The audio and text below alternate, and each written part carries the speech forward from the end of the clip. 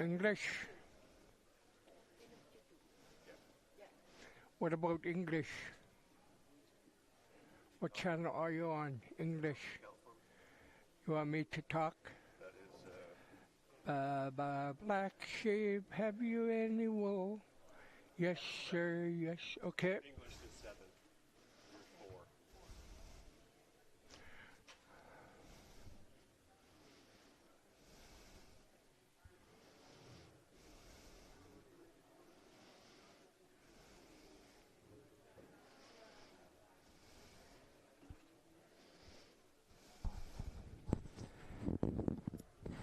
Tuhayo kakpa in English. English. Tuhayagit. I don't know. I'm supposed to be hearing only. Kwa pinela riban.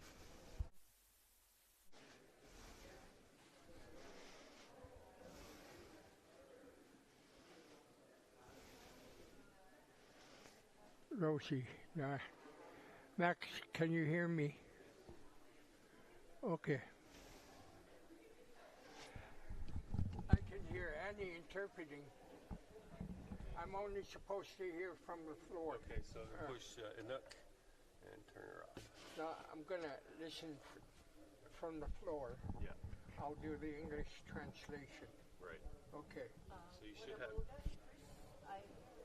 Okay, so you push English.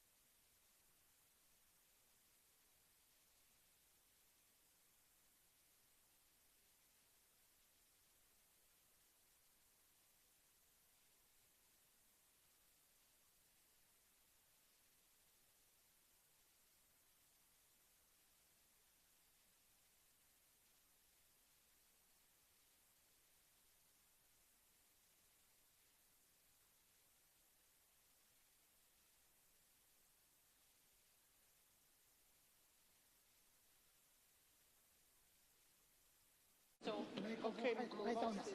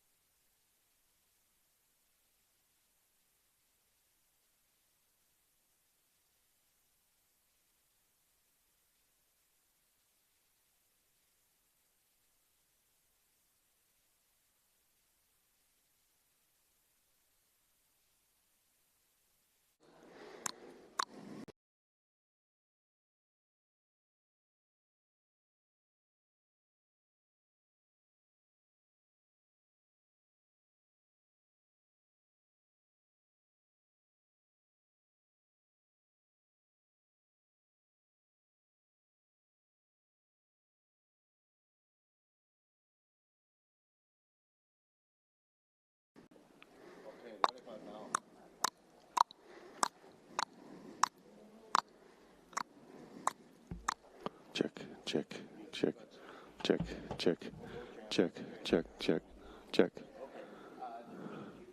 check, check, check.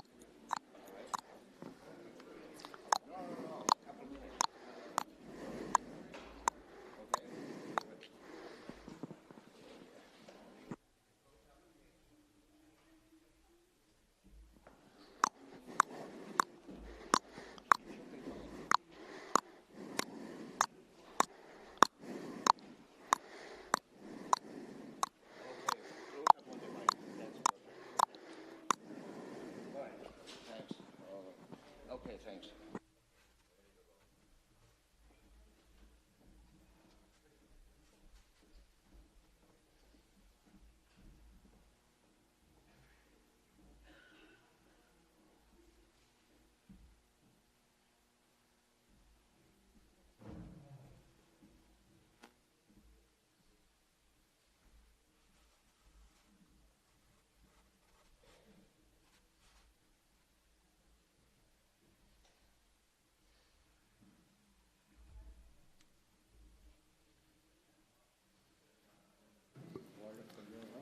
Testing. Willie? Good to go? Okay. Mamena. Sorry for the delay. There was some adjustments to be made. I think we'll proceed now. Thank you. Before we proceed, for those of you who are using receivers, Inutitu, you take channel 4, channel 4. Kaluna talk to 7. English is channel 7. We will talk to And French 2 channel overlay one is talk 2. to 2. Amatekwa And Matulu Nakitaga Hangatailang. if you have problem Nakitalu hearing, Gijay there's Nakawayasta Nalia knob in at to the back, mga open Nalia it and find your Kaluna to channel mga by Nalia we will pressing to mga Nakitagal in button Teko Pili at the top. Batali Kubing Amatulu Open the battery Nakitalu Gijay compartment Nakawayasta Nalia Inutu Nalia and you will find Kaluna to your mga channel.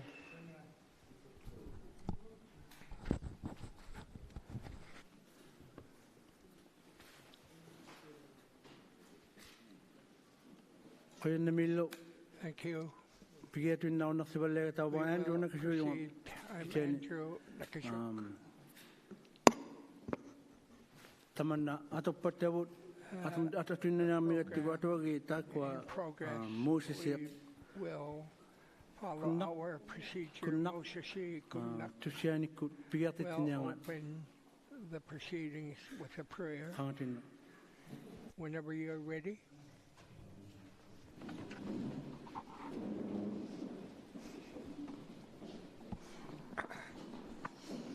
Tuksiarneerata tusirsavunga Okay.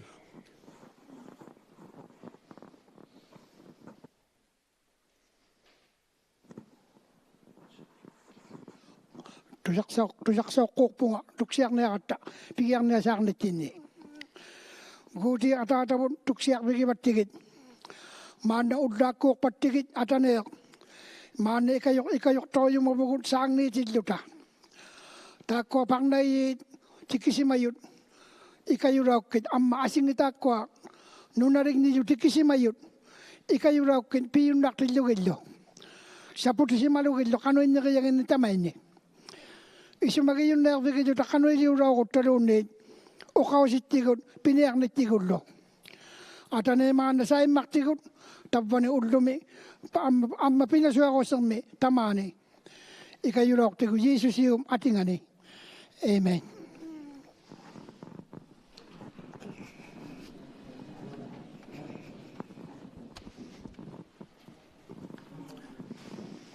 Enemy Moses. Thank you, Moses. Amma mittimataliu meyanga tatungilinga Joshua idlau nillineamemut. Joshua. Speech, Deputy Mayor. Enemy. Thank you. Nunari tako tikismayuanuin. Welcome. Tusaksaguma. Grace Fjord mute. Resolute mute. Resolute, Arctic Bay mute. Arctic Bay, Kangasugaping mute. Kangasugaping, Mittimasing mute tigudlo. mute, our committee. Tungasugiti. Amma tako nunabupang naikut tikisimayut ilunasi. Nunavut Planning Tungasugiti tako gaw makuningak tu gaw and matakakunni. registered guests, federal government, Nunavut, and Nunavut other tungawit kunni organizations. asingidu katamayu Nunavut bidungit Tungawi ilunati. Incorporated, all the Tungasugiti. registered guests, welcome. Amarakut amma ang unasukturay ko kigakli The Hamlet ilunasi wasti. and HTO representatives, welcome to this proceeding here in Pond Inlet. Thank you. Enemy Joshua. Amma enemy kanalonga I would like mittimatal to mitama tikilawatani tungas to the taptengin na community enemy for welcoming us. tana tisamagilangago This is taas mga piliriatinnu the fourth upaqattatattinnu tisamagilangago community kalun that takkiulaatimi we've been to. kiunlerpaalaati Our kiunlerpaalaatigu last community will be the city of Iqaluit.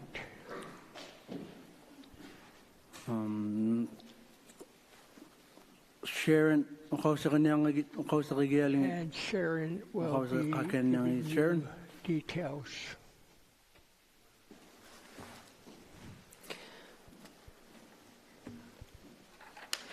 Good morning, everyone, and welcome to our public hearing. We're grateful that everyone made it in safely.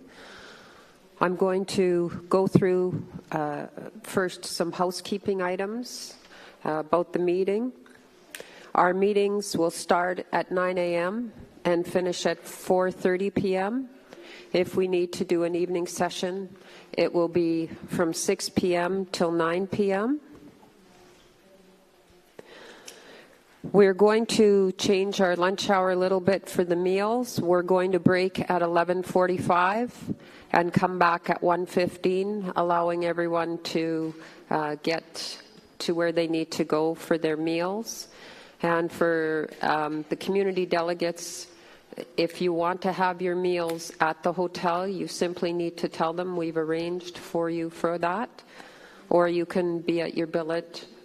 It's your discretion.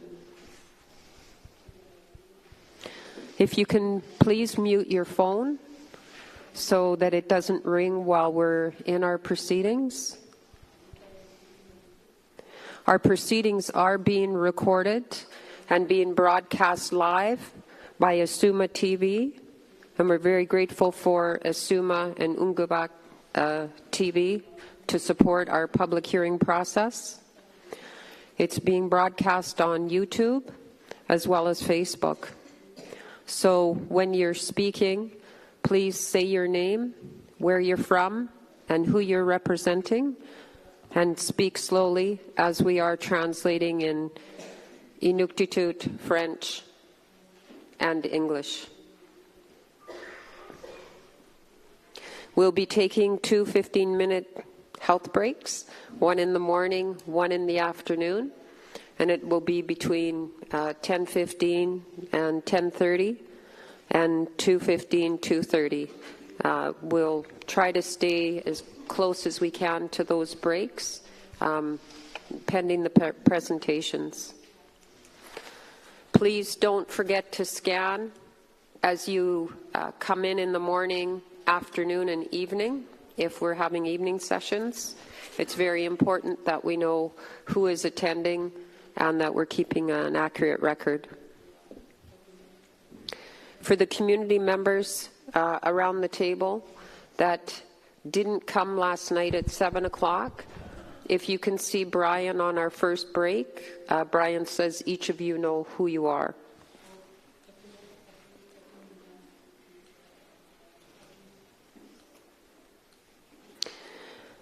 As participants, representatives, or groups, we ask you that you be respectful.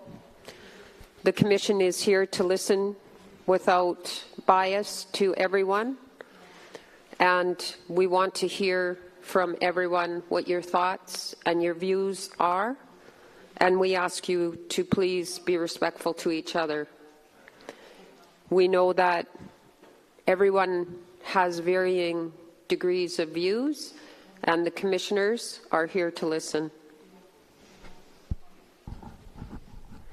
When you speak, please speak into the microphone again, and I do have signs, which we've had to use. If you're speaking too fast for the interpreters, they'll tell us, or we'll tell you to go closer to the mic, or speak up.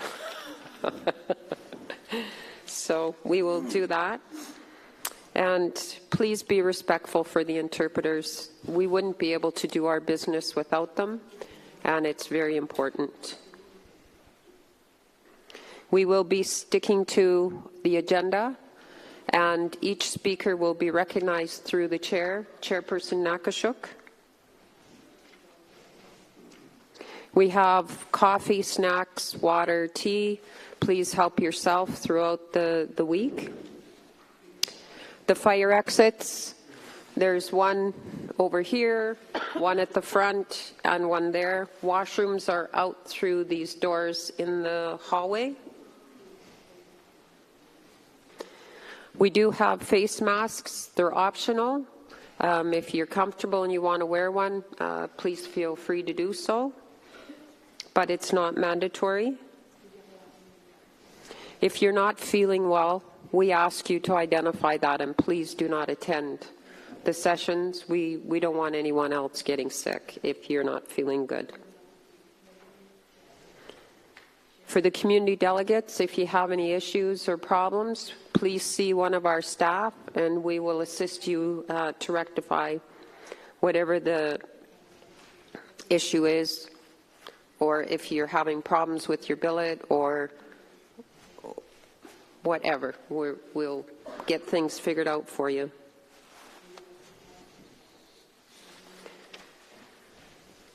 So I'm going to turn it back over to the chair for the introductions of commissioners. Thank you. Thank you, Sharon. I will have them introduce themselves.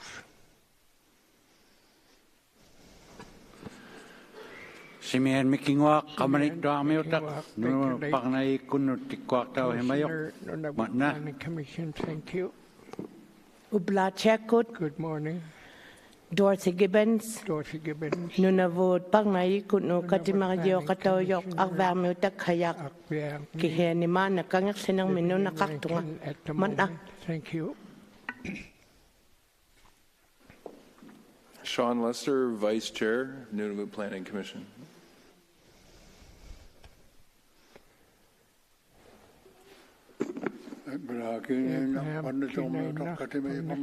Commissioner to NPC. Ublachak, Ubanga Patricia Inuapit, Tikak Trano Tak Nunavut Panay, Kunakatimayok. NPC. Yep, kinimik ubang Andrew na kasi Thank you. takuno I'm siboto Andrew yung no Nakashuk. panay I'm the chair of Nunavut share Planning no ko sa Commission, kanya nagkanaya ti share. and Sharon will introduce the staff. Thank you, Mr. Chair. Thank you, Chair. Again, I'm Sharon Halawak, the Executive Director for the Commission. I'll be introducing our staff, and I'll be asking each community to, when I call your community, just identify yourself and the organizations so we know all who is here. First of all, Brian Aglukak on our staff. Brian's our Director of Community Engagement and Translations.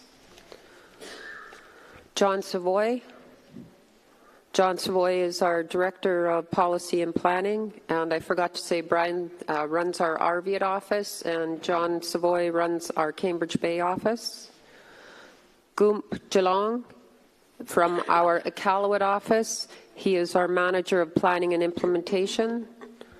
Solomon Amano, our Senior Planner based in our Cambridge Bay office. Adrian Gerhardt. Adrian is in our Iqaluit office, and he is a planner, GIS technician. Tommy Alajut. Tommy is a translator mapper based in our Arviat office.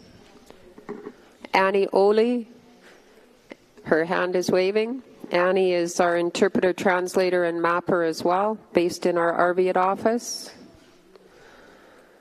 Maxence is our French translator down at the end there. And Rhoda Katsuk is our local translator.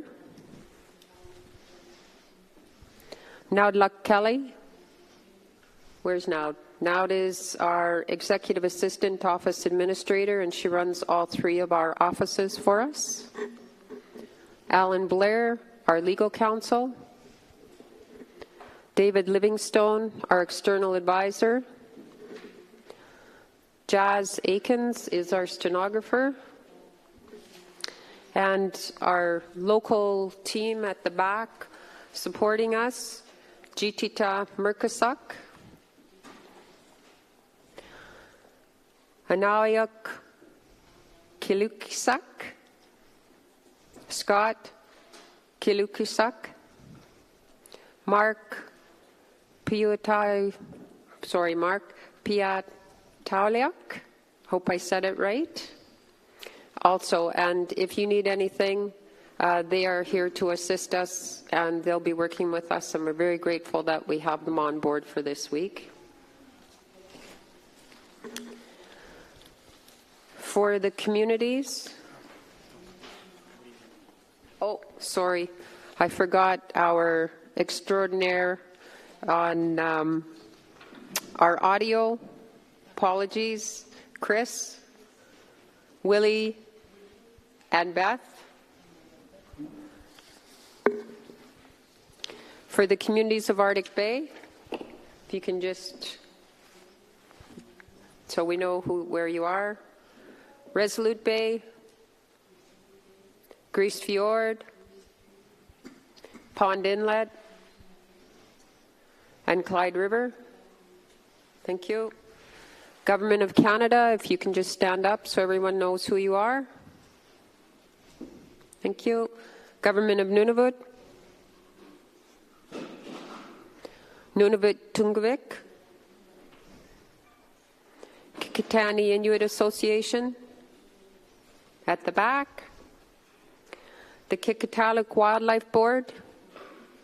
Some may not be here yet, but I'll recognize everyone. The Ivik Hunters and Trappers. Do we have anybody? Hunters and Trappers, okay. The Resolute Bay Hunters and Trappers.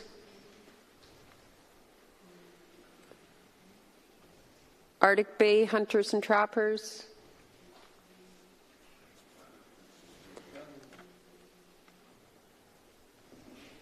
The Clyde River Hunter and Trappers. Okay. The Nunavut Water Board. Baffinland. They might not be here yet. I don't see anybody. Oh, Pond Inlet Hunters and Trappers, sorry. Thank you. World Wildlife Fund. Friends of Land Use Planning. The NWT and Nunavut Chamber of Mines. Did I miss anyone that's a registered participant?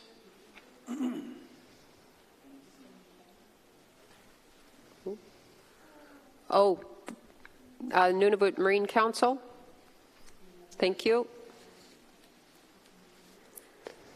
With that, I'm going to turn it back to our chair. Thank you very much.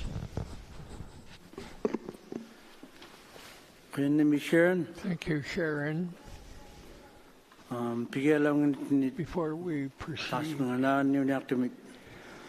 on this public hearing, just want to say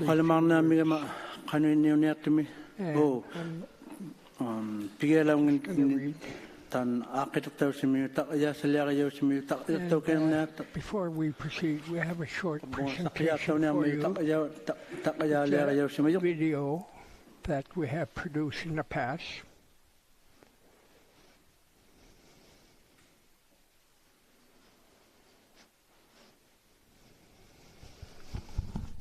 Do you have a copy of the speech?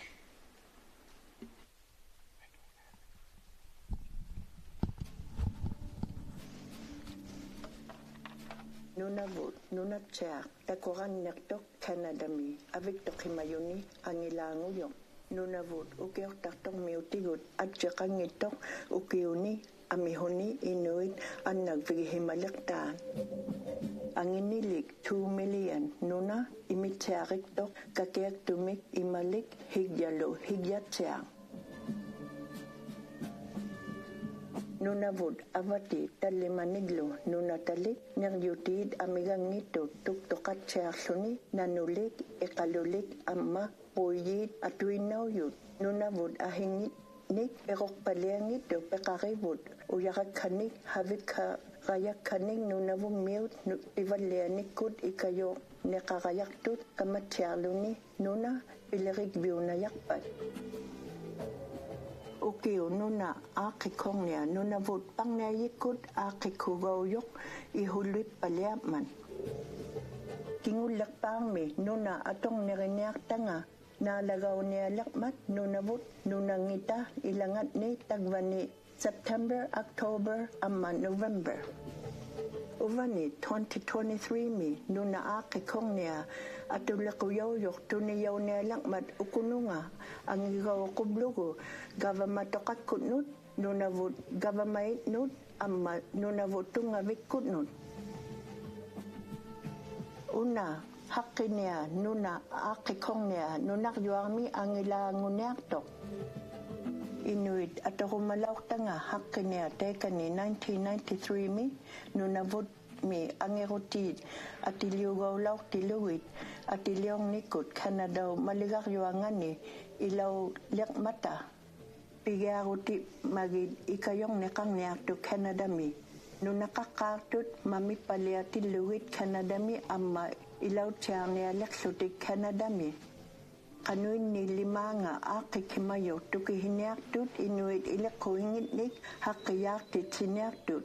Nakikatiyang nekmid amma lo pivalian nikut ikayong niyak nunalid inuhek pivalian niya lekmata.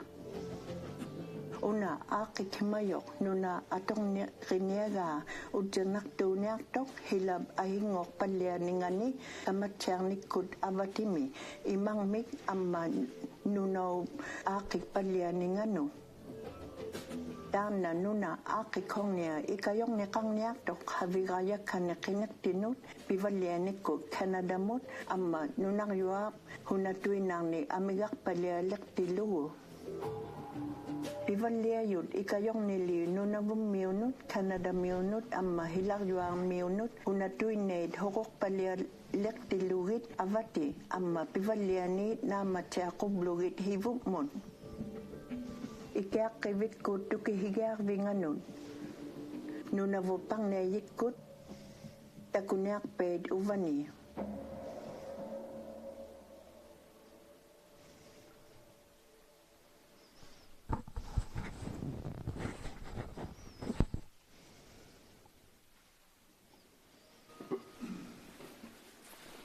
All right, kayo namig. You. Tema kalamang na kuna. I'm going to read a script Kalam na ito. in English Kalam na ito. for your information. First, I want to touch on the larger context of the relevance of the land use planning in Nunavut.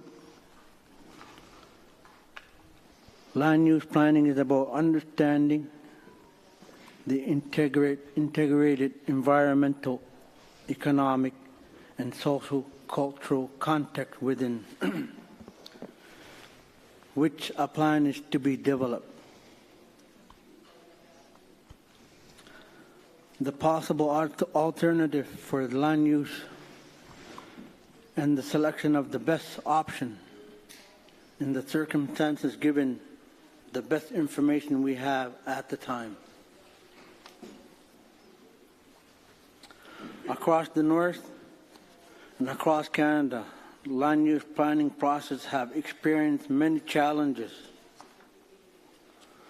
Those challenges are often due to diverse interests and the range of environmental, economic, and social conditions. Our experience in Nunavut can be given even more challenging than others' planning process because of the size of Nunavut, the varied interests, often from region to region, as well as within regions.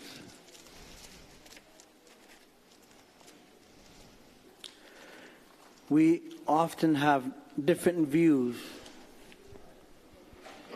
on the overall vision for land use planning in Nunavut and the scope of content of the first generation plan, as well as disagreement over the necessary resources for planning and how hearing should be conducted.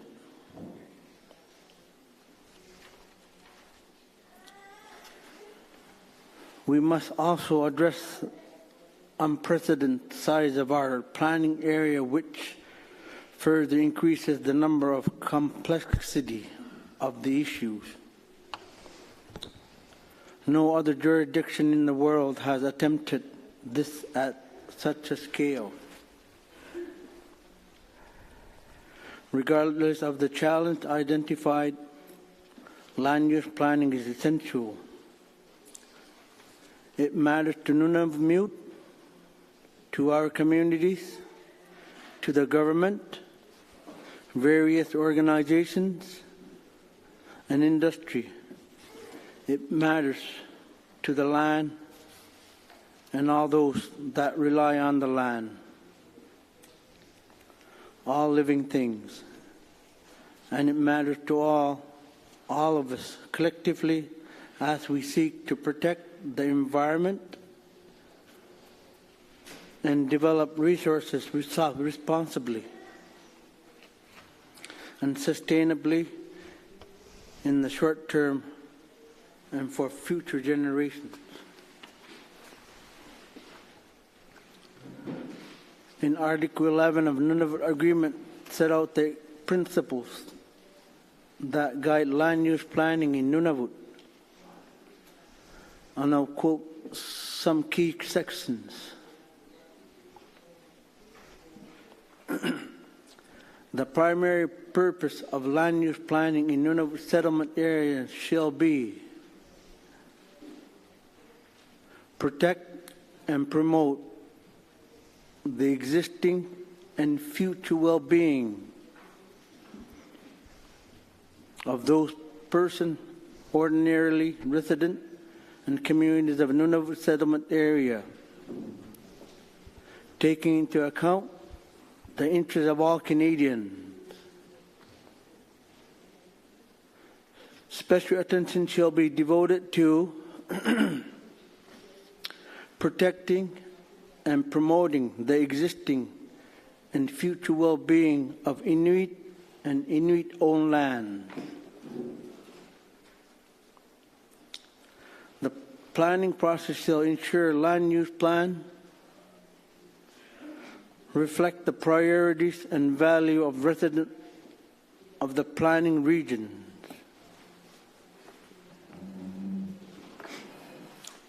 An objective of the planning process shall be to prepare land use plan which guide and direct resource use and development in Nunavut settlement area.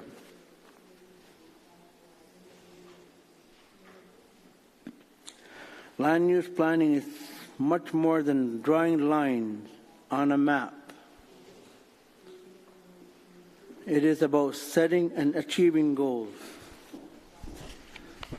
identifying and living within limits of acceptable economic, environmental, and social change. We must ensure the future is more than the result of series of decisions about individual projects and activities. This plan, your plan, provides an opportunity through the exclusive process to meaningfully address and have essential conversation about difficult things.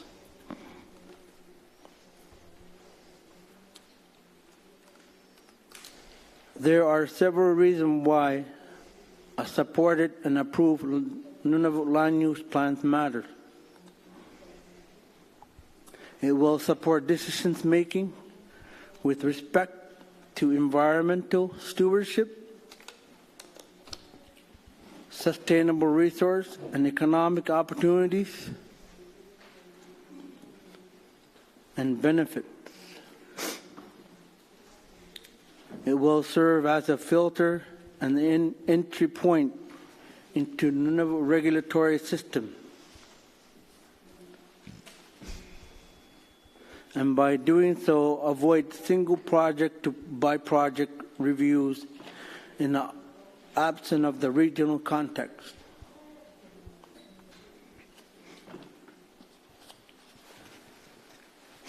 It will provide structure and process to identify what is important and confirming why it is important in a larger sense, not just on a single proposed project.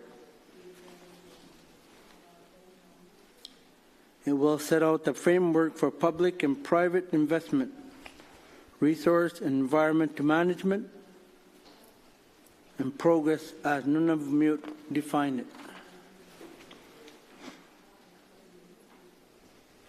Planning needs to be understood as a continual process that has to be monitored and reconsidered over time as circumstances, needs and opportunity change, and when new information becomes available.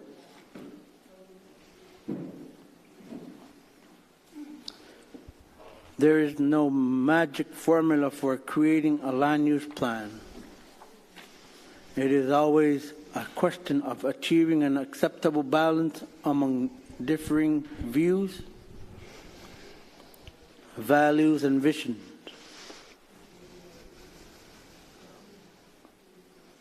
Understanding and knowing comes in different forms. Both Inuit Kawimayatuqangit and Western science acknowledge the importance of experience, wise judgment, and intuition.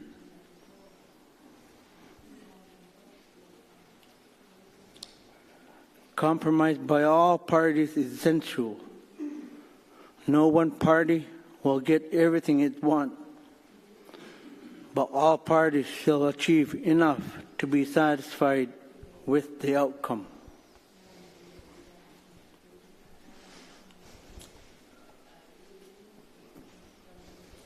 The planning process is both a challenge and an opportunity. We are challenged to see and understand the different views, values, and priorities from all perspectives.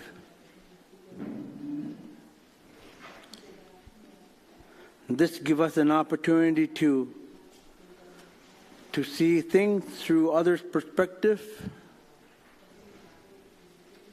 to build a bridge and reach a consensus, to find some balance,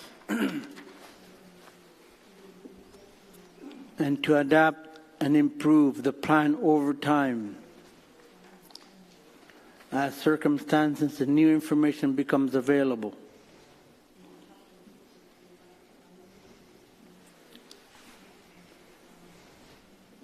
The Nunavut Planning Commission decision-making framework presented in 2021 draft plan and the option and recommendation document is disciplined and transparent. The process is framed by considering option and trade-off.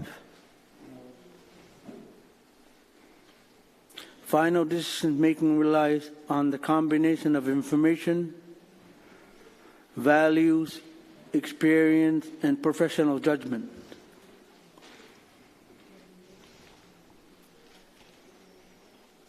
The Nunavut Land Use Plan will be a living document.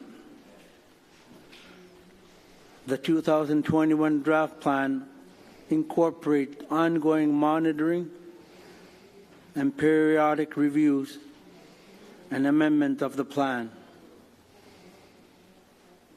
A continued commitment to achieve and maintain balance.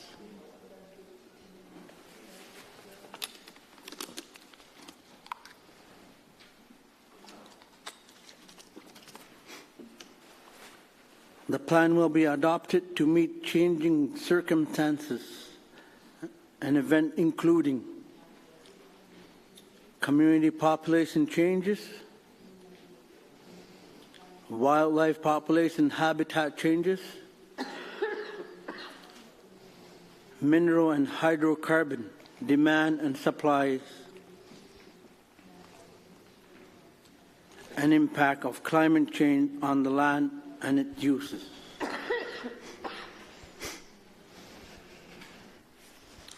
We commissioners are committed to making all effort to ensure the balanced decision-making remain at the core of our discussions.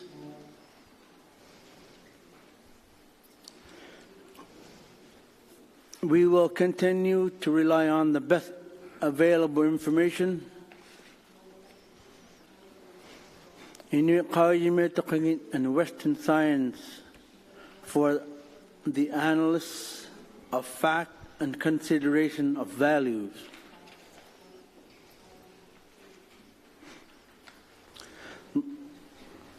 The last 15 years of the plan development have consumed resources and placed demand on communities,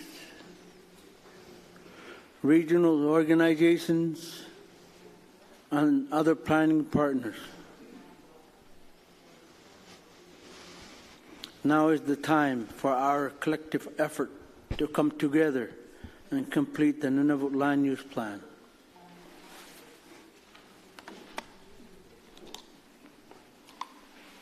It is the first to us to see issues from each other's perspective, to understand and commit to the compromises necessary.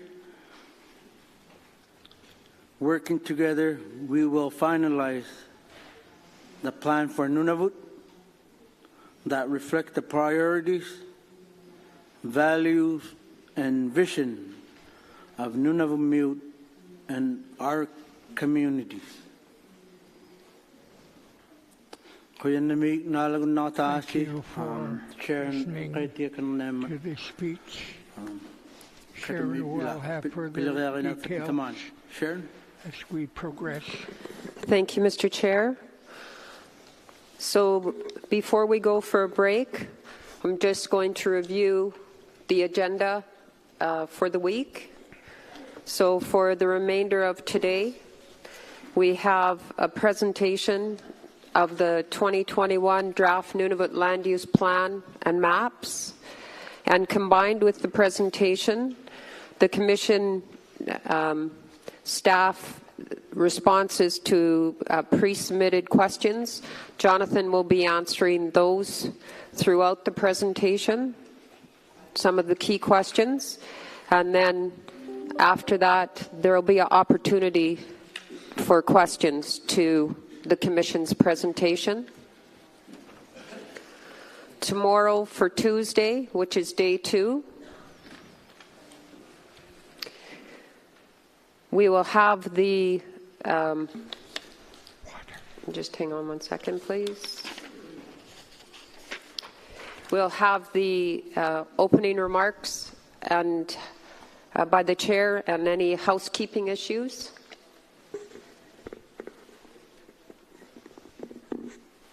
Better?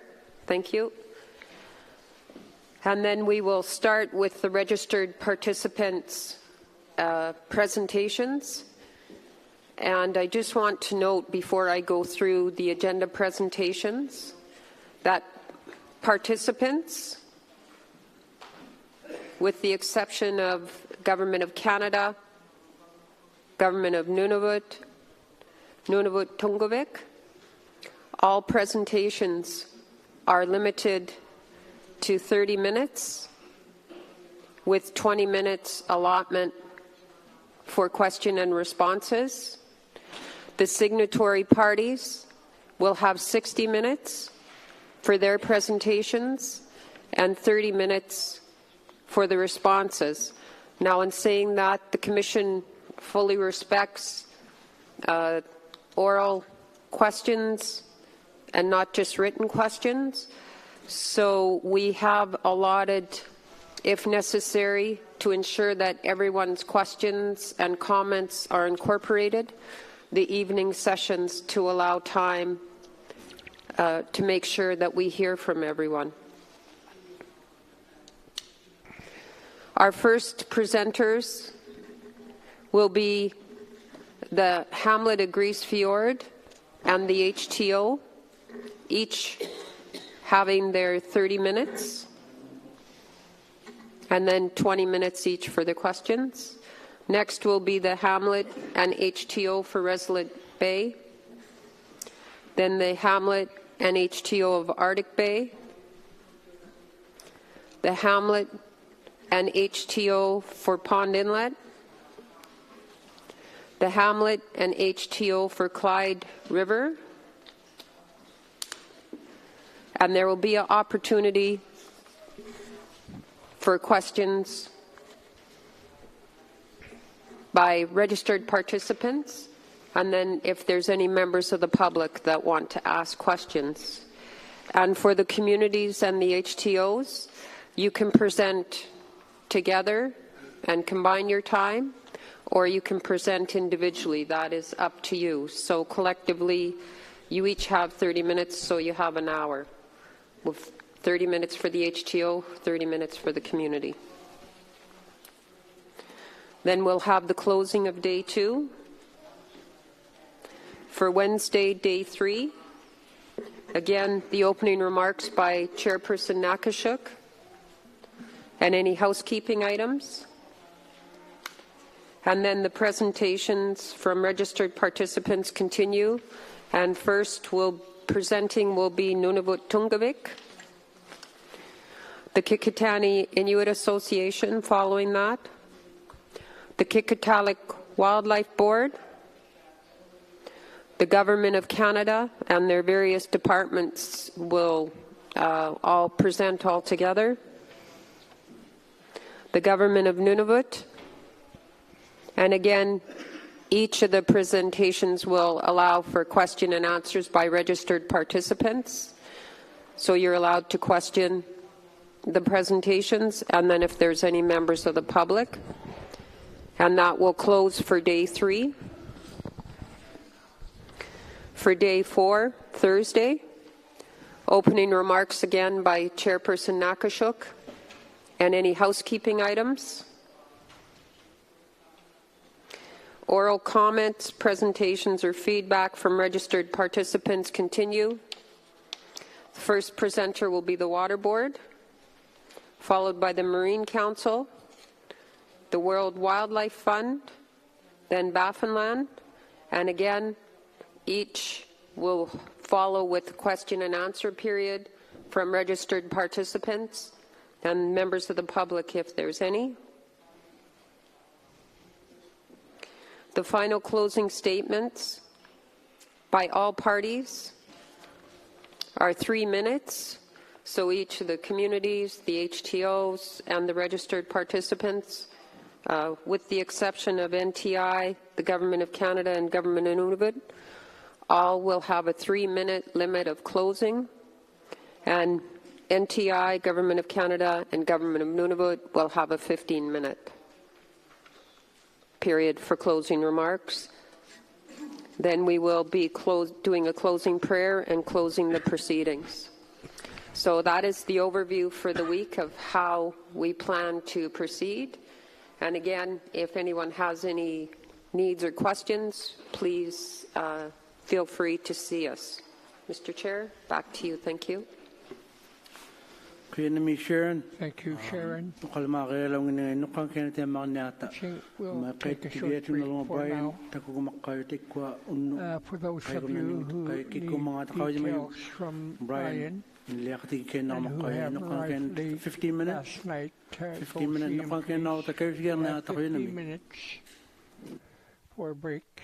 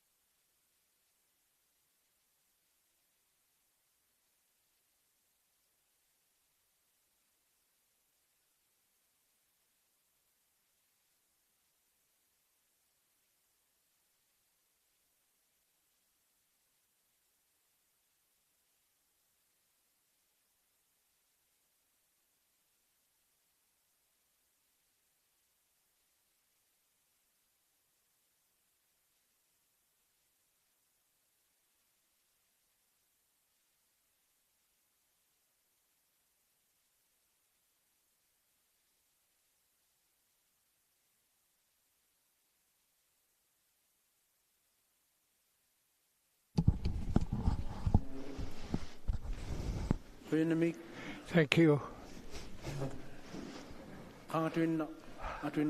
You may proceed, Jonathan. Thank you very much, Mr. Chair. This is Jonathan Savoy with the Nunavut Planning Commission. So as Sharon indicated earlier before the break, I'll be taking us all through an overview of the 2021 draft Nunavut Land Use Plan, and we'll be focusing our discussion this morning on areas and issues that are most relevant to the communities here in the North Baffin region.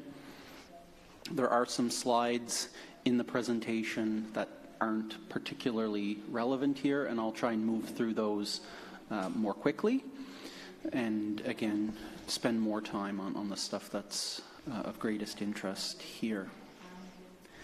In addition, the Commission has been responding to a number of questions from participants over the last year or so, and throughout the presentation I'll attempt to incorporate some of those responses into the presentation that we feel are, again, most relevant to the participants gathered here today.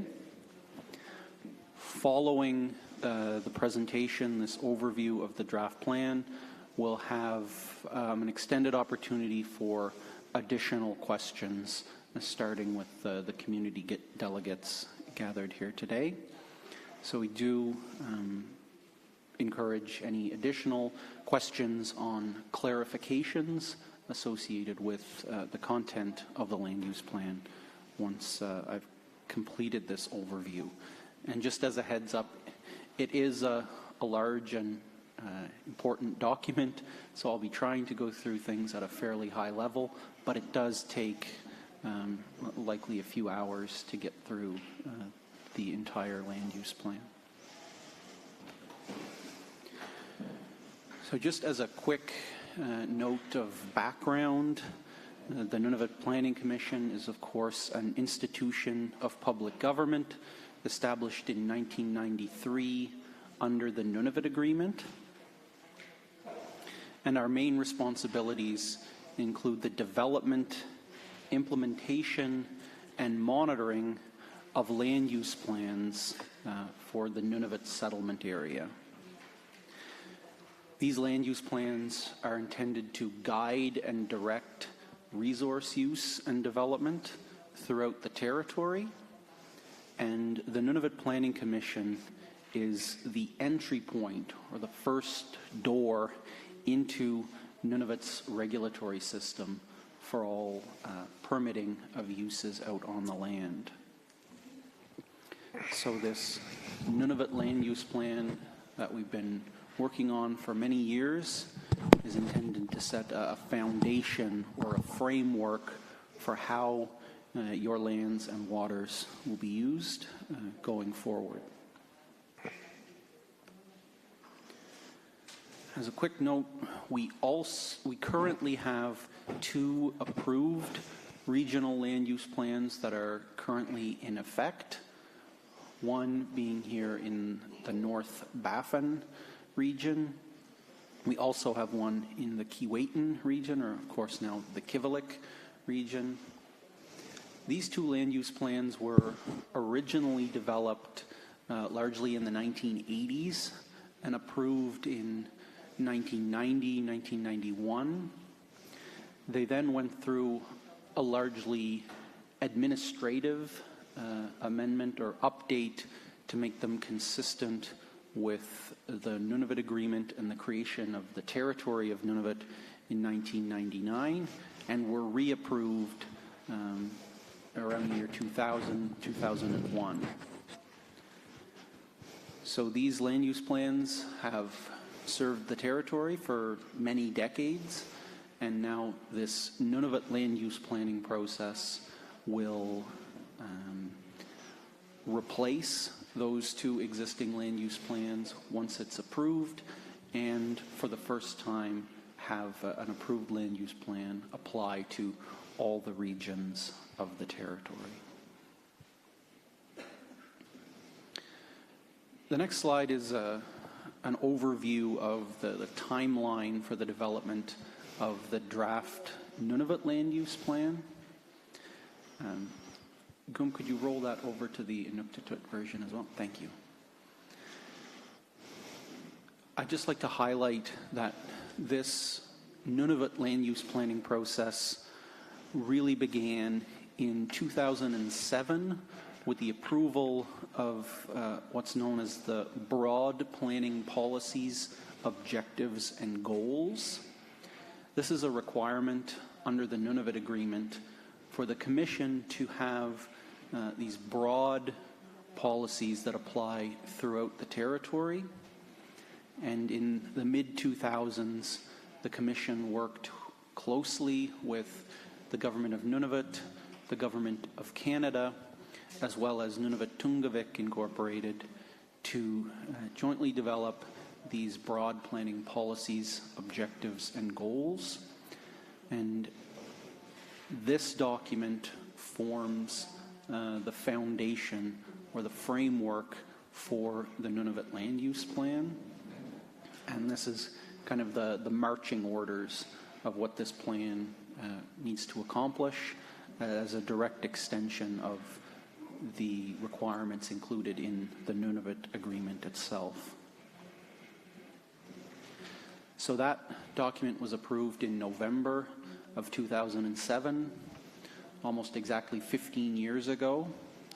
And since that time, the Commission has been working with communities, governments of all levels, regional Inuit associations, industry, non-governmental organizations, basically anyone with an interest in planning in the territory, to identify priority areas and issues for inclusion in a first-generation Nunavut land use plan. The first publicly released version of the draft plan was in 2012. There were further drafts released in 2014, 2016, and most recently in July of 2021. Each of these drafts has built on the material in the previous draft and has been informed by input and feedback from all of the different participants that the Commission has been consulting with.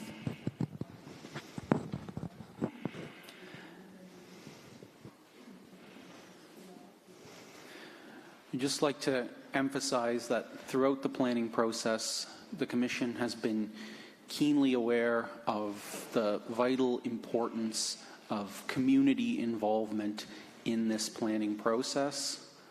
This is fundamental to how land use plans generally are developed, and this is emphasized in the Nunavut Agreement as really an essential part of how the Commission conducts its work and develops these land use plans. So going back for many years, the Commission, into the early 2000s, the Commission worked with individual community members to record how communities were using the land around their communities. And for each of the draft land use plans that have been released, the Commission has consulted with communities, including very detailed mapping sessions to identify areas of value to communities.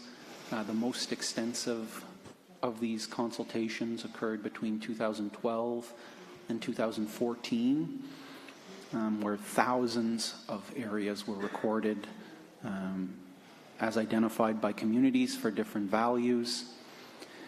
And through series of community consultations, technical workshops, and other consultations, the Commission has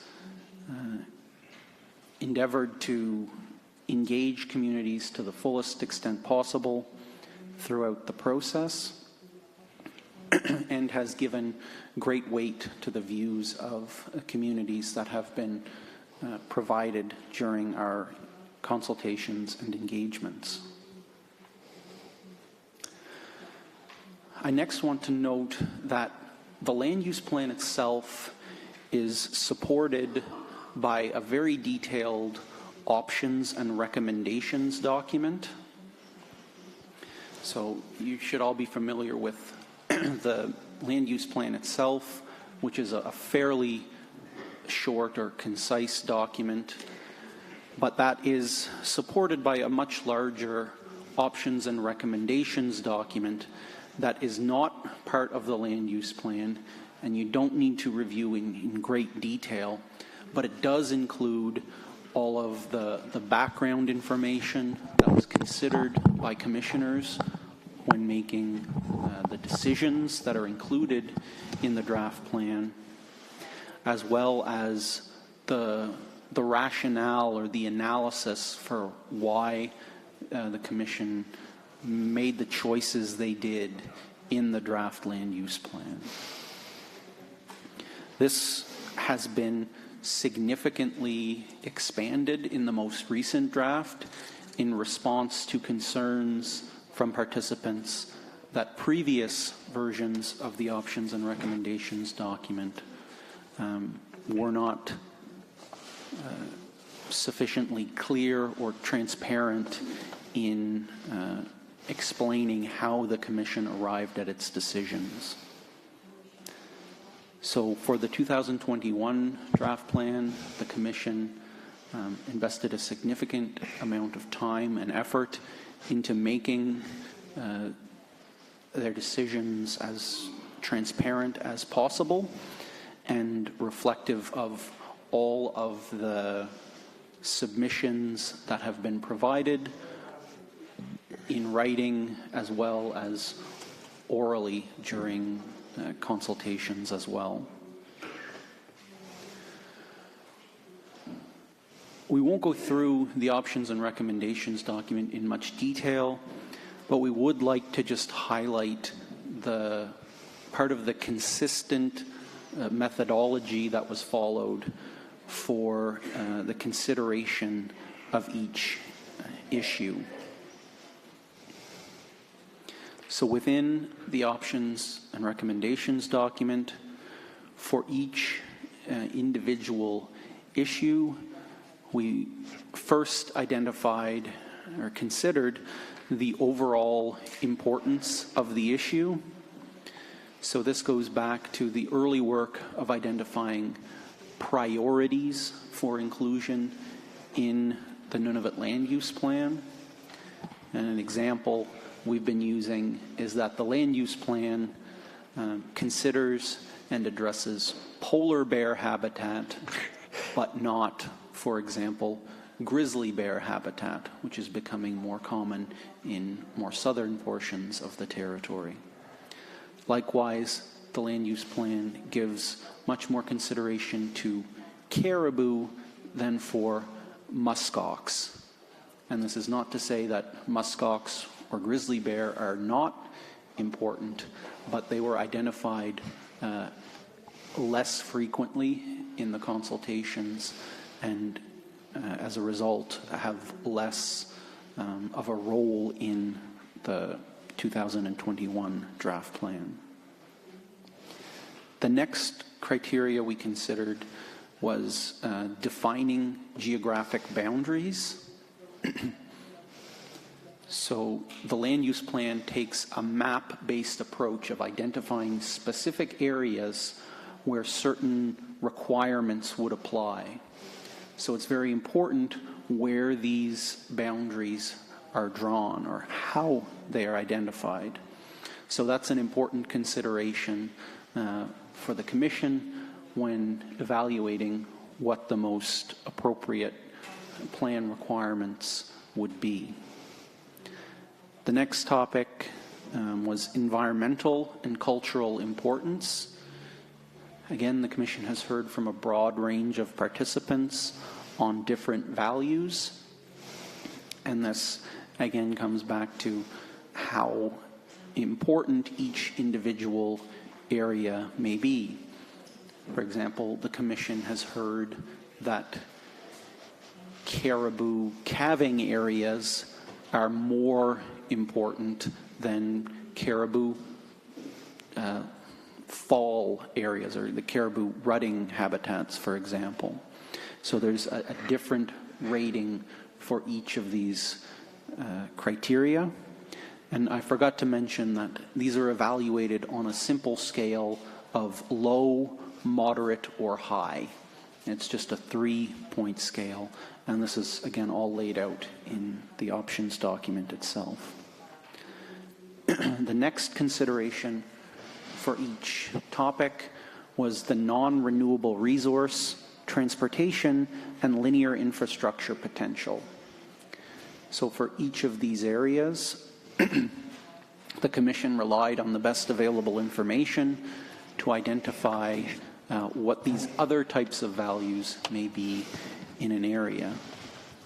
So for example, some areas may have very high potential for shipping. An identified area may lie directly in the path of a community's resupply route or standard shipping lanes, whereas another area may be far removed from those shipping lanes and therefore may be given a lower rating within this category. The fifth topic was the sensitivity to impacts. So we considered the value that was identified and how sensitive different wildlife or habitat may be. A good example would be walrus haulouts through submissions, in particular through the Kikitaluq Wildlife Board, working with the hunters and trappers organizations in this region, identified that walrus are exceptionally sensitive to noise and disturbance when they are hauled out on shore in large numbers. So that could be compared to walrus feeding areas where they may be less sensitive to disturbance, as an example. And finally, point 6 in this list, the Commission also considered what other regulatory tools may be already in place that the land use plan would not need to duplicate these efforts. So if another organization is already managing an issue, there would be less value in having the land use plan address a similar topic. And a good example there is the exchange of ballast water. So ships entering different regions of the marine environment are required to change the water that they carry within their hulls for ballast and balance. And that's something that is already very much regulated internationally and through Transport Canada. And that's not something that the land use plan would need to require because someone else is already ensuring that that is effectively managed. So that's a little bit of a detour into a document that we won't spend any more time on in this presentation, but we just wanted to give an overview that the Commission has very carefully and consistently considered each issue that has been identified by planning participants and come up with a preferred option on how to proceed to include these areas in the draft plan. But switching back now to the main topic of discussion, the 2021 Draft Nunavut Land Use Plan. It consists of 6 different chapters, and we'll be going through each of those in turn here this morning. There's, first of all, an introduction to the plan in Chapter 1. Then there are 4 chapters that each correspond to a different goal linking back to that 2007 broad planning policies, objectives, and goals document. Each of those identify different areas and issues of concern linked to a particular goal. And then Chapter 6 includes a strategy for how the plan will be implemented following its approval. There are also a series of large format maps. You can see those out in the entryway to the hall here. We call those Map A, and that you can see on the right-hand side of this slide identifies different areas and how they may be managed, and we'll be talking about that in more detail shortly. The next slide is just more of a written summary of those different components of the draft plan. And again, if we could roll that slide over to the Inuktitut version. Thank you. I'll just note that there are also a series of tables and appendices at the back of the plan. We'll go through a few of those in a little more detail, but there's basically extra detail on how different aspects of the plan work, and things like definitions and stuff like that. So again, that is the overall structure of the land use plan itself. We'll be talking about each of those components, and that will be the aim of this week's hearing, is to hear your feedback on how this land use plan works and the different plan requirements that are being proposed to manage all of these different issues.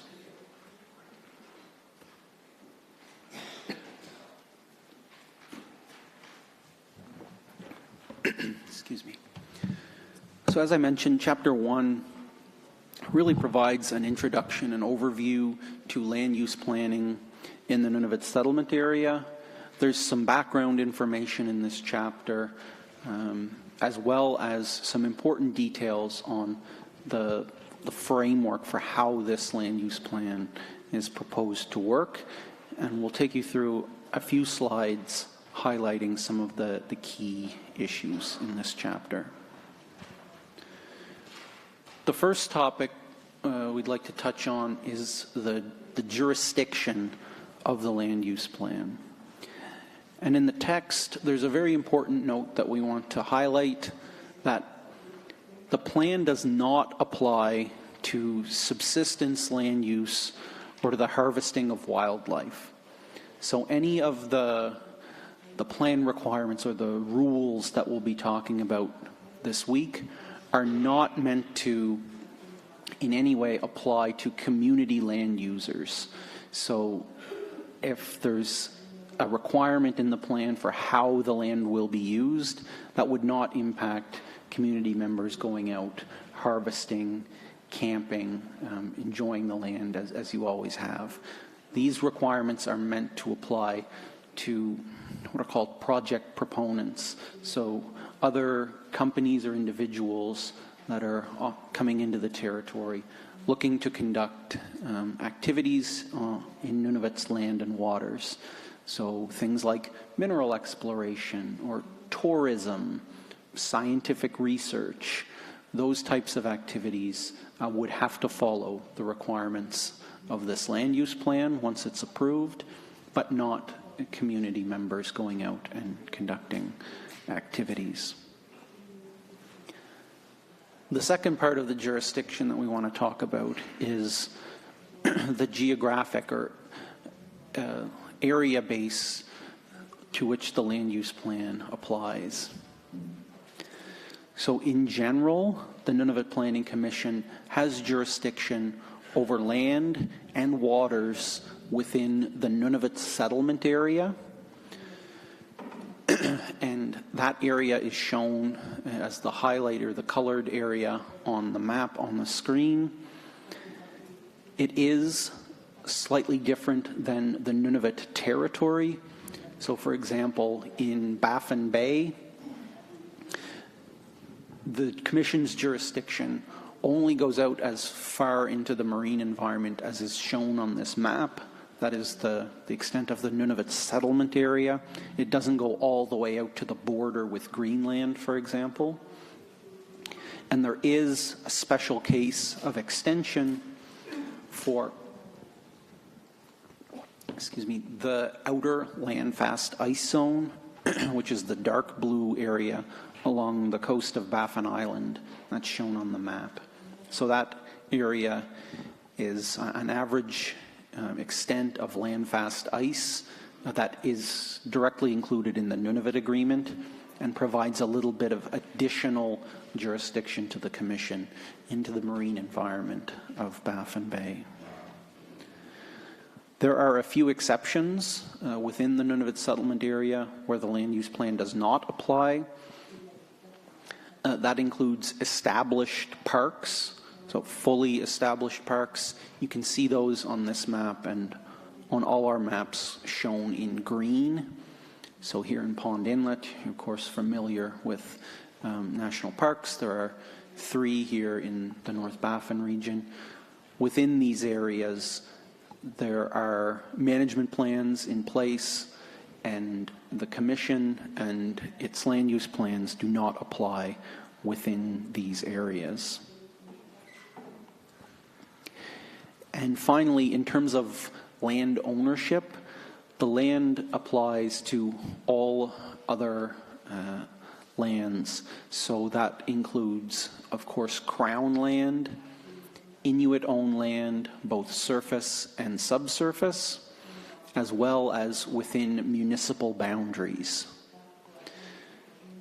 Just as one additional point of clarification, within municipal or community boundaries, the jurisdiction of the Nunavut Planning Commission and the Nunavut Land Use Plan is reduced, and only certain land uses within municipalities are subject to the requirements of the land use plan, including things like the bulk storage of fuel, the deposit of waste, or other industrial activities.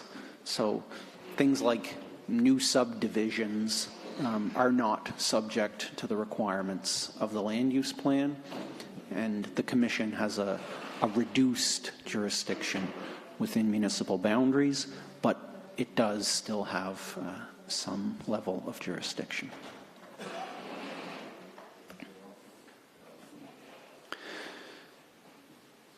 The Nunavut Land Use Plan takes an area-based approach to land use planning in the settlement area. And this is a departure from the currently approved North Baffin Regional Land Use Plan, for example, that doesn't have many area-based plan requirements. This approach was agreed to in the 2007 in broad planning policies, objectives, and goals.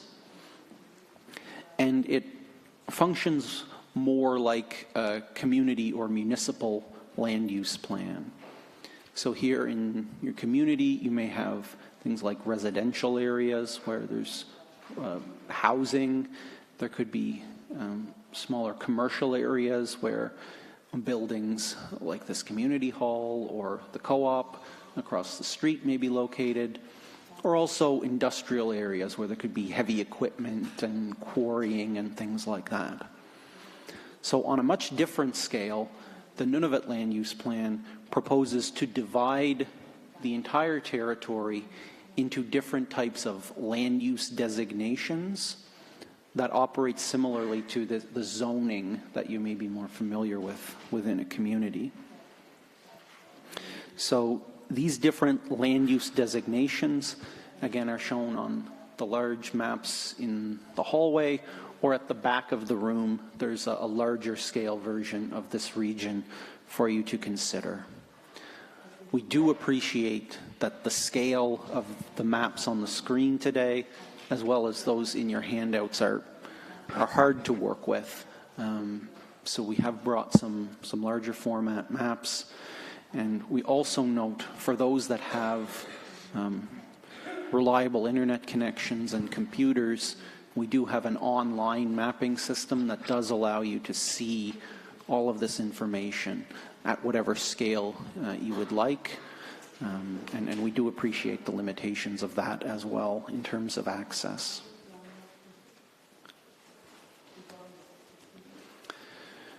So the draft plan includes 3 different types of land use designations, and we'll just take a moment to summarize these to have a consistent understanding for our discussions here this week.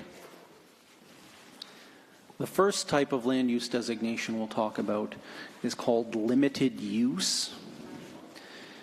These are the most restrictive type of land use designation, and by definition, they include the year-round prohibition or restriction of one or more types of land use. These are shown in red on all of the commission maps. And again, this is the most restrictive, where the land use plan proposes that certain uses would be, it's called prohibited or not allowed at any time of year. These limited use areas can also have additional requirements on top of identifying certain uses that are considered not to be appropriate. And those could include things like seasonal restrictions for other types of uses that are permitted, or what we call setbacks or minimum distances that land users need to stay away from certain important features.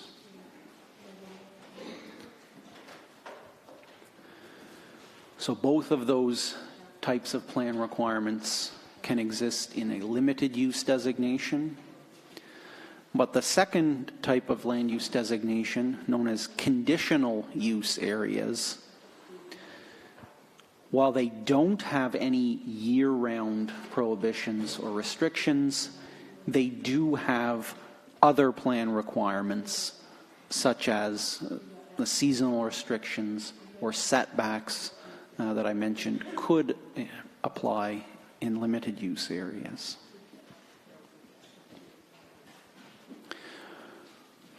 And those areas are shown as yellow color on all of the maps that we've brought here today.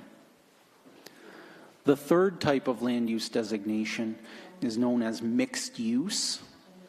And in these areas, there are no prohibited uses as well as no other plan requirements that would apply. So these are the least restrictive and would allow for all uses to occur within these areas. However, it's important to note that over the last 15 years, the Commission has collected a great deal of information from community members as well as all of the other participants in this planning process. And while not all of that information has led to a limited use area or a conditional use area shown on map A, all of this information is still very important and can play an important role in Nunavut's regulatory system. So throughout all of these land use designations, the land use plan also proposes to identify what we call valued components. So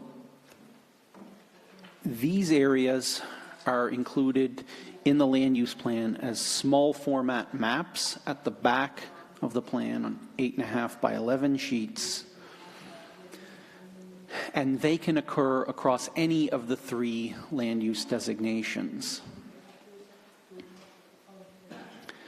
So in addition to things like prohibited uses or other plan requirements such as seasonal restrictions or setbacks, the plan also identifies many of these valued components that can occur throughout all of these different land use designations.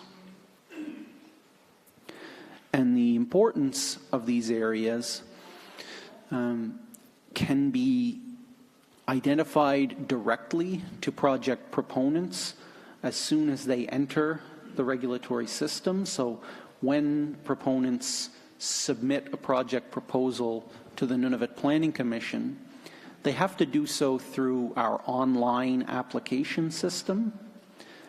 And through the computer mapping, the system would be able to present every proponent with the overlapping valued components that occur within the area that they're proposing to work in.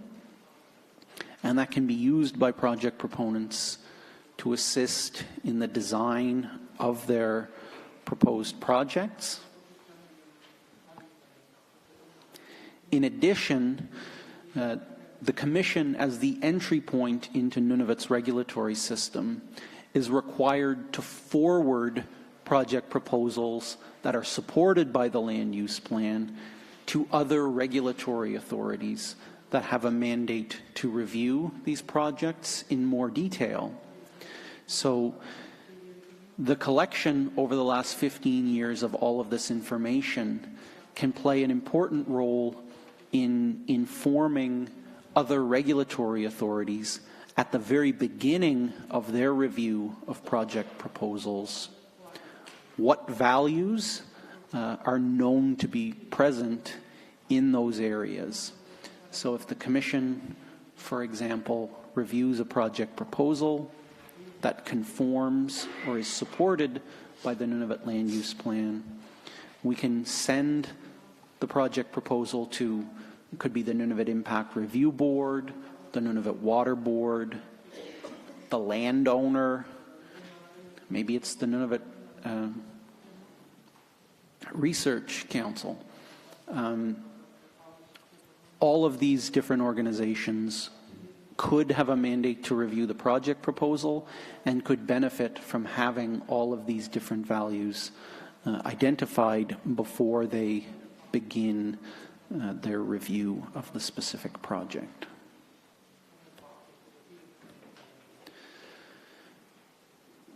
So throughout this planning process, many participants have been interested in area calculations and percentages of how the land use plan breaks down these different land use designations.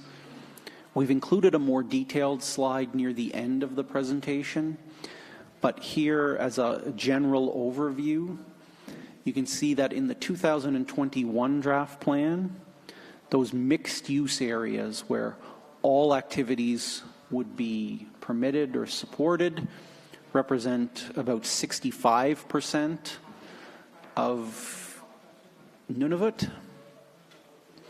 In addition, another 9% are identified as conditional use, so those more flexible designations that have plan requirements like setbacks or seasonal restrictions, but no prohibited uses.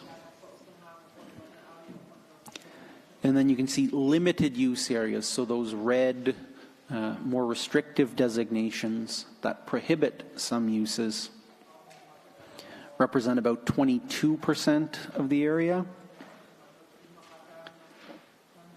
And finally, areas outside of the Planning Commission's jurisdiction, such as established parks, represent another 3% of the territory. So that gives a very high-level breakdown. And of course, there are regional differences that we'll show in later slides, as well as differences between land and marine areas. But as a general overview, that is the breakdown of this current draft plan.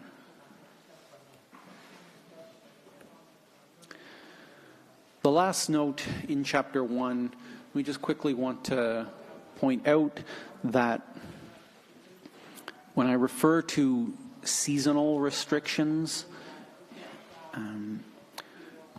the Commission recognizes that Nunavut's environment is very unique, and does vary largely across the extent of the territory.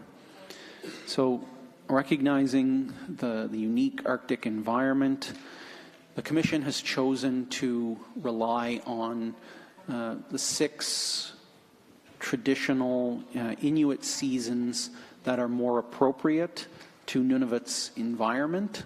So rather than relying on spring, summer, fall, and winter, we have Auyuk and Ukiuk and all the 6 different seasons that are based on whether there's open water or snow on the land, or these differences that really drive the environmental considerations here in the territory. So there's a table at the back of the land use plan as well that identifies particular calendar dates for different areas within Nunavut. So of course, the example we've been using, that freeze up of the ocean would occur earlier in Grise Fjord than it would in Sanikiluaq. So those dates are also considered and incorporated in the plan in a table at the back of the document.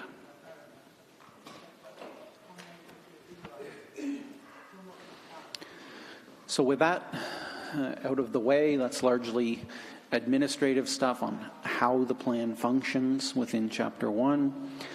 We'll move on to the first of 4 chapters that correspond to the different goals of the land use plan. Chapter 2 is on protecting and sustaining the environment. And you can see listed on the screen here the different topics that are considered within this chapter. And I'll go through each of them in turn, again, focusing on those of greatest interest to those of us gathered here today.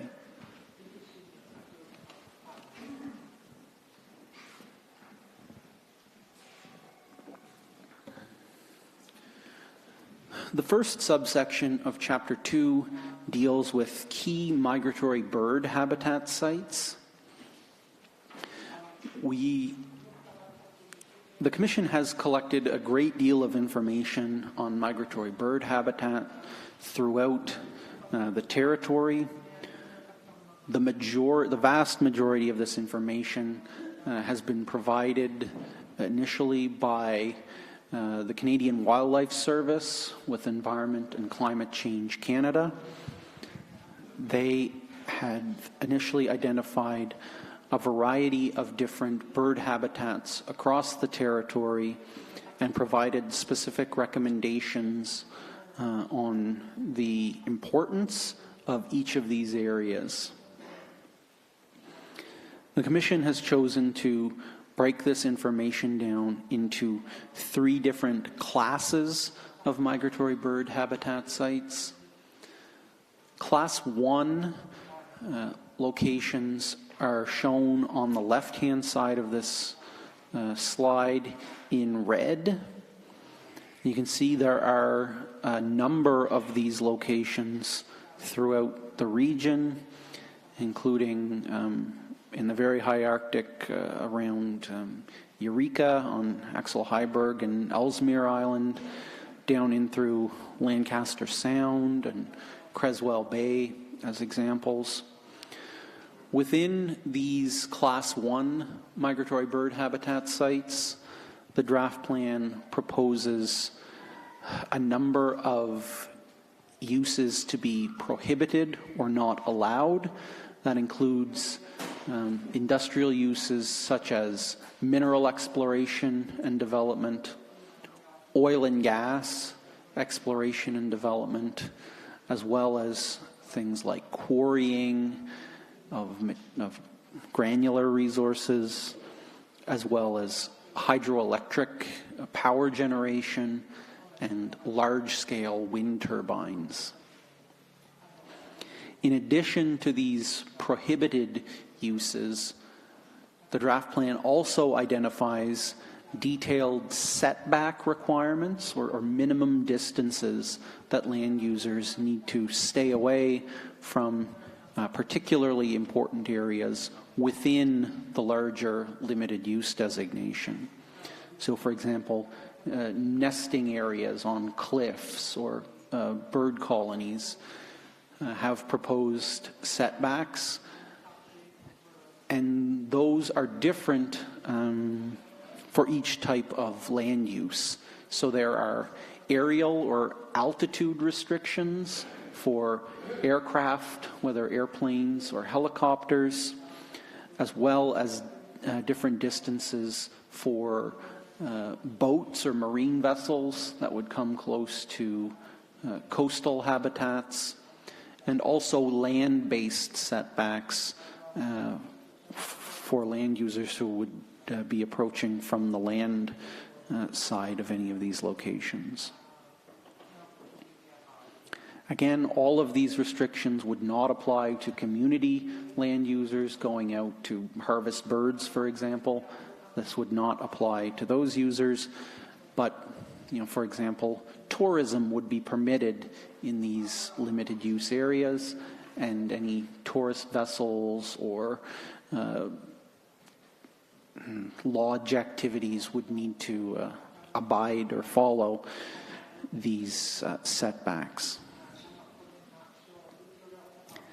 In addition to the Class 1 migratory bird habitat sites, we also have Class 2 sites, which have been identified as a lower category of importance or sensitivity. Within these areas, which are shown in orange on the right-hand side of this slide, there are no prohibited uses, but there are those setback requirements. So under the framework of the land use plan, that makes these Class 2 migratory bird habitat sites conditional use designations.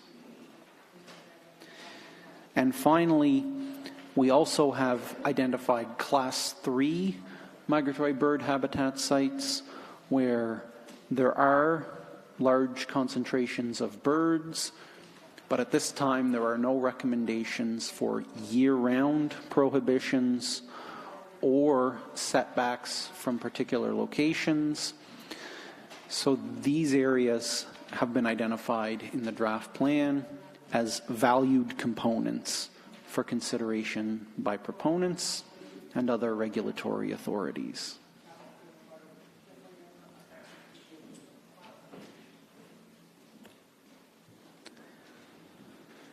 The next subsection in Chapter 2 deals with a large number of different types of caribou habitat. There are several slides, as the Commission has received a great deal of input on caribou and their different areas of importance. This first slide shows caribou calving and post-calving areas.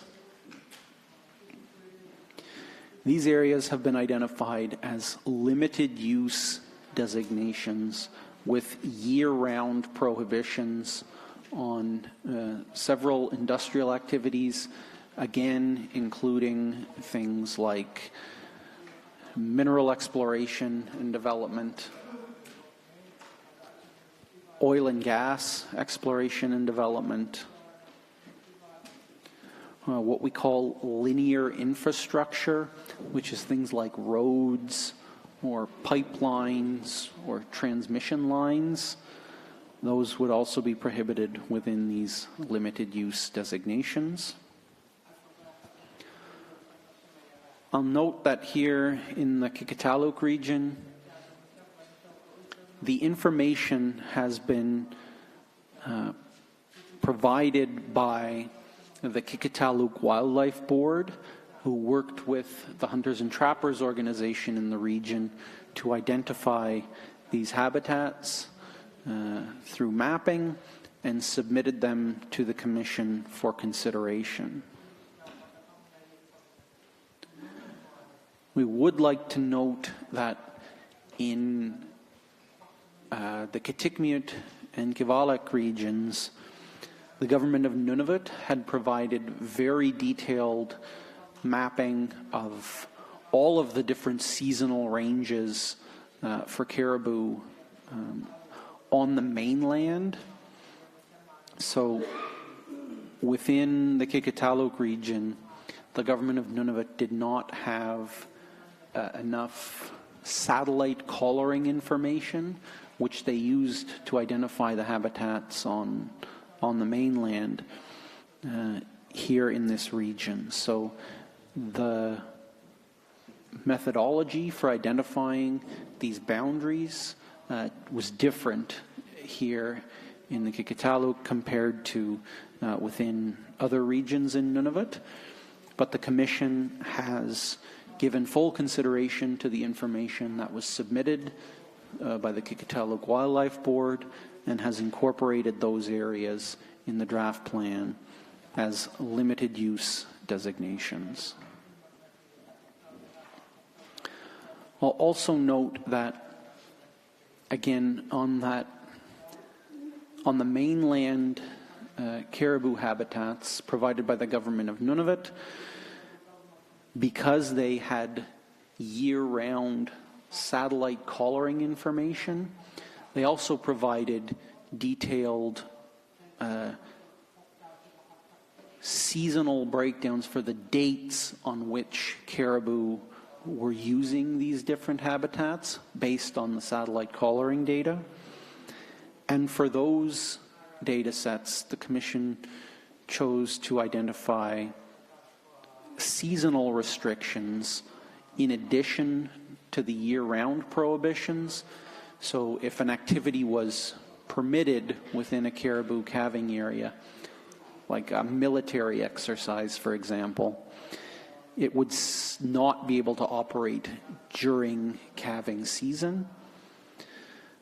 But here in the Kikitalook, the Commission did not receive those detailed yearly breakdowns for when caribou were calving, so that it's currently a little uncertain in the way the plan is currently drafted as to whether or how these seasonal restrictions would apply to the calving and post-calving areas shown on this map.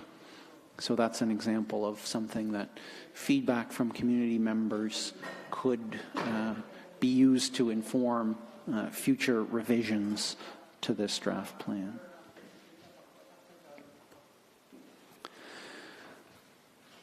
The next slide, number 25, shows caribou key access corridors as well as caribou freshwater crossings. I'll note that these have both been identified as limited use areas, but these types of habitats have not been identified in the Kikitalook region, and that was just the availability of information. The Commission did not have that on hand, so those types of habitats have not been included anywhere in this region. However, the next slide, caribou sea ice crossings on the left-hand side of the slide, have been identified throughout the region as well as in other areas of the territory. The concern here is around ship traffic in the winter disrupting the ability of caribou to migrate across sea ice. So in the 2021 draft plan, these sea ice crossings are included as conditional use areas with seasonal restrictions on shipping in order to ensure the ability of caribou to cross the sea ice during the winter. On the right-hand side, we have identified peri-caribou areas. The Commission has heard that peri-caribou are in, I guess, particularly sensitive state and low populations at this time, and areas of importance to Perry caribou were identified by participants, again, including through the Kikataluk Wildlife Board and our direct consultations with community members. These areas in the high Arctic, all of them to the northwest of Resolute Bay, are included in the draft plan also as limited use areas with year-round prohibitions on the certain industrial activities that I had identified previously.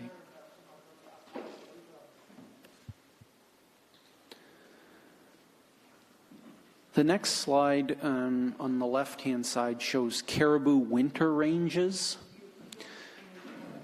This is a good example of how the draft plan can take a different approach in different regions. So in many cases, the Commission has chosen to propose a consistent approach to the management of areas and issues across all regions of Nunavut. But based on the environmental concerns around different types of caribou habitat, the Commission understands that caribou winter ranges in the high Arctic can be very essential to the survival of caribou. So there are a few small locations identified within the Kikataluk region that have been identified as important winter ranges, with the recommendation that they be identified as limited use areas, again with year-round prohibitions. And I just want to note that that's different from the other winter ranges that the Commission has identified on the mainland, for example, shown in green throughout the Kitikmeot and Kivalliq region, where winter ranges for these mainland or barren ground caribou are not as sensitive as the winter ranges for the high Arctic caribou. So on the mainland, they've been identified as valued components, and I just note this to emphasize that the land use plan can take different approaches in different regions. On the right-hand side of the slide, we see caribou migration corridors. These are areas used by caribou during their fall and spring migrations. This data, again, on the mainland, outside of the region, came from the Government of Nunavut's collaring data, but here in the Kikataluk, we again relied on the submissions from the Kikataluk Wildlife Board, working closely with the Hunters and Trappers organization in the region. And they are all identified as valued components for consideration.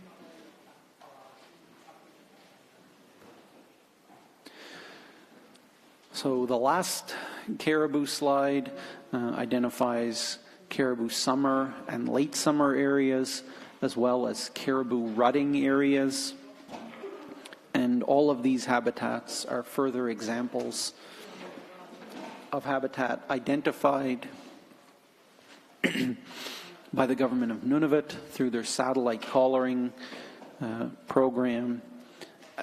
And it's again restricted to the mainland of Nunavut, and we do not have any information on these types of habitats within the Kikataluk region at the time of this draft.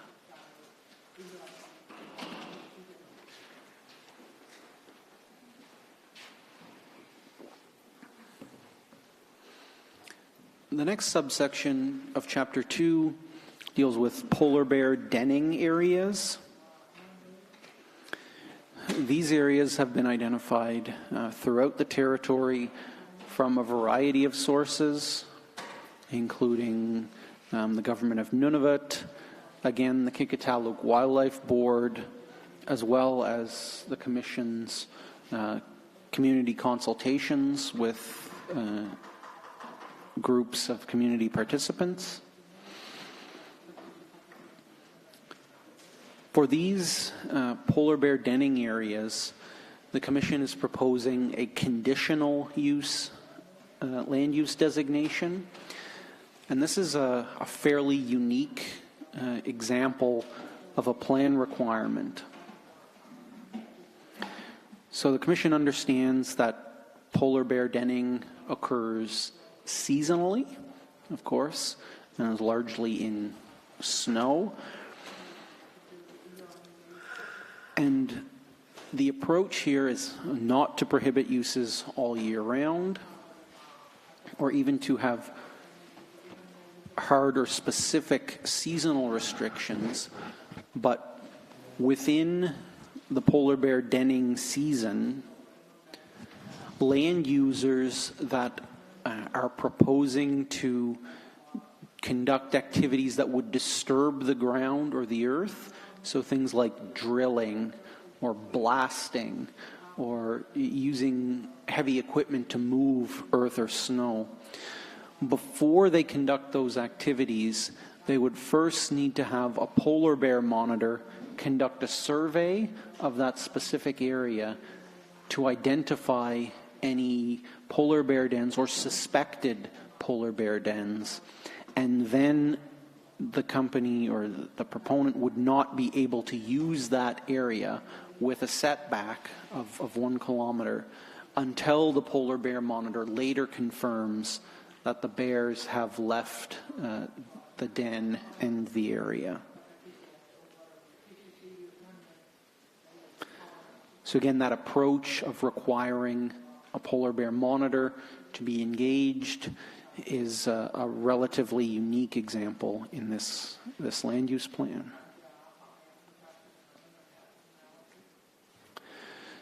The right-hand side of the slide shows walrus haulouts. So these are coastal areas used by walrus during the open water season to haul out onto the land to rest, typically near important feeding areas for the species. And the Commission has heard clearly that walrus are very sensitive to any disturbance during these times, and has included a proposed limited use designation for walrus haulouts, which would prohibit year-round many of those same industrial activities we've been talking about. And they also include very detailed setback requirements around these walrus haulouts. Again, with different distances that need to be maintained for different sizes of boats that may approach from the water. Again, not applying to community boats out in the open water, as well as different aerial setbacks or altitudes that would need to be maintained for aircraft flying over these locations, and also, again, different land-based setbacks for anyone approaching these areas from the land. They're very hard to see on this map. We appreciate that. They are small locations, and there are quite a number of them included within the region. Those have been identified from a number of sources, including, again, the Kikataluk Wildlife Board, who've been very engaged throughout this process. World Wildlife Fund had prepared a detailed study throughout the territory of walrus haulouts, including their current status of being active or inactive or unknown, and also some information was incorporated from the Department of Fisheries and Oceans, who did also provide a number of recommendations on appropriate setback requirements as well. Continuing with different marine issues. We next move into different types of whale calving areas. On the left-hand side, we see beluga calving areas and narwhal on the right-hand side. Again, a number of data sources were considered, including information from World Wildlife Fund again, as well as the Kikataluk Wildlife Board. For these different whale habitats, as well as on the next slide, we have bowhead calving areas. There's a combination of limited use designations as well as valued ecosystem component designations that have been recommended by the Commission. So generally, you can see, for example, on the beluga slide as well as on narwhal, there are some large areas identified in orange that span the length of different straits and passages. And these areas intersect with Nunavut's primary shipping corridors that are in the process of being identified more formally. But this is an example where the Commission considered the non-renewable transportation potential of the areas and recommends a valued component designation for some of these larger areas that intersect with primary shipping corridors, and did include some limited use designations for calving areas that were more isolated or tucked into things like bays where ship traffic would not normally enter. So a different approach has been taken depending on the specifics of each individual calving area. And I'll just switch the slide to number 31, and a similar approach has been taken for bowhead calving areas, again, considering information from a variety of sources, similar to beluga and narwhal. On the right-hand side, I'll just quickly note there are, excuse me, there is a short section on Atlantic cod lakes. This is only identified in a few small areas in the South Baffin region where Atlantic cod have become sort of trapped in these coastal lakes and evolved unique populations.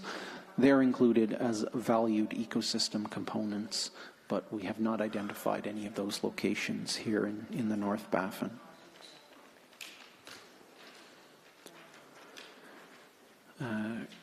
A few more additional marine areas. The left-hand side of this slide shows what have been identified as ecologically and biologically significant areas. That's a bit of a mouthful, but it refers to areas identified by the Department of Fisheries and Oceans as being generally important in the marine environment. You can see that they're relatively large areas in most cases, and are generally identified for different values. Department of Fisheries and Oceans prepared a report summarizing why all of these areas are important, but they did not come with any specific recommendations on how the land use plan should manage each of these different areas.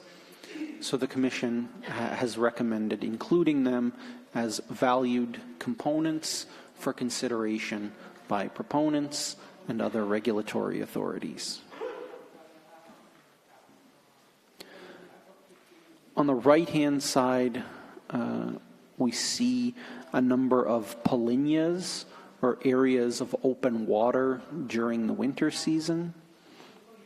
There's some particular examples where polynyas have been treated a little differently, but here in this subsection, the Commission is proposing to identify the noted polynyas as valued components without any other specific plan requirements.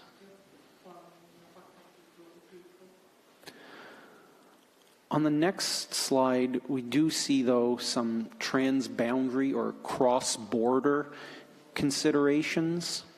Now, I'll draw your attention to the right-hand side of this slide. We see in yellow the North Water or Savarayuk polynya, just to the northeast of Grise Fjord. The Commission understands that this area is being considered by both the Inuit of Nunavut and the Inuit of Greenland as a jointly managed area of importance.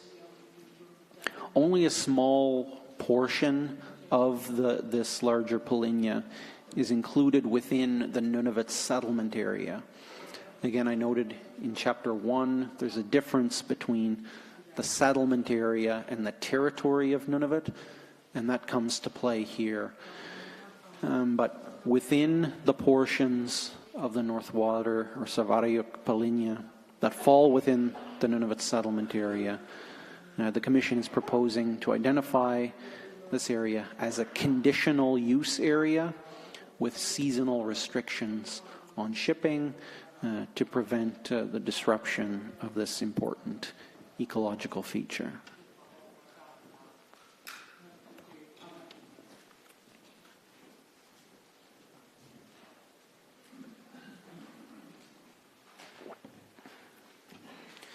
The next chapter deals with the second goal of encouraging conservation planning.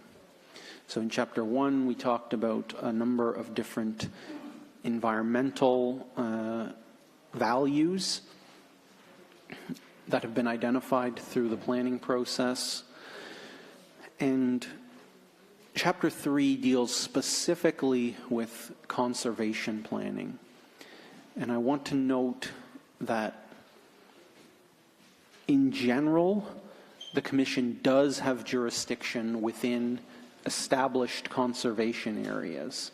So things like migratory bird sanctuaries and national wildlife areas, even once they're fully established, the Nunavut Land Use Plan would continue to apply within these areas as well.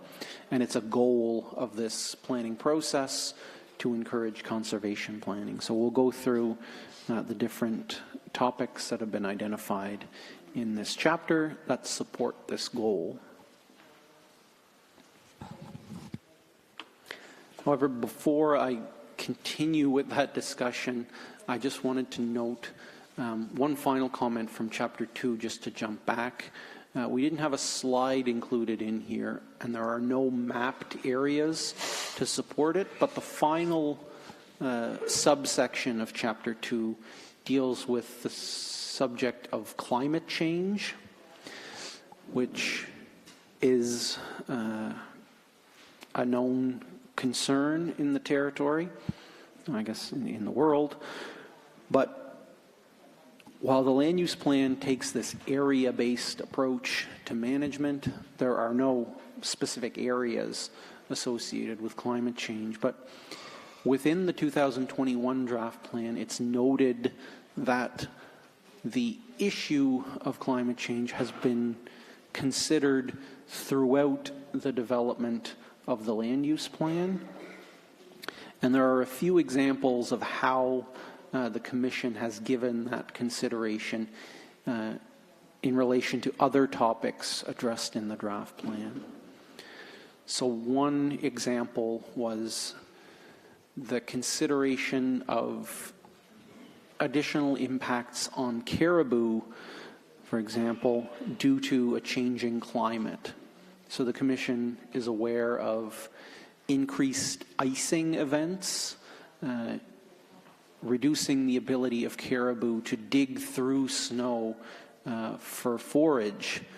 And I think here in Pond Inlet, we can recognize these increased icing events because of the very slippery conditions we arrived to on Saturday.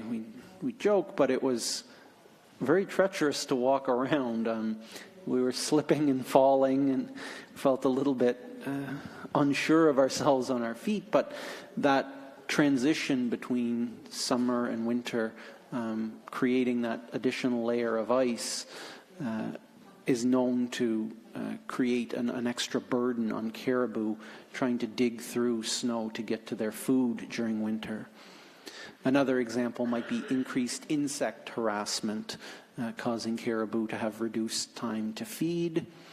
And in, of course, the very southern portions of their ranges, not applicable here, but also increasing forest fires, impacting caribou habitat as well.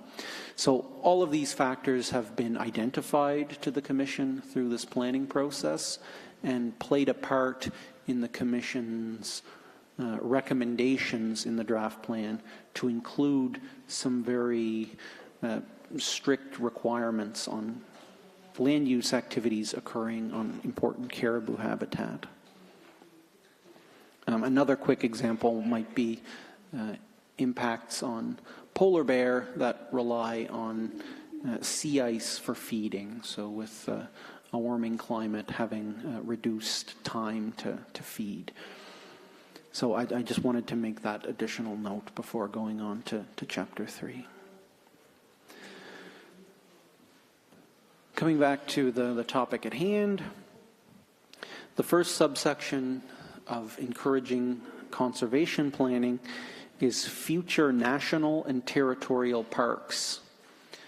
We noted in Chapter 1 that the land use plan does not apply within established parks, both national and territorial. But while they're in the process of being considered, the Commission still has jurisdiction. So here in the North Baffin, there's a very large, or a relatively large, territorial park, the Agutini Territorial Park proposal, just to the north of Clyde River. That area has been included in the draft plan as a limited use designation with the year-round prohibition of many industrial activities within this area. In addition, the Commission is aware of interest in establishing a territorial park around the fossil forests on Ellesmere Island, shown on this slide as well. Axel Heiberg. Sorry if I misspoke. Thank you. So these areas, if and when they are fully established, the Commission would no longer have jurisdiction, but at this time, the land use plan would apply to these areas, and they've been included as limited use designations. On the right-hand side, we also show the proposed National Marine Conservation Area in Lancaster Sound, or Tararuya Pemenga. This is a little bit of a special case where it's named a marine conservation area, but it functions more like a park in the marine environment. So once this area is fully established, a management plan and committees are in place and everything is fully signed off, the Commission will no longer have jurisdiction within this area. But as of today, the land use plan would still apply. So the Commission has included, again, a limited use designation with the year-round restriction on certain activities within this area. So just to clarify, if and when that process is completed, the Commission would no longer have jurisdiction within this area, and it would be turned green on this map where we would not have jurisdiction. I would note there is a topic that will come up throughout our discussions this week. The Commission has chosen in this draft plan, for simplicity, to not include overlapping land use designations within the Talluripa-Amanga proposed National Marine Conservation Area. So the draft plan does have many designations that overlap, and that has caused some confusion as to how they would apply. In many cases, they're consistent and they can add on top of each other. There are some conflicts that have been identified, but just for administrative efficiency, the Commission believes that this National Marine Conservation Area will be established in the near future, at which time the Commission will no longer have jurisdiction. This plan would need to be amended to remove this area from our jurisdiction. And in order to simplify that process in the future, the Commission has chosen to not include certain land use designations that overlap with this Lancaster Sound or Talluripa-Amanga National Marine Conservation Area. And I'll point out some of those that have been removed in future slides. Again, that was a choice the Commission made, and I just wanted to clarify that's why some designations that overlap with this area are not shown on Map A that you see around the room here today.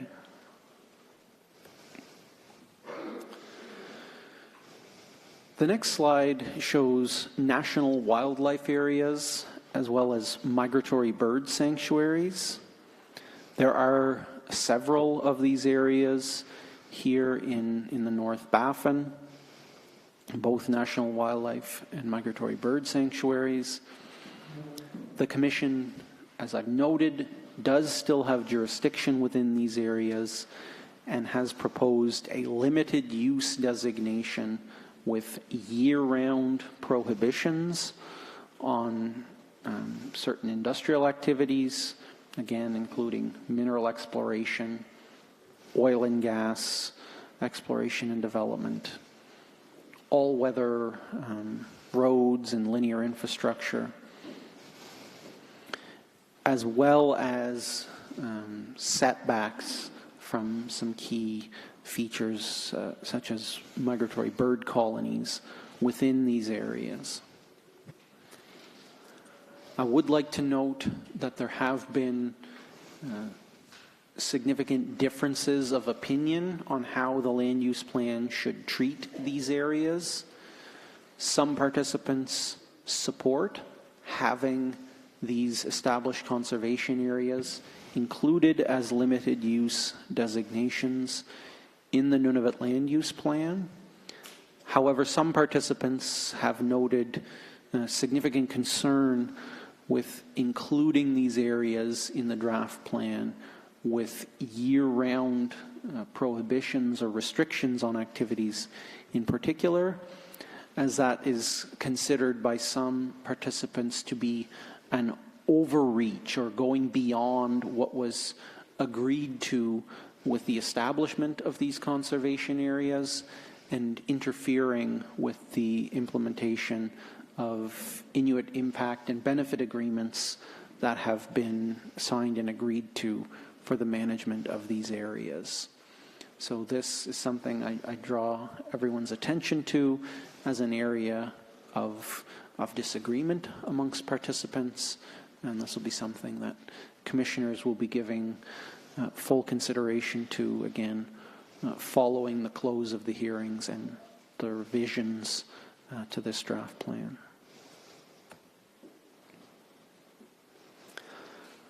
On slide 37, on the left-hand side, we show historic sites. And we've been careful to note that this slide only identifies national and territorial designated historic sites.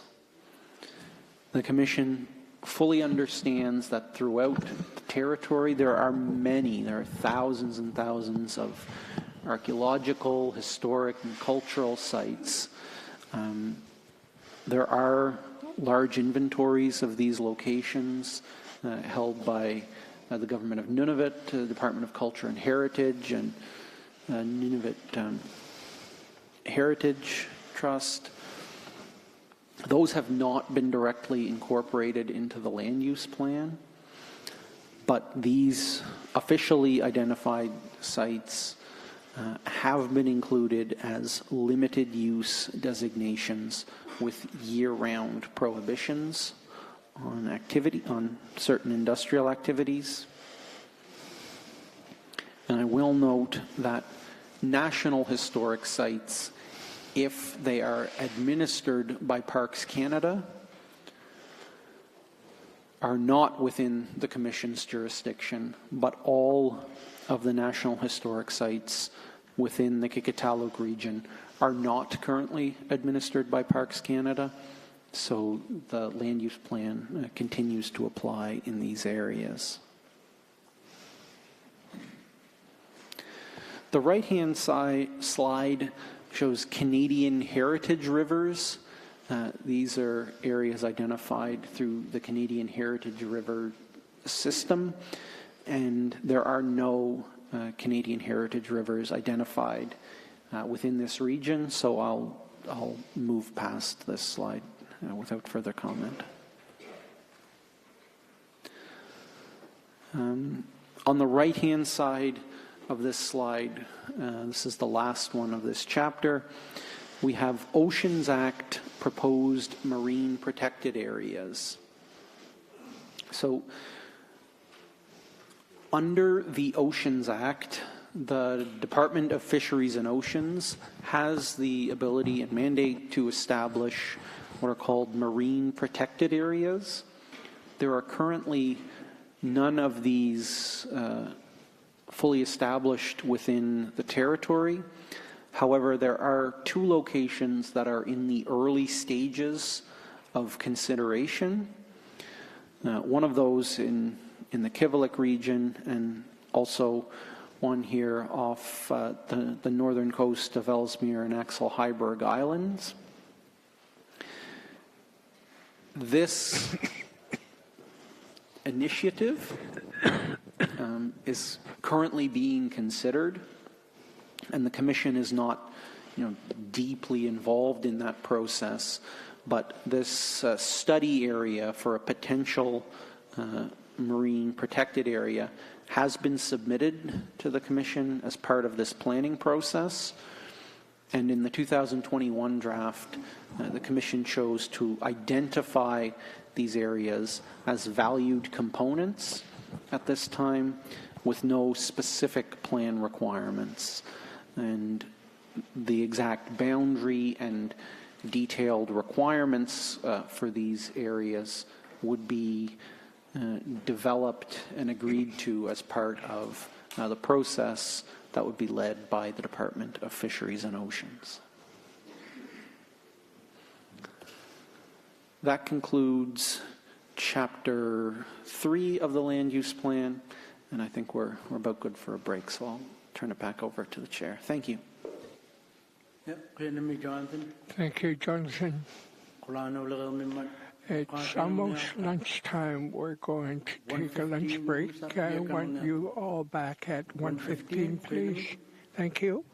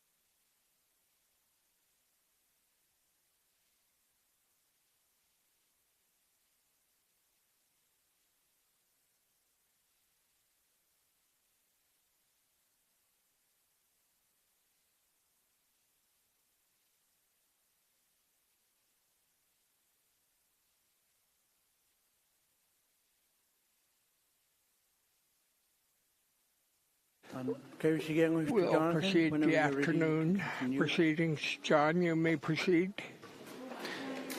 Thank you very much, Mr. Chair.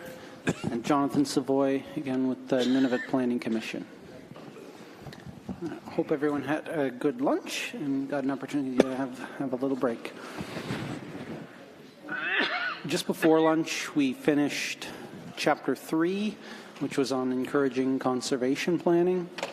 And we'll now move into Chapter 4 on the goal of building healthier communities. You can see there are a number of areas and issues listed on the current slide. We'll be going through each of these again in turn, focusing on those most relevant to those of us gathered here today.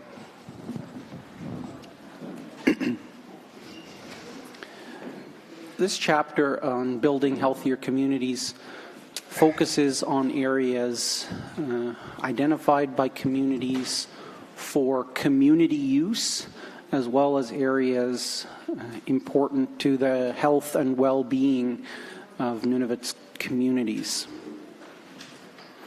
The first subsection is entitled Community Areas of Interest, and this is just a term included in the draft plan referring to areas identified by communities for their importance for community use and well-being.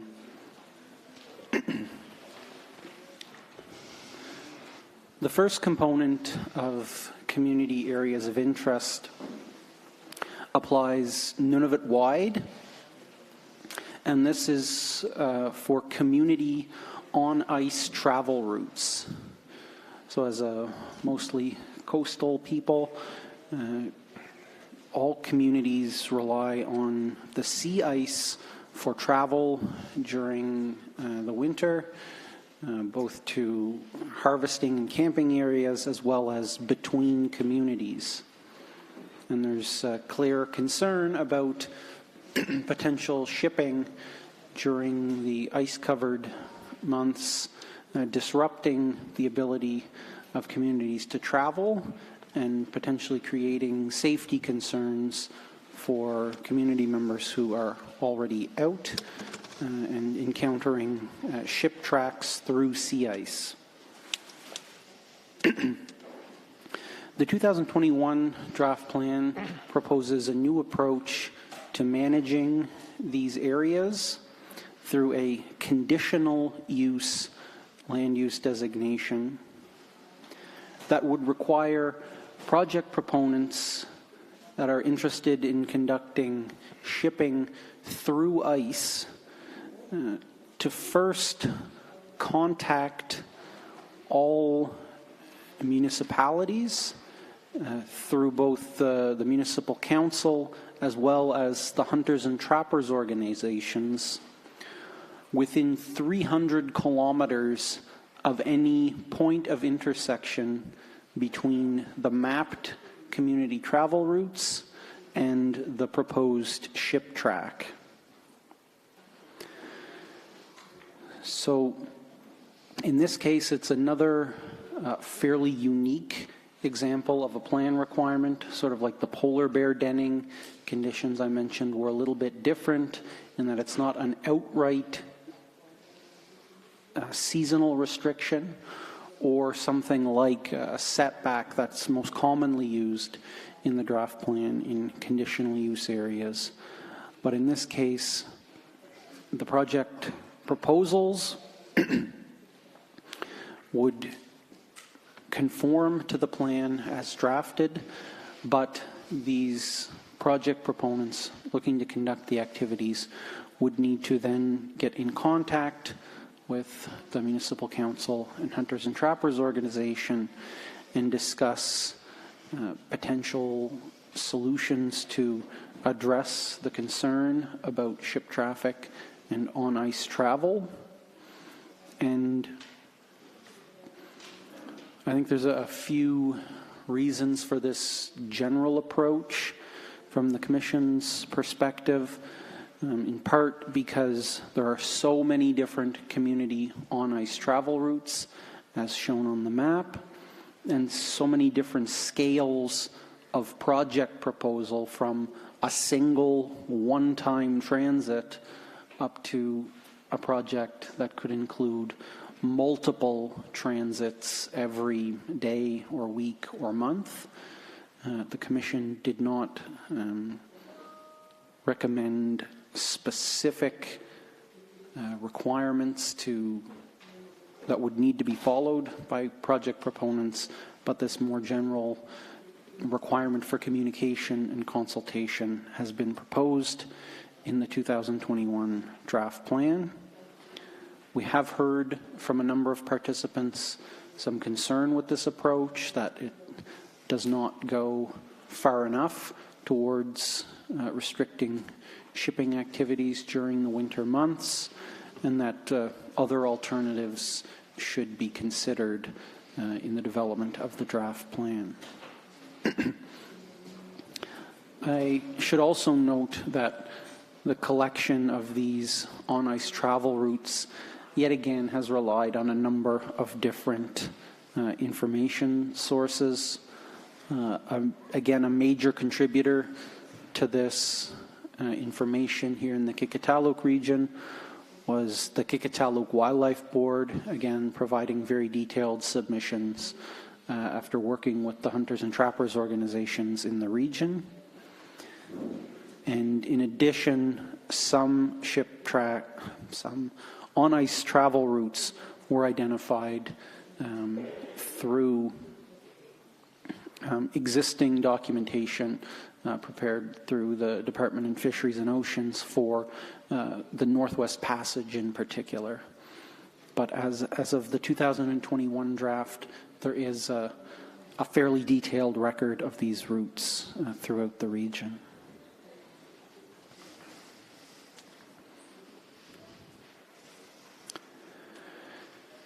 The next subsection is on the remainder of the community areas of interest.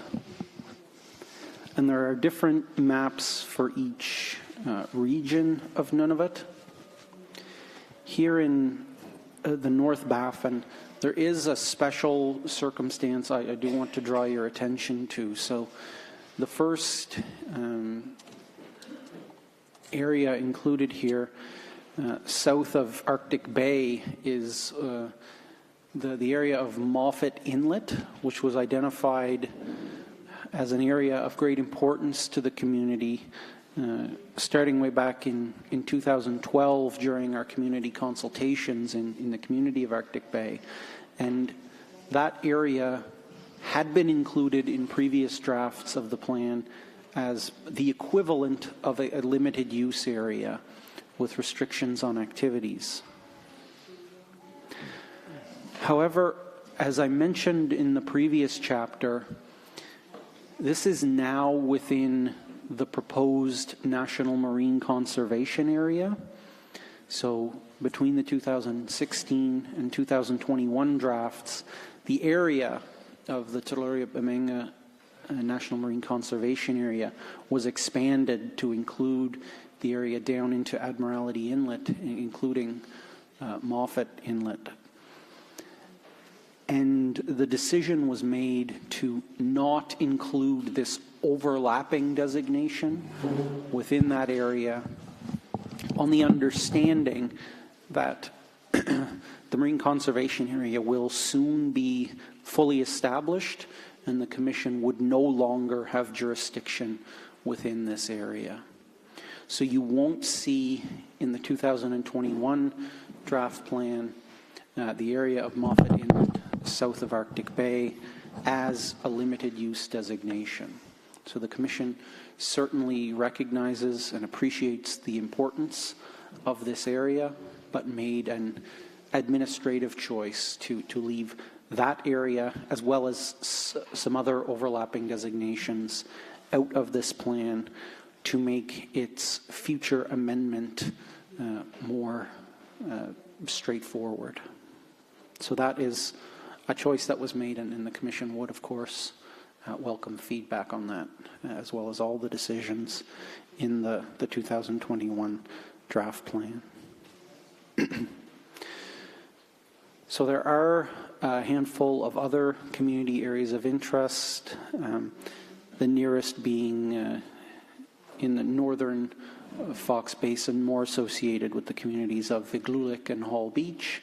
But for those community members that may travel that far, we would note that the area shown in yellow and the crosshatched area as well, extending near Sanarayak, are included as limited use designations as well.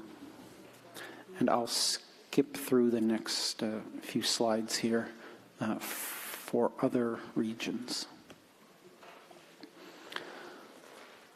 On slide 45, we move into other community areas, and we first like to note the difficulty of reading these maps and trying to interpret what is on them.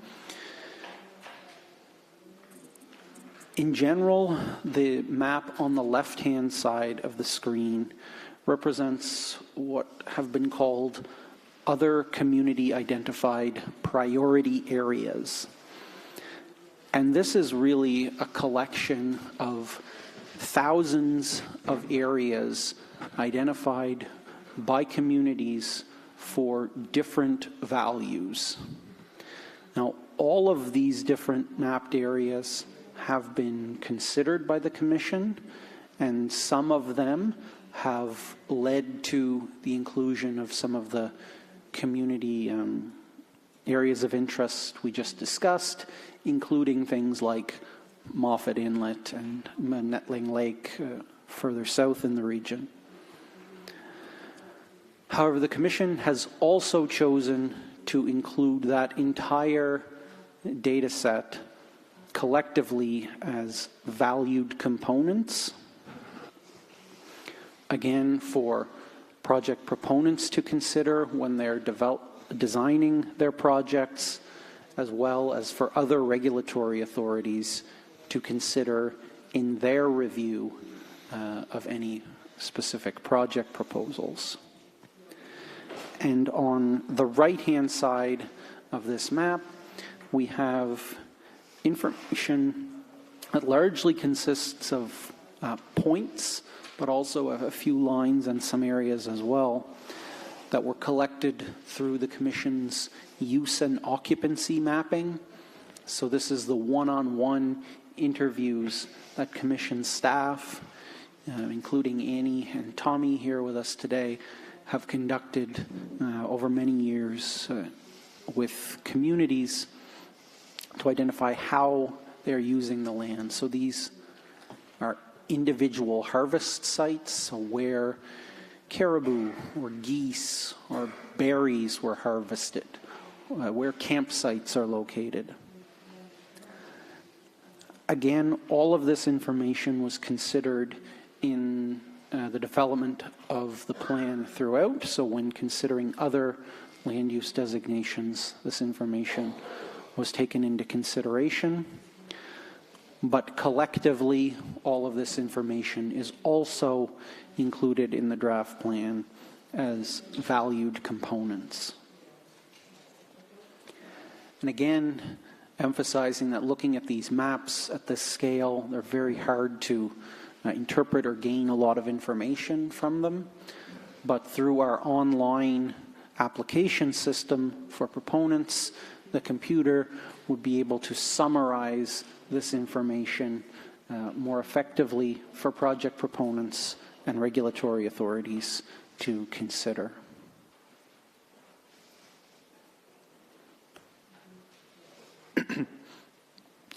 Just a quick note on slide 46. There are ongoing negotiations between the Dene Southlane in northern Manitoba and Saskatchewan and Nunavut regarding ownership, Dene Southlane ownership of lands in the southern Kivalliq. And there are some sections within the draft plan dealing with this topic. And just as a note, once those negotiations are concluded and the agreement is signed, the Commission anticipates gaining alternative Dene Suthlane commissioners in order to represent their views on the Nunavut Planning Commission.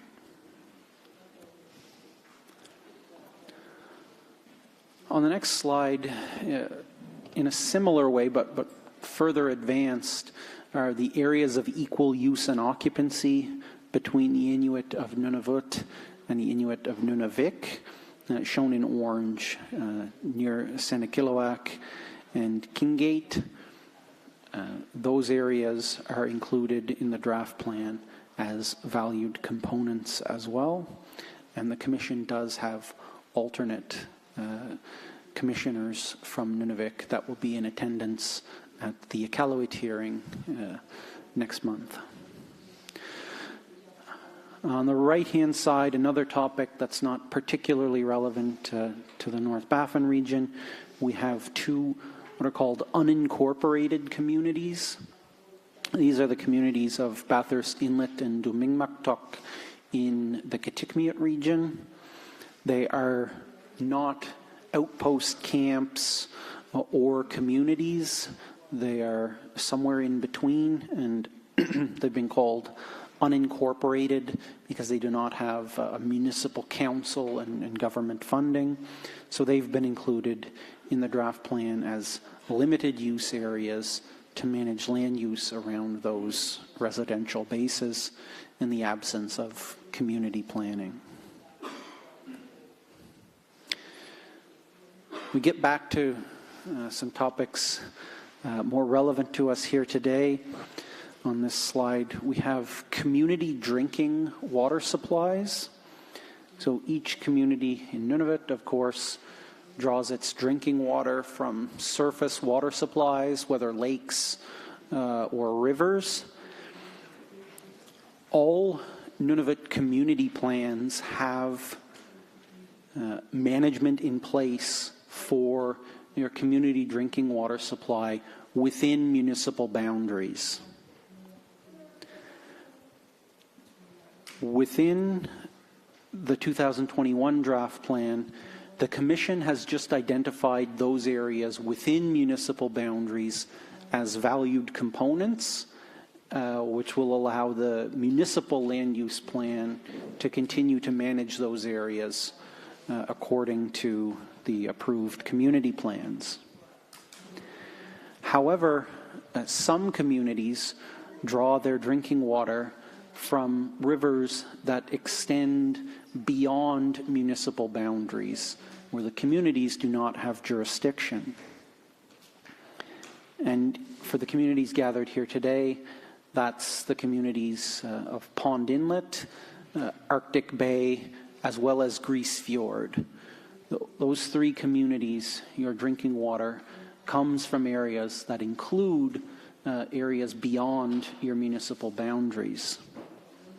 So this is a great example of how the Nunavut Land Use Plan can support community health and well-being by extending those protections to your drinking water beyond your municipal boundaries.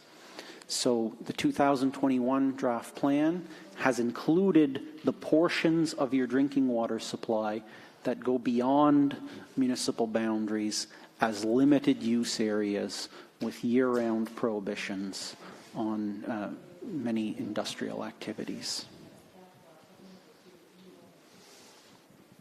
Again, that's Pond Inlet, Arctic Bay, and Grise Fjord.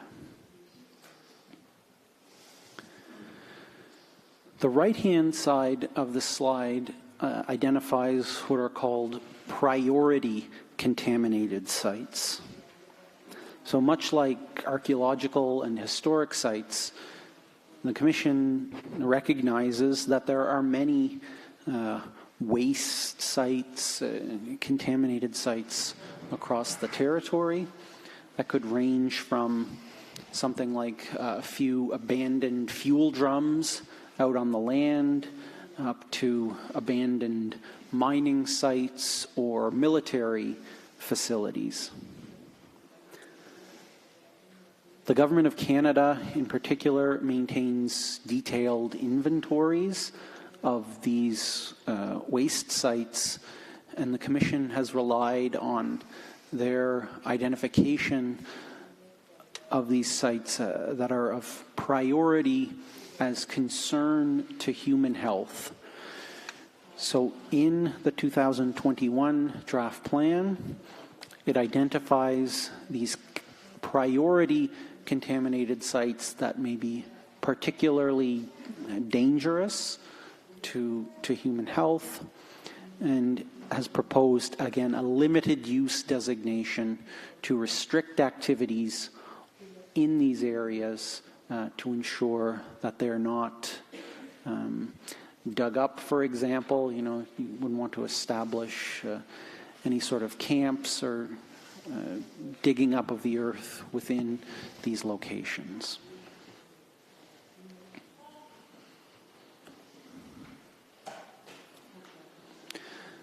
The next subsection deals with military facilities. We know that throughout the territory there are a large number of facilities constructed by military over the years that are important to national defense.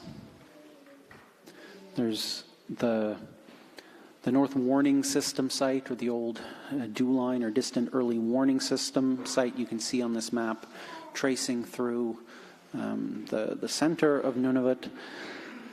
But further north, we now have things like the Nanisivik Naval Facility that's been taken over from the former mine. We also have locations such as Alert and Eureka, and a system of high Arctic communication systems locations extending between those two facilities. These locations are known to be potentially sensitive to disturbance from other land uses that could interfere with communications and radar facilities in particular. And in the 2021 draft plan, it's proposed that they be included as limited use areas with year-round restrictions on certain activities.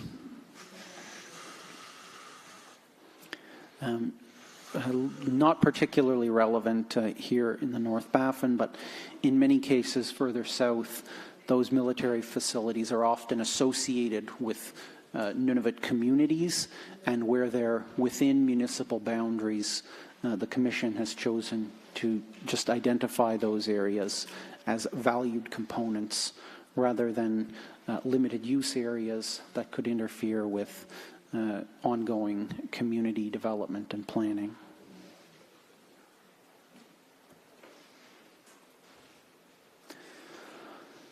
So the last slide of Chapter 4 on the left-hand side deals with alternative energy sources.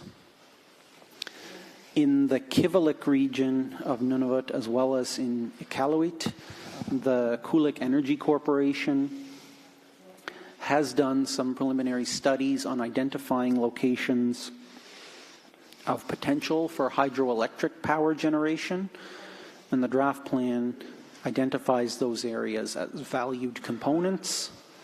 But as with some other topics in the draft plan, well, we do not have any of those locations identified here within this region. And as a final note, the draft plan also identifies Nunavut's aerodromes, or the area around your airports. So when this planning process began, not all communities had approved Transport Canada regulations for the operation of your local airports, but those regulations are now in place, and the Commission has chosen to include the identification of all of these aerodromes as valued components for consideration of anyone proposing activities near the community's airports.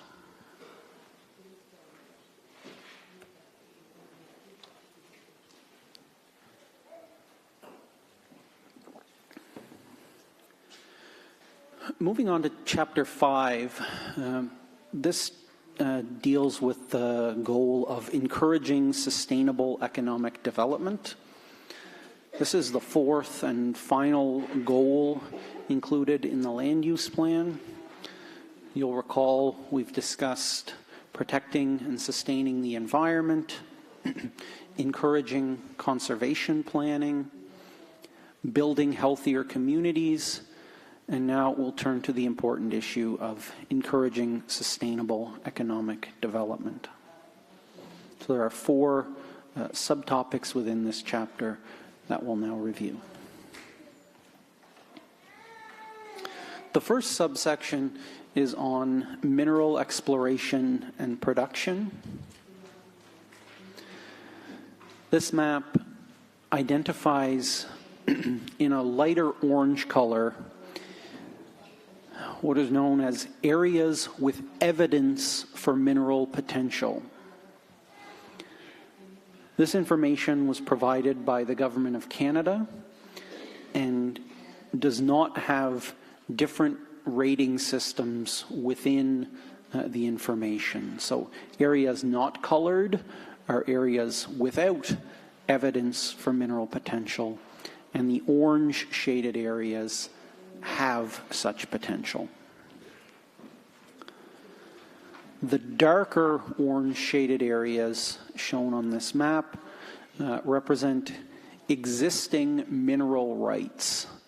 So as of the spring of 2021, these darker orange areas are locations where exploration companies and mining companies retain rights to these areas. I'd like to note that all of this information, again, has been considered by commissioners throughout the plan development process. And as I noted in the options and recommendations document, each individual subsection has the consideration of non-renewable resource potential, including overlaps with these areas with evidence for mineral potential, as well as areas with existing mineral rights. So while that's been considered and has informed other aspects of the plan, the areas with evidence for mineral potential are included in the draft plan as valued components. And I'll also note that the areas with existing mineral rights are subject to more detailed discussion in Chapter 6, which we'll get to in a few minutes. The right-hand side of this slide shows oil and gas exploration and production. In this subsection, consideration is limited to the small blue shaded areas in the Sverdrup Basin to the northwest of Resolute Bay and Grise Fjord as areas with oil and gas significant discovery licenses. So as you're all certainly aware, there has been previous exploration and production of oil and gas within the region, and these blue shaded areas, small, located again, say north of the national park on Bathurst Island, are still in effect today. So oil and gas companies still have rights to these significant discovery licenses. And while there has not been a limited or conditional use designation assigned to these areas, they have been included in the draft plan as valued components for consideration.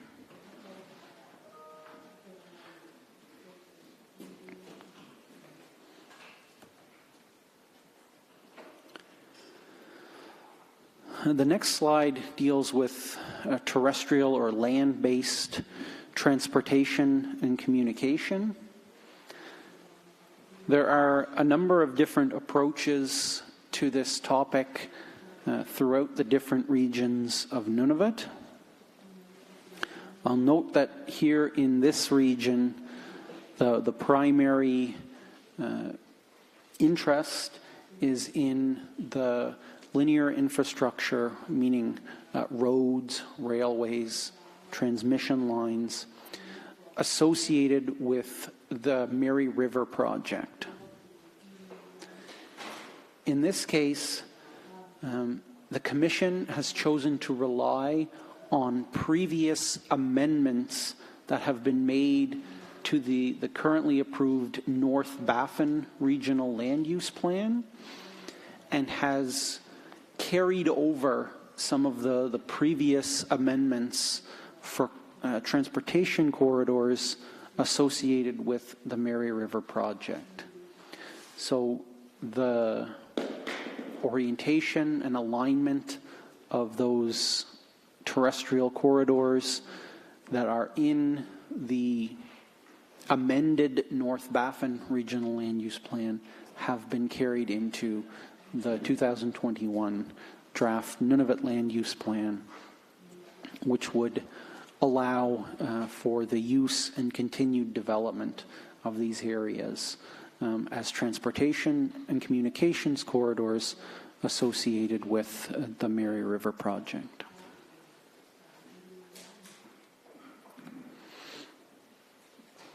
Slide 54 shows areas important to marine shipping in Nunavut.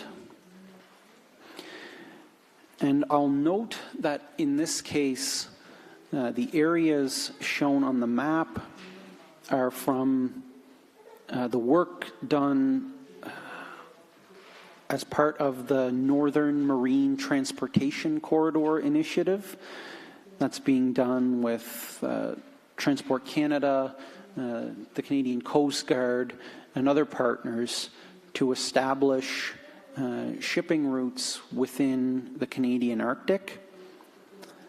The information shown on this map represent earlier draft versions of these corridors, and because that work is ongoing, the recommendation was not to include these areas in the plan, in the draft plan, in any way, but we are showing this information because it was considered by commissioners when making all of the decisions that affect the marine environment within the draft plan.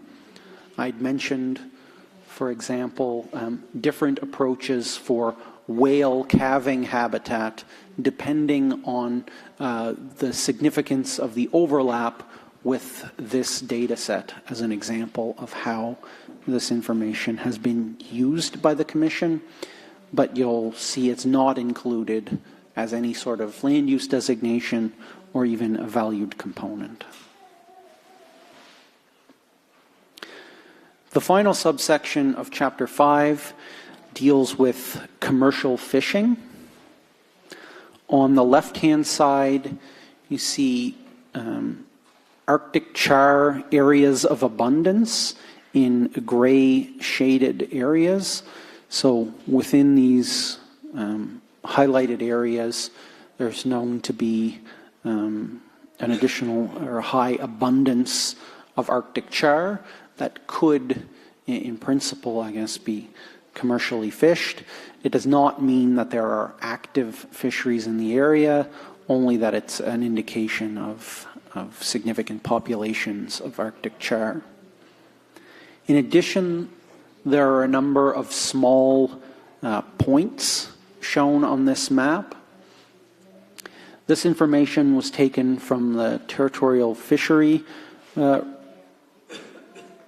regulations, which identify water bodies, both lakes and rivers, as areas where commercial quotas have been assessed. Again, not that they are currently being fished, but it could indicate at least a high potential of being developed. All of this information collectively is identified in the draft plan as valued components, again, for consideration. On the right-hand side of this slide, we also see information associated with turbot fishing along the coast of the Kikitalook region. We do understand that there's ongoing active fisheries for this species, and within this region there are no specific land use designations, but there are the identification of valued components throughout the territory for turbot as well as shrimp, primarily in Baffin Bay. I'll note in passing as well that the Cumberland Sound area near the community of Pangnatung is included as a limited use area due to its importance to the community as for commercial and subsistence fisheries. So that concludes the overview of the 4 main chapters of the land use plan. Those are all of the issues that the Commission has considered and proposed recommendations for how land use should be guided in consideration of these different values. There's one more chapter to go through. This is Chapter 6, the implementation strategy of the plan, which is a requirement of the Nunavut Agreement to have, as part of the land use plan, an approach for how it will be implemented following its approval. There's a lot of important detail in this chapter, and I'd just like to highlight a few key components to inform our discussions here this week. The first point is to repeat myself again, just to be very clear, that the land use plan is not going to apply to community subsistence land use and harvesting. So again, all of the different plan requirements we've been talking about would not apply to community land users.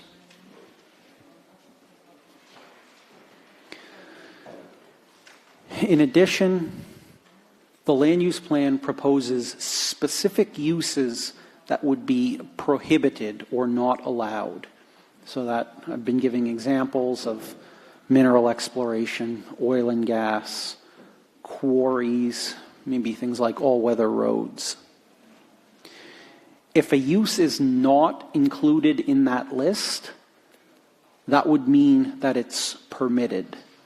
So if you don't see things like scientific research or tourism or military exercises, then those uses would be permitted or supported by the land use plan in the limited use areas.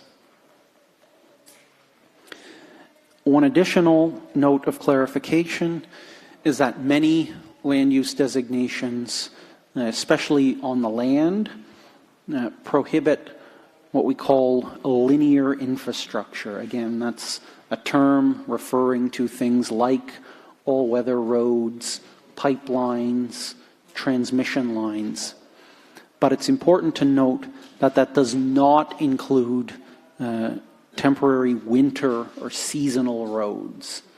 So in areas that don't allow, under the draft plan, all-weather roads to pass through them or into them, a winter or seasonal road would be allowed.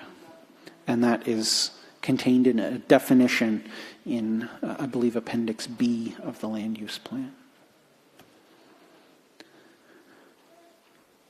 I mentioned in the previous chapter that the topic of existing mineral rights is an important subject that is covered in Chapter 6. This is a new proposal just included in the most recent draft of the plan, and it impacts how all of the limited use designations function and represents a very important aspect of this draft plan that we want to take a little bit of time to go over here this afternoon.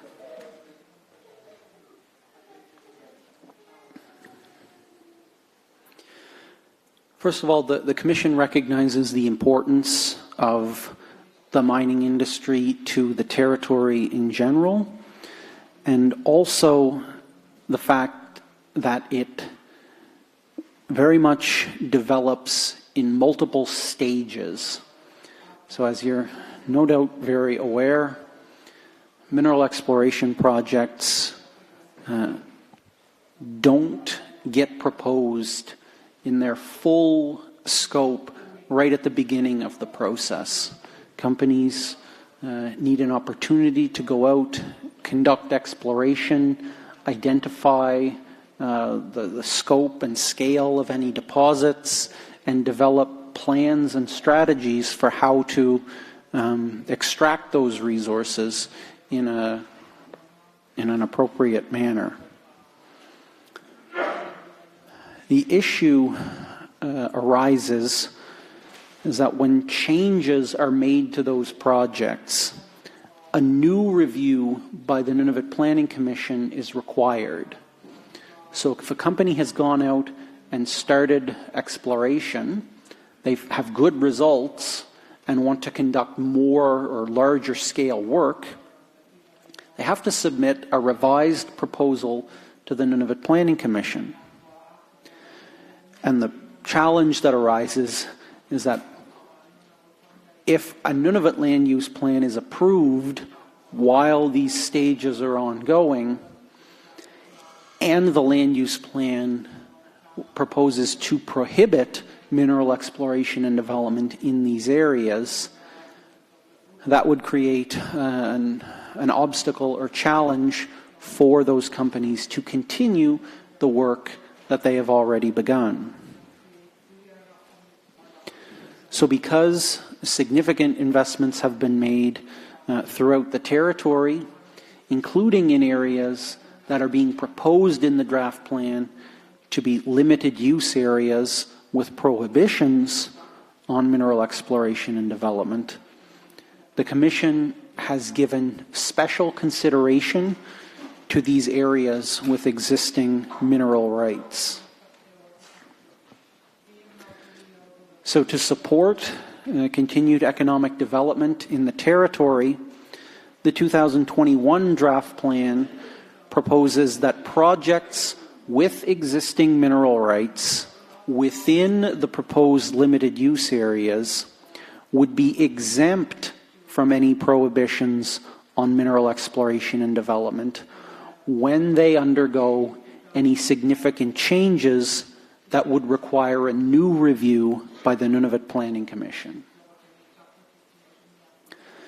So the draft plan identifies these areas in Appendix A of the draft plan, which we'll take a look at in a minute. And it's important to note that although this exemption would apply only to the prohibition on mineral exploration and development, other requirements of the plan would continue to apply in the current draft of the plan. So again, these are areas with existing mineral rights within the red limited use areas where the Commission is proposing that these exemptions from prohibitions would apply.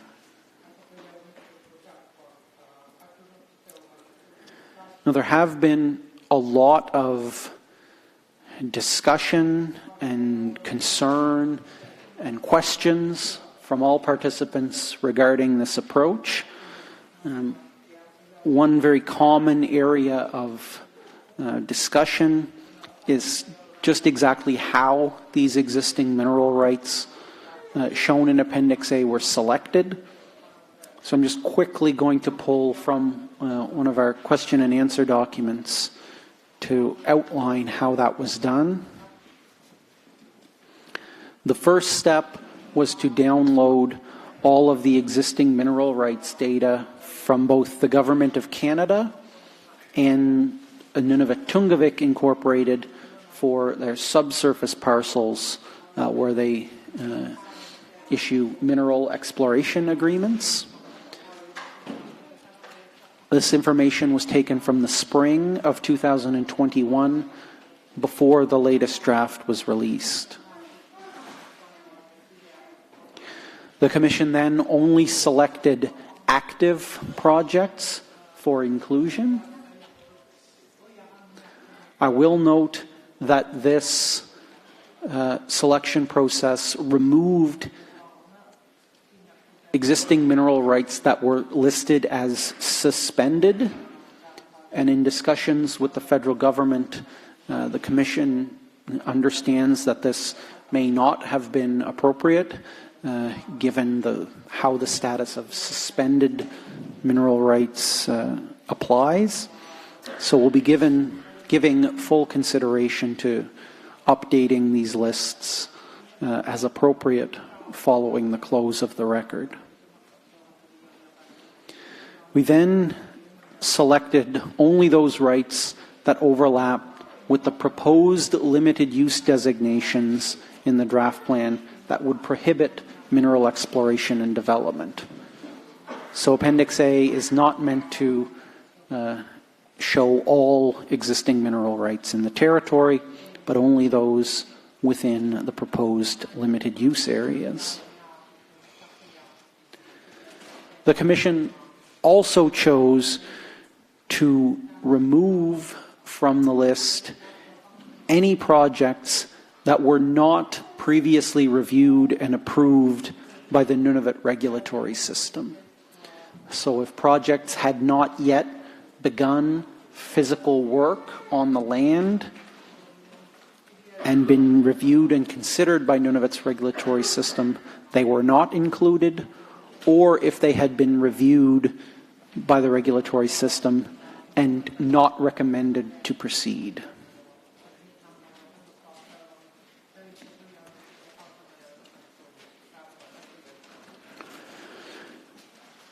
So slide 60 shows this map of existing rights that fall within proposed limited use designations.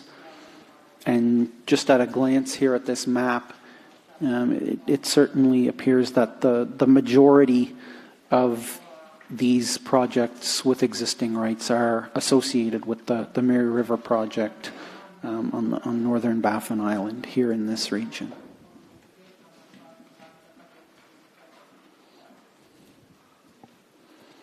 Again, the Commission does recognize and appreciate all of the feedback that's been received to date on this approach, and as with all issues in the draft plan, welcomes further comment, and all of this information will be given full consideration by Commissioners when the plan is revised early in the new year, following the close of the record on January 10th.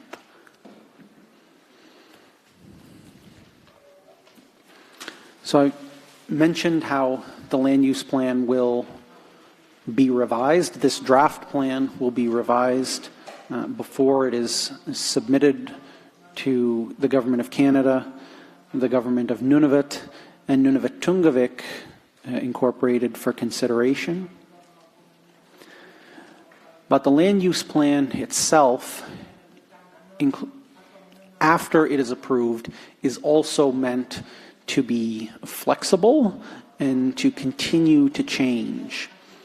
The phrase that often gets used is it's meant to be a living document that is able to change and improve over time to respond to changing circumstances and information and priorities.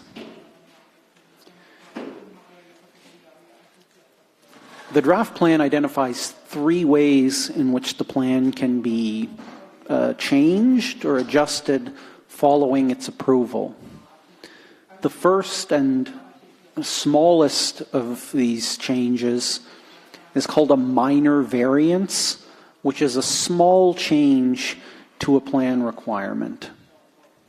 So something like a setback or a minimum distance, a proponent is able to apply to reduce that setback based on the circumstances of their project, or a seasonal restriction. Again, individual proponents can ask to vary or change those requirements by relatively small amounts. That process is meant to be done quickly. It is set out, is identified in the Nunavut Agreement and set out in more detail in the federal legislation, the Nunavut Planning and Project Assessment Act, that governs how the Commission conducts its business. And under this legislation, it identifies a short window in which the Commission can post notice and ask for any comments or objections on whether this variance should be granted.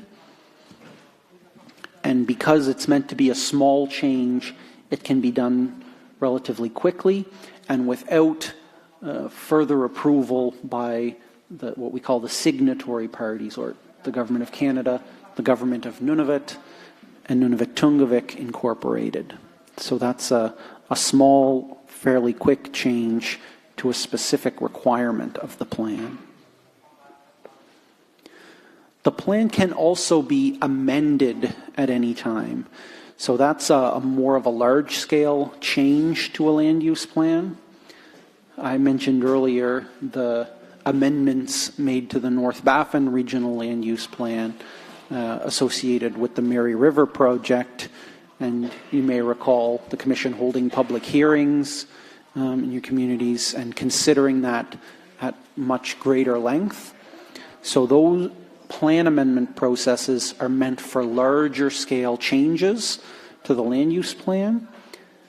Those could be associated with a specific project requested by a proponent, maybe to allow a use within a limited use designation that would otherwise be prohibited.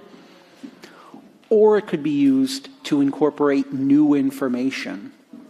We've used a simple example before of a community identifying a secondary or new drinking water supply that isn't considered today. So if in 5 years from now there's an approved land use plan and a community identifies a new drinking water supply or any other value, that could be considered by the Commission as an amendment to the land use plan to include that information. So in addition to minor variances for small adjustments or ongoing plan amendments to incorporate new information or priorities, the Nunavut Agreement also requires that the plan be periodically reviewed. And periodically means from time to time. There's no set time limit within the Nunavut Agreement or the legislation for this process. The Commission has heard from participants that they would like more certainty on when this periodic review would take place. And in the 2021 draft plan, there's a new proposal from the Commission that this periodic review would take place between 7 and 10 years following the initial approval of the land use plan.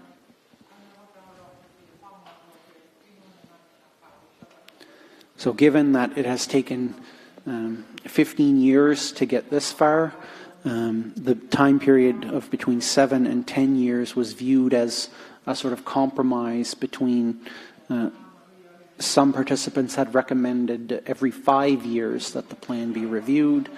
Some considered 10 years, so this was a bit of a balance. And it's important to note that this periodic review would be a comprehensive assessment of whether the broad planning policies, objectives, and goals from 2007 are still appropriate.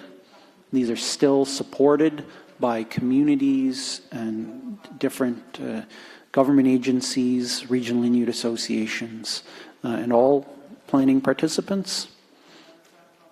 And whether the implementation of the land use plan has been successful. How are things working year to year? Is this land use plan still the best path forward for Nunavut, or is there need for significant change to the land use plan itself? So that will be a large undertaking, again, proposed to be within 7 to 10 years following the approval of the land use plan. So Goomp, I think we've got a little bit of a, I'll just jump ahead a few slides to show the North Baffin region of Map A.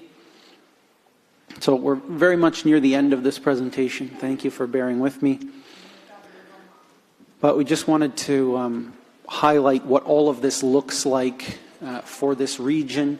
Again, you can see more detailed maps on the walls at the back. But in general, this is the Map A land use designations map we get from all of the topics we've covered here today. So again, the red shaded areas are the limited use designations. You can see, for example, the Tolariapamenga National Marine Conservation Area, the large red area in the center. Down towards Clyde River, you can see the proposed Agutini Territorial Park. Further north, you can see things like the North Water or Savaria Polinia, as well as some key migratory bird habitat sites on Axel Heiberg and Ellesmere Island, as well as the proposed territorial park around the fossil forests on Axel Heiberg, as well as different peri-caribou areas to the west. The orange or dark yellow shaded areas that you see within the region are largely driven by polar bear denning areas along the coast, as well as caribou sea ice crossings, again shown in yellow. And of course, we have our 3 national parks within the region shown in green. So if I jump back to this detailed table, I mentioned we had a high-level overview of this breakdown earlier this morning in Chapter 1. That's shown on the top where you see, for example, in the first row of the first column, 65% as mixed use. That was across the whole territory. And as you go down, there are breakdowns between terrestrial and marine. I'll note, in general, there are more restrictions in limited use areas on the terrestrial components across the whole territory. But then you can also look at this from a regional perspective, and we don't have this broken down by the nominal north and south Baffin regions, but just as one Kikitalook region. Here in the Kikitalook, the trend is actually a little bit different. You can see 13% of the land base in the Kikitalook region is limited use, but 19% of the marine environment is limited use. A lot of that difference being driven by the National Marine Conservation Area. We also have a breakdown for existing mineral rights. Here in the Kikitalook region, 58% of existing mineral rights lie within proposed mixed-use areas where all uses would be permitted, 9% within conditional use, where that would be permitted subject to the plan requirements, and 32% of the existing mineral rights in the Kikataluk region are within proposed limited use areas, and those are the ones that would be subject to the preservation of those existing rights through the exemption from prohibitions. And lastly, we also have breakdowns for Inuit-owned lands, both surface and subsurface, and you can see the Nunavut-wide breakdown as well as the regional distribution. So, for example, in the Kikataluk, on surface lands, 12% of Inuit-owned land surface parcels are within limited use designations, and 25% of subsurface parcels are within limited use designations. The Commission has heard a great deal of concern from regional Inuit associations and Nunavut Tungavik Incorporated about proposed restrictions on Inuit-owned lands, and we'll be hearing more about that here this week. And I will perhaps note that here in the Kikataluk region, the impact is noticeably lesser than it has been in the Kitikmeot and Kivalliq regions, but nonetheless, there are some significant overlaps between proposed limited use designations, which are the cause of the greatest concern with Inuit-owned land surface and subsurface parcels.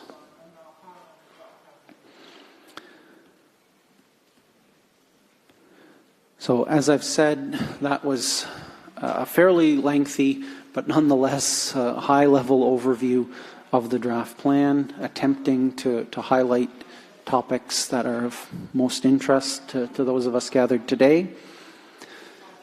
We've attempted to incorporate responses to common questions throughout, but we certainly appreciate that there are likely many more questions. So we'll stop, or I'll turn it back over to our chair for next steps. Thank you very much.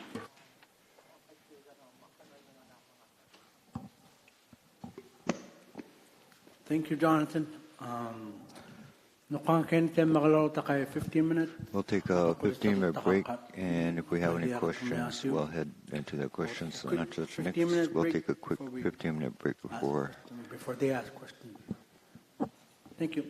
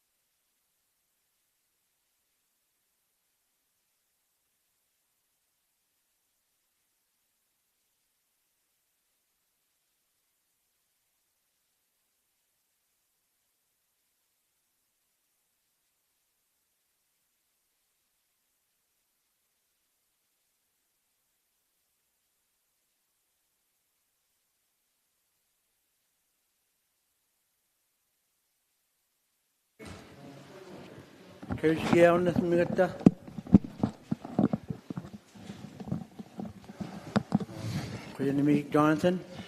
Thank you. We can go ahead. Thank you, Jonathan, for your report. We will start with the committee members. Raise your hands if you have any questions regarding the statements that were made for the presentation. If you had questions after you raised your hand, you will be given the microphone. Any questions for Johnson's report?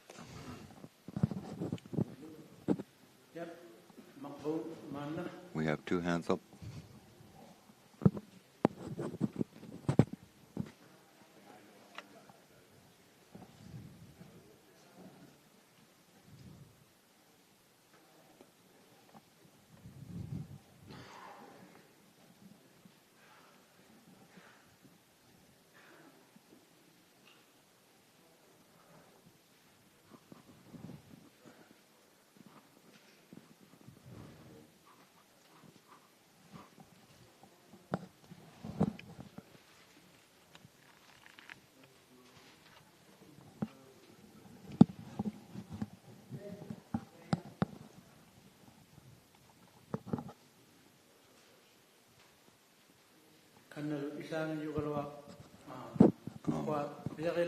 He has his name. After these guys go first, then we'll go to your question.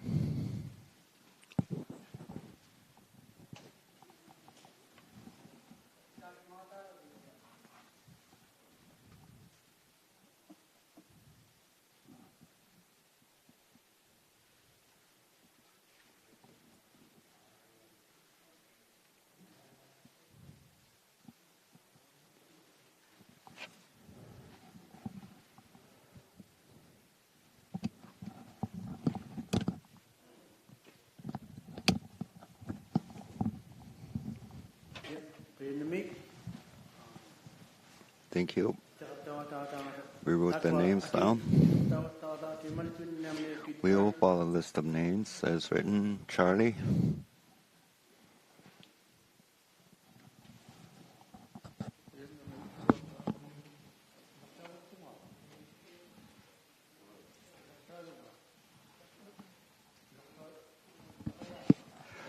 Can you hear me?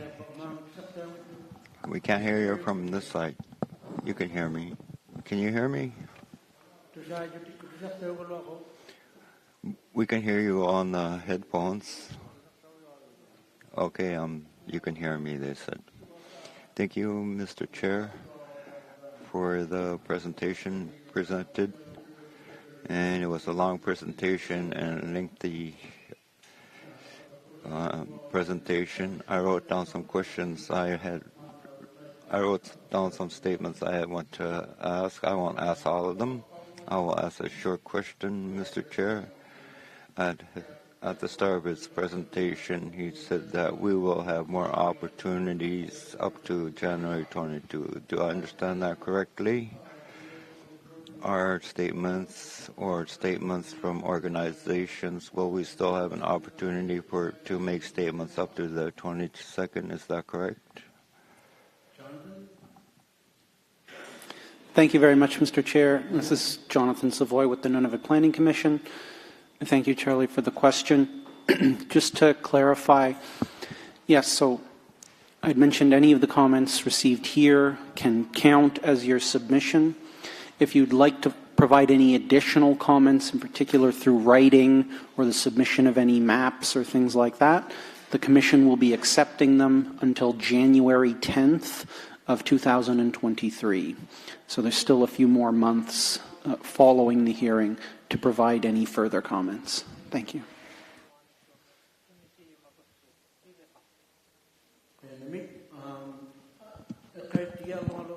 Thank you. To remind everyone, when you're going to speak, explain your name and which organization you're representing so we can write them down in our minutes. So make sure you state your name and your organization before you speak, before you ask any questions. Thank you.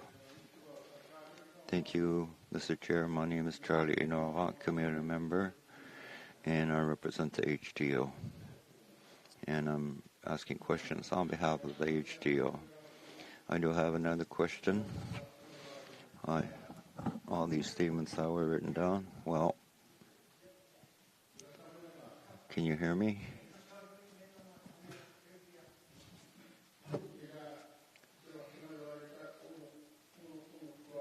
Yep.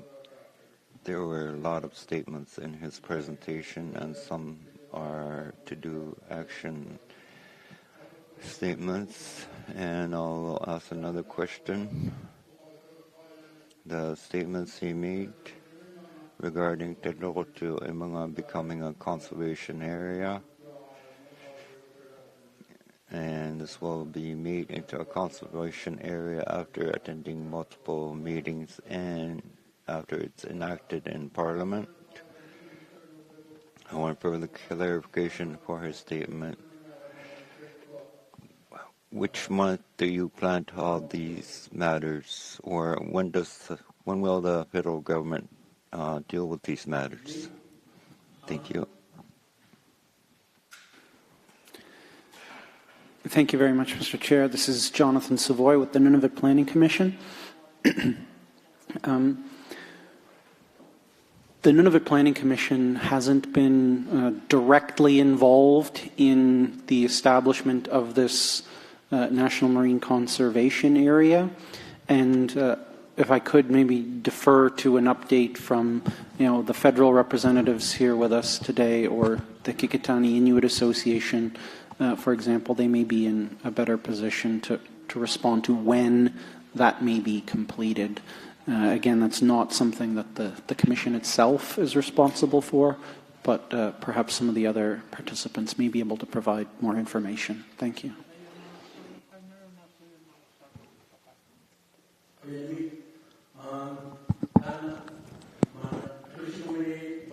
Thank you. Do you want an answer on this now?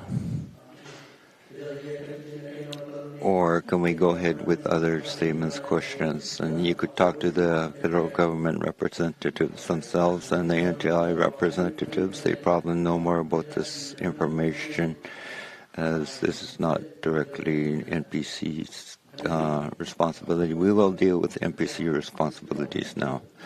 Thank you for your response. We had gone to meet regarding this matter, that the federal government will enact a law to turn that into a conservation area. I had told them that I want to make all the statements made from the HTO, from Inlet and community members, but I wanted the community members to be informed that there will be these new laws enacted in Parliament, and if they don't tell us about it, we may not know that it had been enacted as a law. I understand that the conservation area would be passed on to you, and if that happens, we believe that the HTO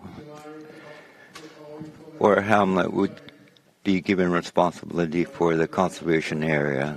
I believe that is my understanding, so I'm worried that if the federal government enacted law to create the conservation area, we get many ships during the summer here. Some are tourist ships, and there are many of them.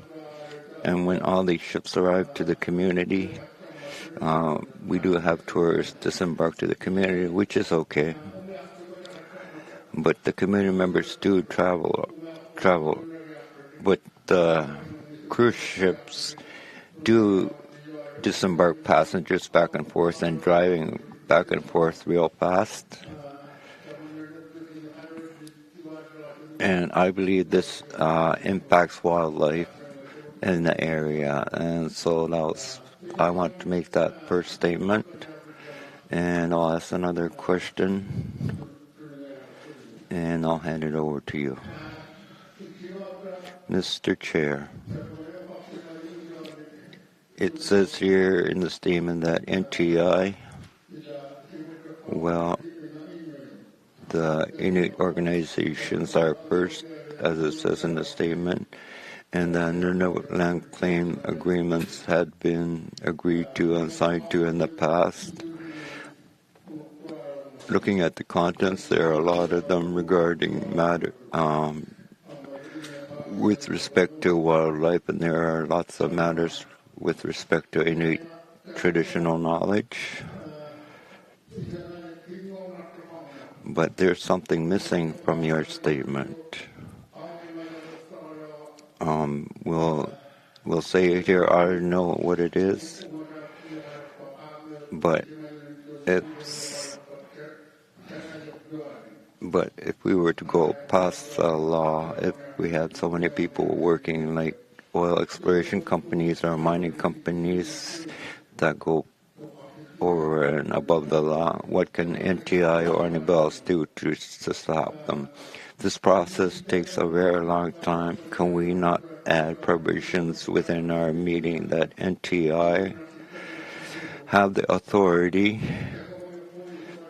And I thought I had seen something like this, that the federal government had said to NTI that through ITK that this matter I don't think had been brought up or discussed by NTI committee members, because that is not there. Your plans are missing a piece. If something were to happen, there's no provision for our organizations to say, "Wait a minute, can you add that to your Can you add that to your rules?" Thank you.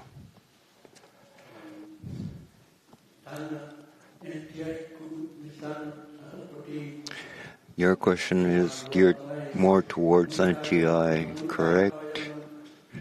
And it's not necessarily geared towards Jonathan's presentation. Can you explain what you were saying, because he didn't understand? It is my directive to NTI that we can make adjustments with NTI's processes. We don't have anyone to say these things are happening. We don't have anyone to fight for us, and the laws we use don't have any strength. Like, you're catching too many narwhal. We have all these rules that NTI can't deal with. We don't have anyone to speak to. We don't have an ombudsman, and I've thought about this before, that when the Nunavut Planning Commission comes, we should enact this into the legislation, and that will be passed on to the federal government. I know that this matter has been brought up before, but it's not an actual law. Thank you.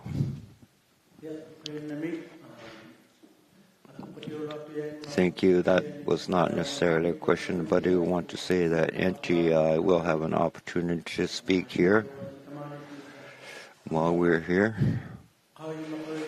And I want it known to you guys that if you just make a statement, we're here to listen to your statements, to think about your statements. So if you just make innocent statements, we still have to take that into consideration, and that's written into the Nunavut Land Claims Agreements. So when people just make a statement,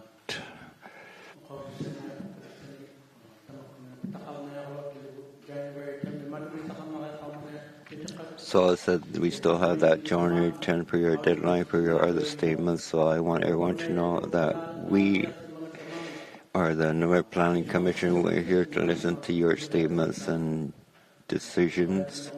And so I just want to say again that feel free to express your statements, but we're geared more towards Jonathan's presentation. And in our agenda, it says that the communities will have an opportunity to speak their minds, and you will have that opportunity at that time. But now we're dealing with Jonathan's presentations and statements this morning and this afternoon. And so we're dealing with more with Jonathan's question and statements to Jonathan's presentation. Tomorrow, the community members will have an opportunity to speak, and today we're dealing with Jonathan's presentation now.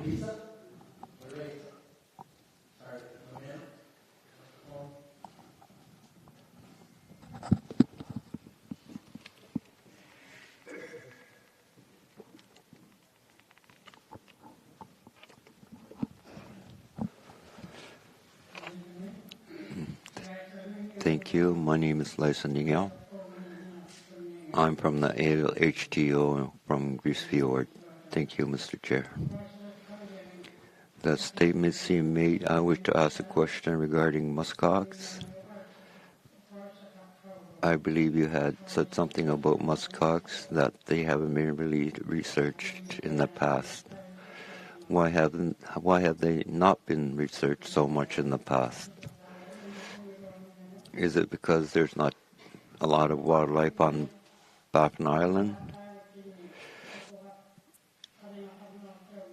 It was said that muskox had a disease or sickness this year. Many people have seen dead ones this summer, and they were studying the herds this summer and they saw dead ones.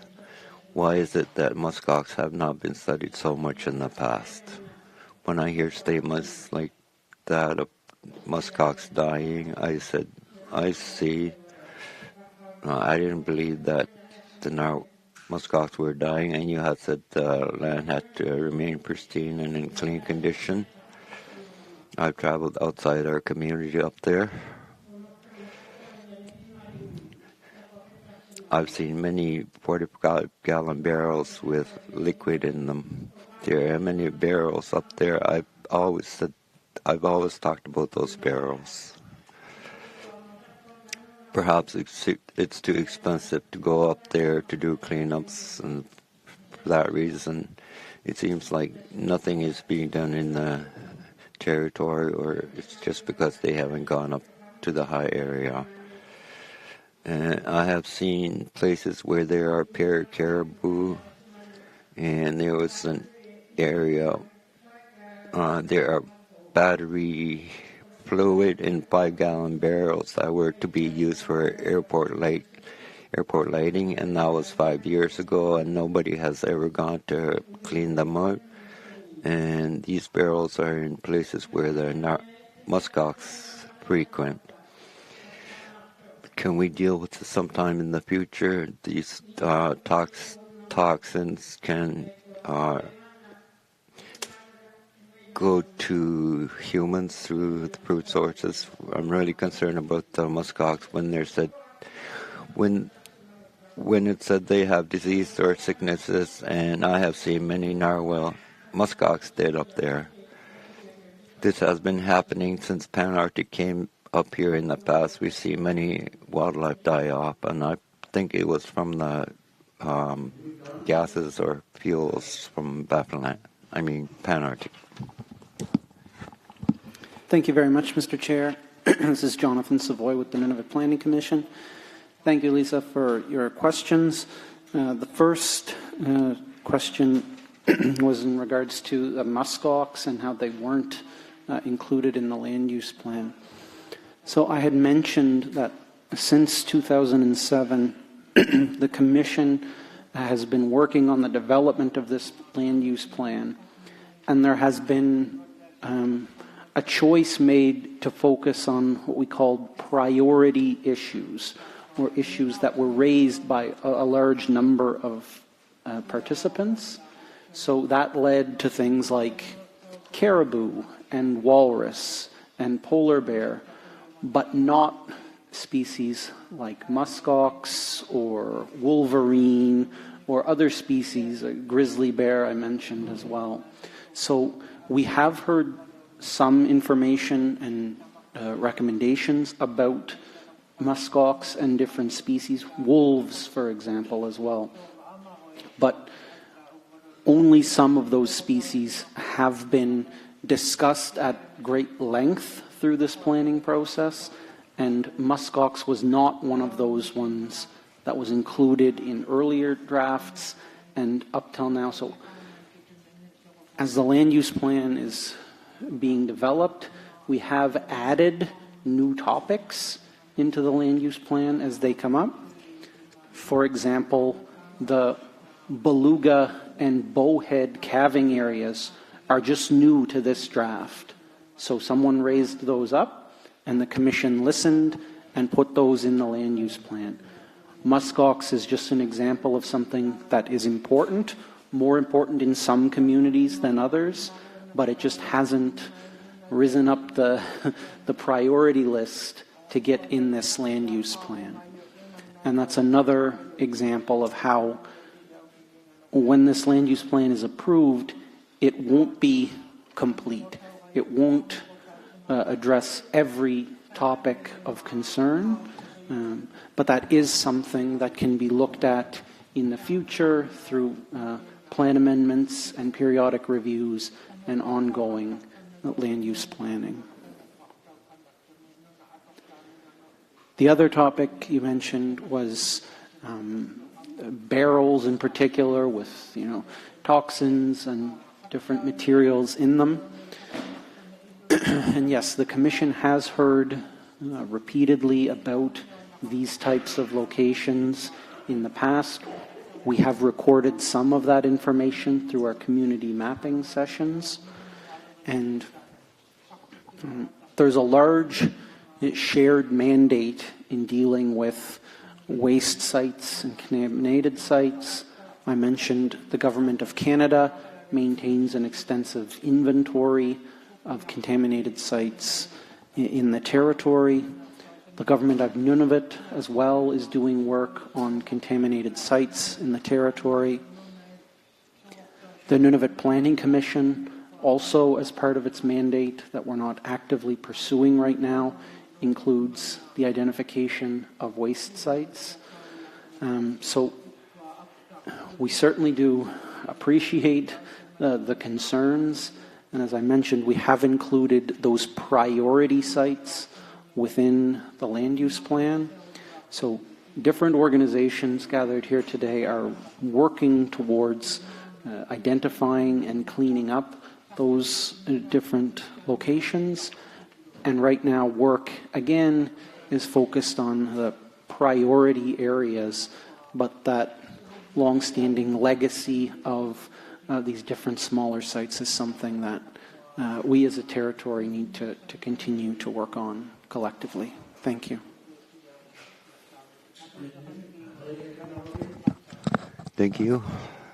Any further questions?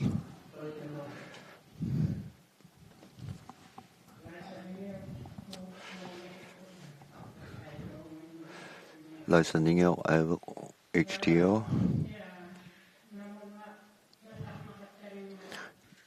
You don't have anyone to talk to regarding this. Is not so much a question anymore. I understand what you're saying. I understand you know where these toxic things are located.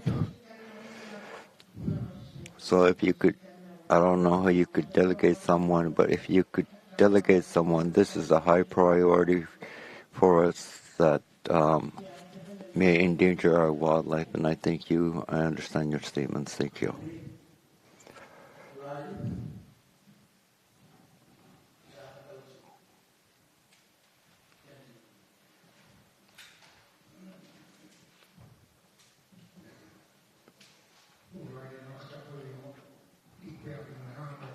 I am Oriel Nakotavik, Hamlet of Arctic Bay.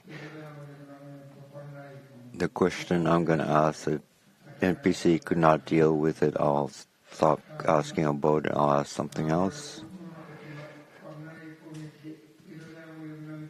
The Hamlet lands, are NPC not able to deal with them because they're Hamlet lands? Perhaps you can answer my question.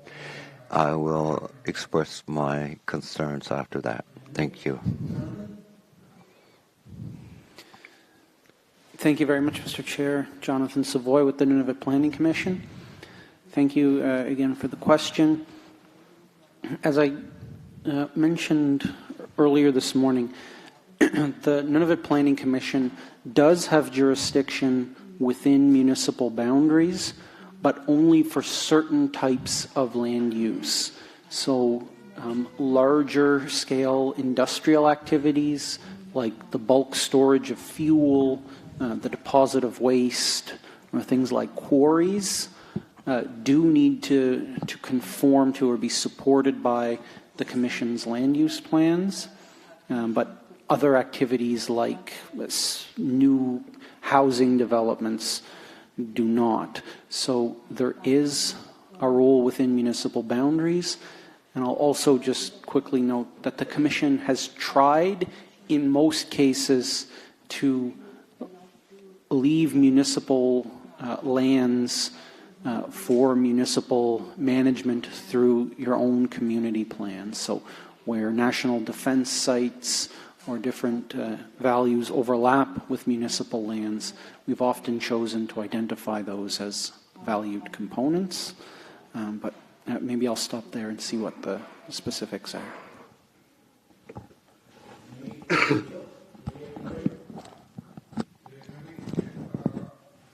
Thank you.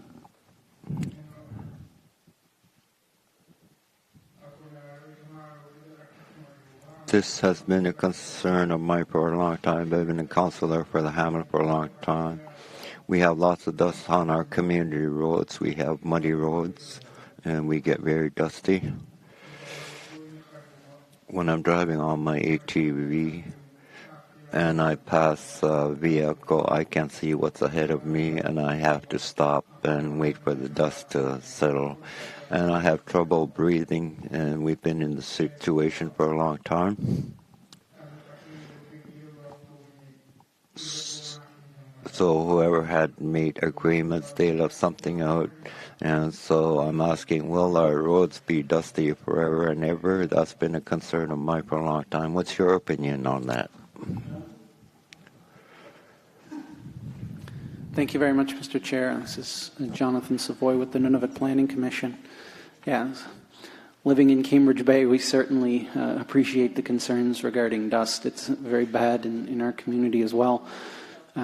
This issue of dust management and suppressing of dust is more of a municipal issue. So the municipal council implements different strategies to try and minimize the amount of dust being generated, and that is something that the Nunavut Planning Commission is not able to manage itself. Thank you.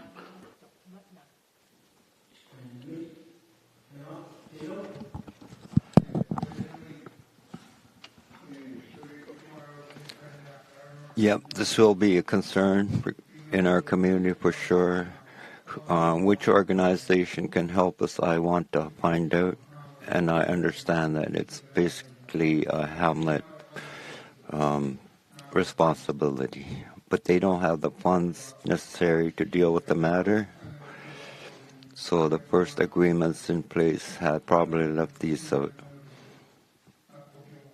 If we had these agreements in place, we would have had concrete asphalt roads like Quebec. It seems like we'll always be short of things up here. We'll always be short of things up here. And the other item, I understood that our water reservoir is outside of municipal lands.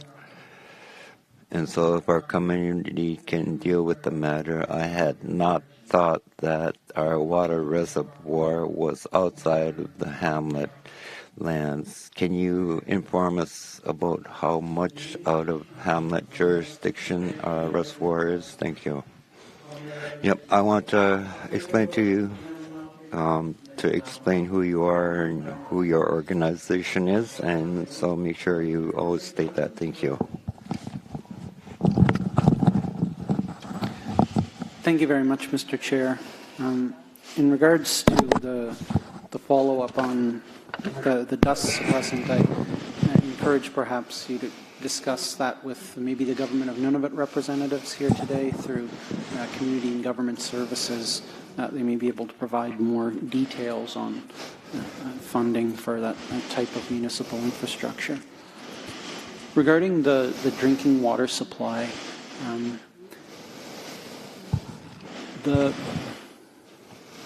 water that your community relies on for drinking water, the source is within your municipal boundary. So where you're drawing the water is within municipal boundaries. But the waters that flow into that stream come from outside the municipal boundary. So it's called a watershed, or the area in which the water drains into a common point. So although you're drawing the water from within the municipal boundary, it's running into your municipality from further uphill. So we could probably see that on the larger scale map. So it's a portion of your drinking water supply that runs into your community for your use. And the draft plan proposes a limited use designation in that area that extends up into the surrounding hills to make sure that other uses don't contaminate the water that you're relying on for drinking. Thank you. Thank you. Larry?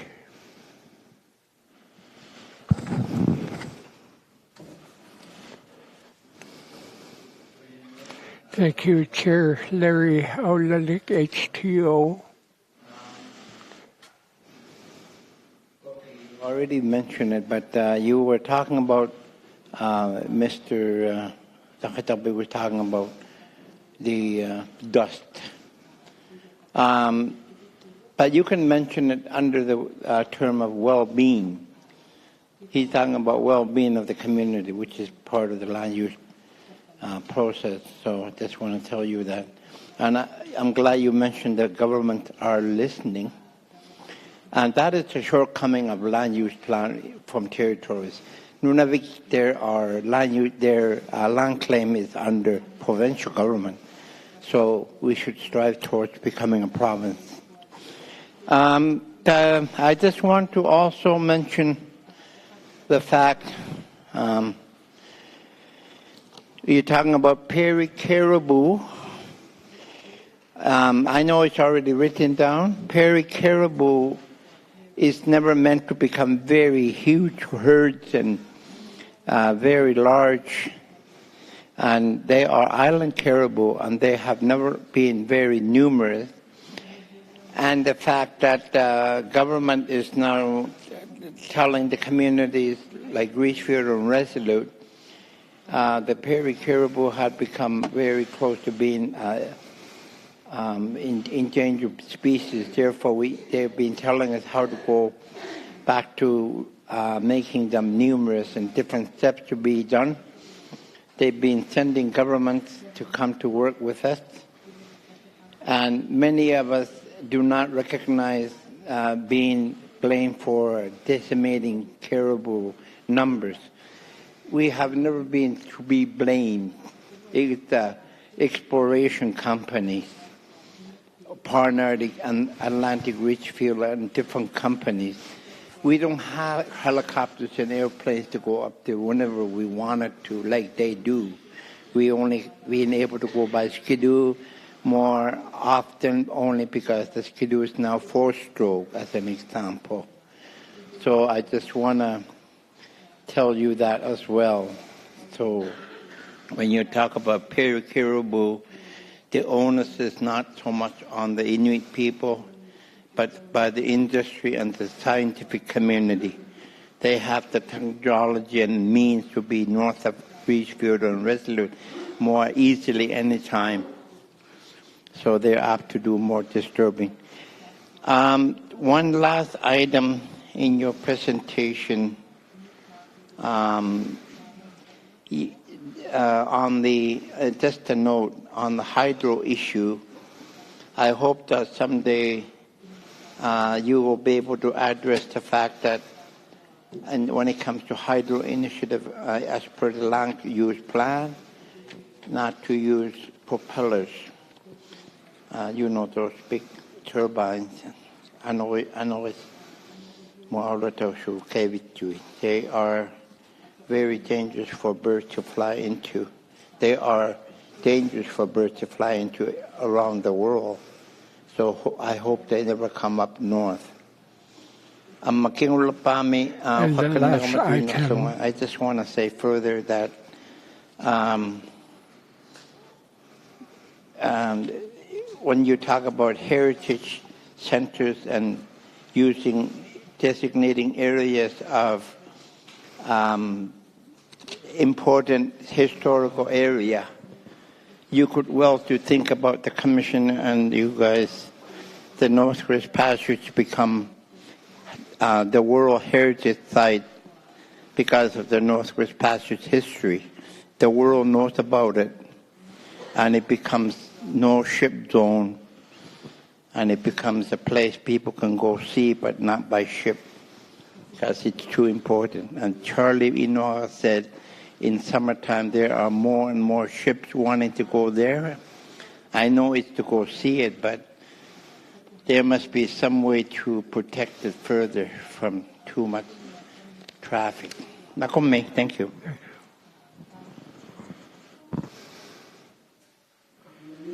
Thank you. Thank you. It appears to be comments. Mark?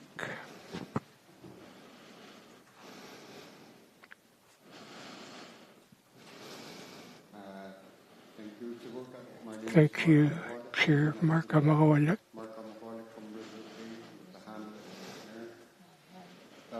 One of the questions I had looking through the map for Perry Caribou crossings, ice crossing, there's a lot of misinformation where over the years we were discussing where Perry Caribou cross from island to island.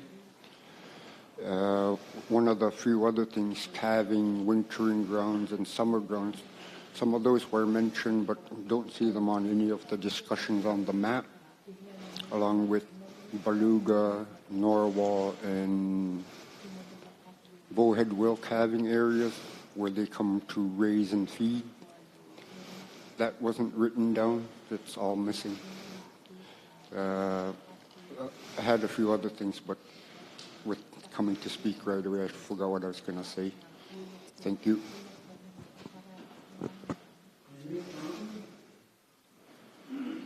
Thank you very much, Mr. Chair. Jonathan Savoy with the Nunavut Planning Commission.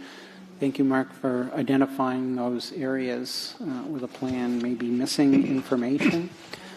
I think we just remind again that here this week, we're here talking about different areas and looking for ways to improve the land use plan. And again, that date up until January 10th, if you'd like to provide more information or the different maps of these areas that you think should be included in the draft plan, that would all be given full consideration by the Commission. So thanks for the note, and yeah, if there are areas where the plan you think should be improved, we'd be grateful to hear about it. Thank you. Thank you. Mark?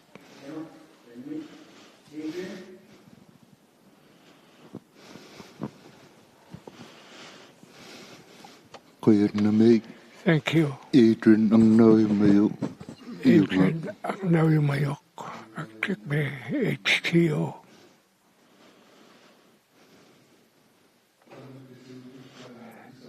Related to aircraft flying, and there should be some no-fly zones. Traffic is becoming very heavy with sightseers, fishermen, and just people who want to visit the territory. There are too many aircrafts now, including helicopters, and areas where people want to fish. It's also a migratory bird sanctuary, and there should be a restriction in the bird sanctuary area for aircrafts flying low. Thank you. Comment? Yeah, thank you very much, Mr. Chair. And Jonathan Savoy with the Nunavut Planning Commission. Thank you, Adrian, for the comments on concerns about low-flying aircraft. That is something that the Commission has heard about repeatedly over the years. And just as a reminder, the land use plan does include height restrictions on flying over migratory bird colonies, as well as walrus haulouts in particular. So in those two areas, there are height restrictions for different aircraft included in the draft plan. Thank you. Thank you.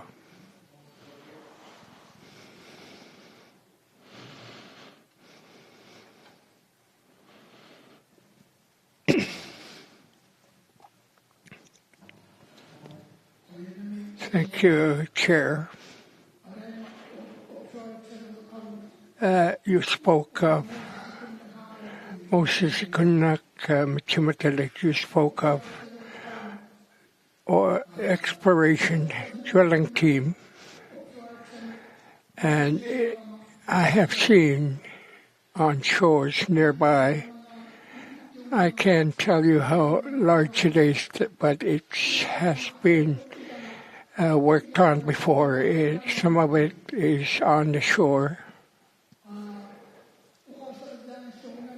I'm not saying where it is right now because it's embarrassing how some could operate in a situation where that place is. I think there has been some unexplained, unnoticed explorations in the past.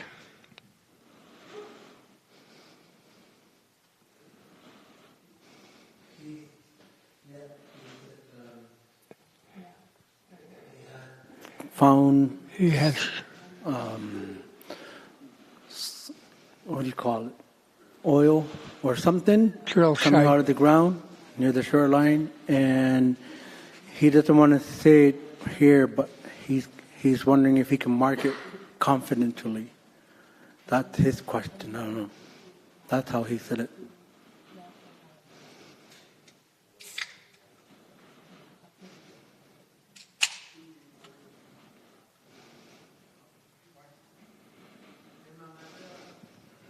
Yeah, mamaya lang. The question you have asked, you want to mark it in confidential situation on the map? Yes.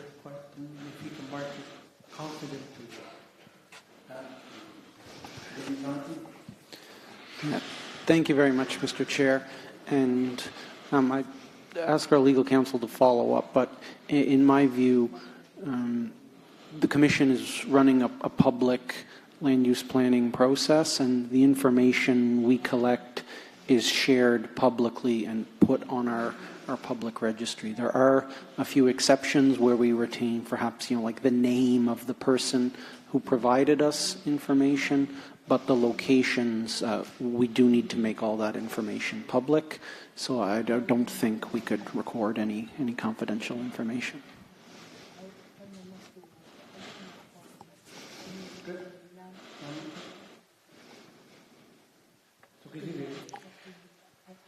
Good. Moses, you have other question you want to ask Hamlet of Machimatalik? Moses Sikunak, it's on shore. The one I have found, it's coming out of the ground, and it appears to be oil seeping out.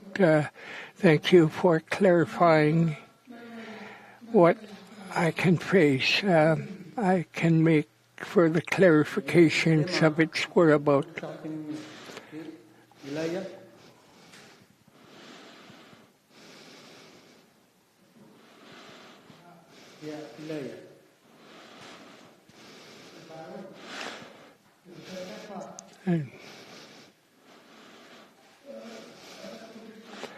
I have a question to the Planning Commission and to both levels of government.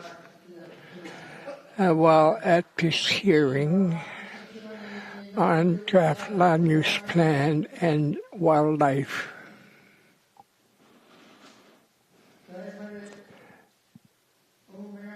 I have a question.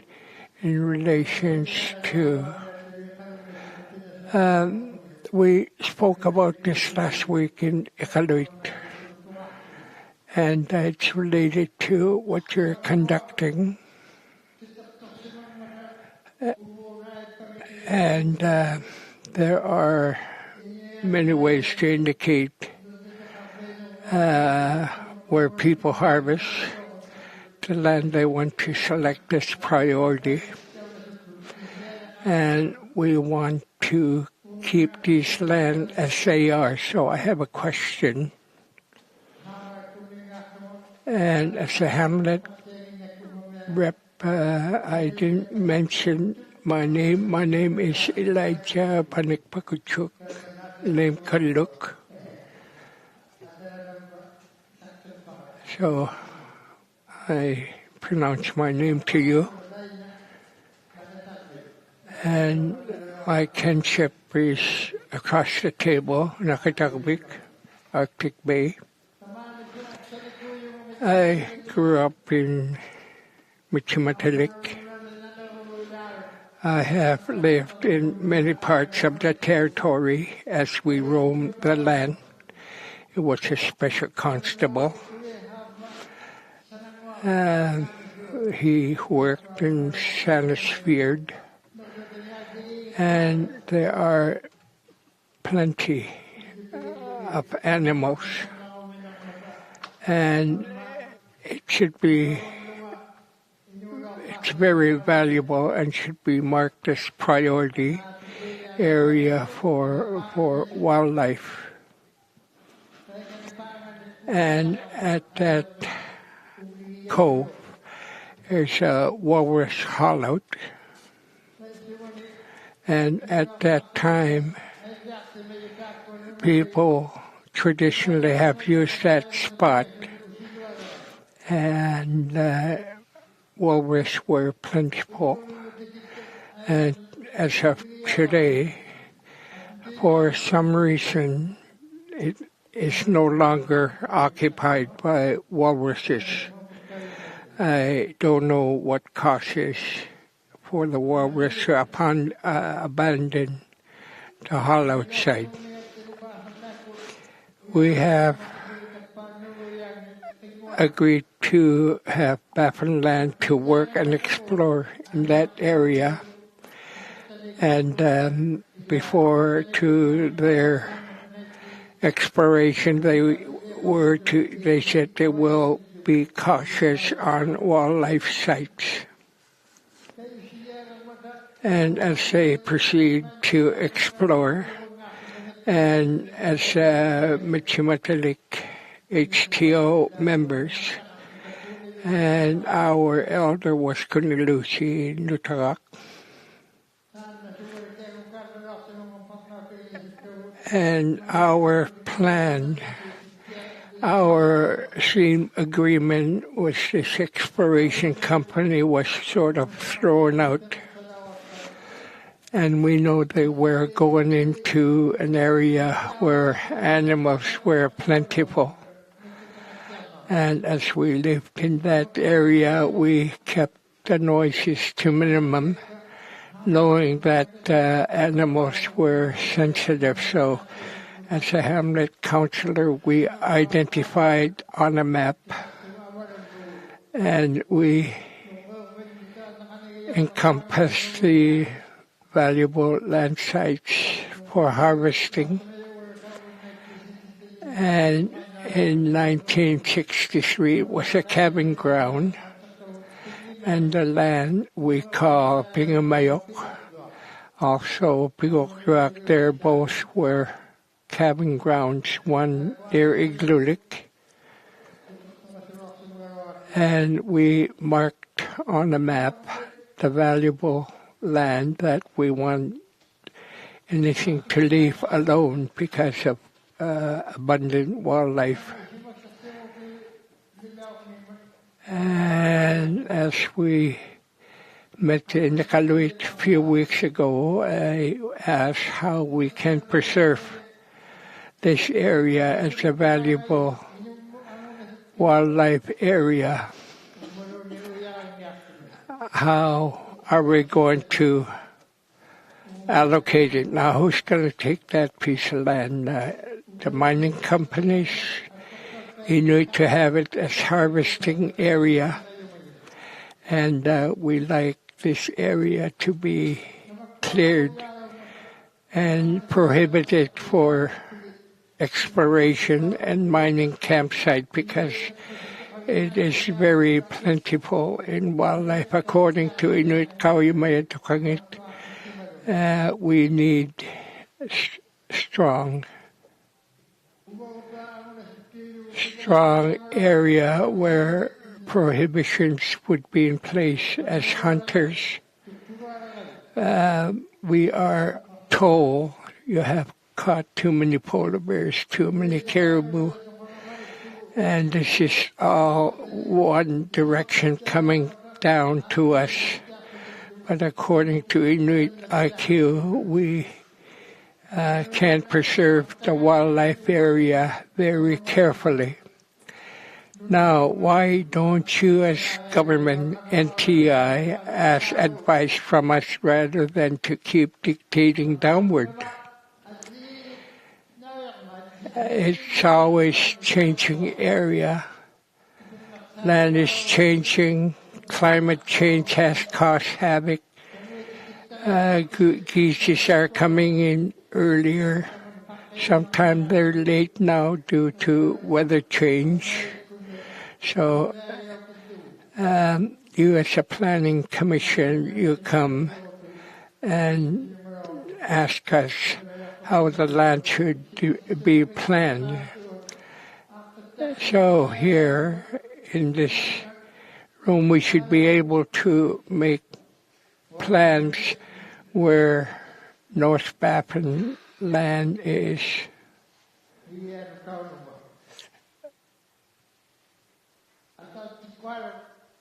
So all at once now, the weather have changed drastically, affecting wildlife, and our policies should reflect these changes. We need monitors in parts of the land so it could be pristine, and it was some time ago.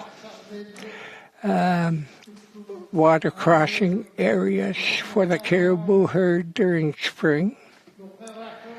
Calving grounds, they migrate to their area. And during the fall, they migrate south.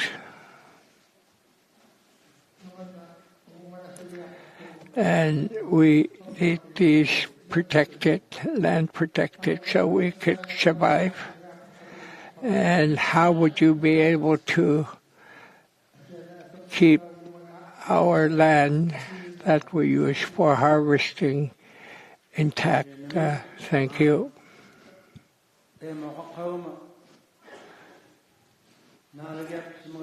I mentioned the Nunavut Planning Commission is here to discuss what our concerns are. You will be able to make a presentation to different organizations that will be scheduled to speak tomorrow.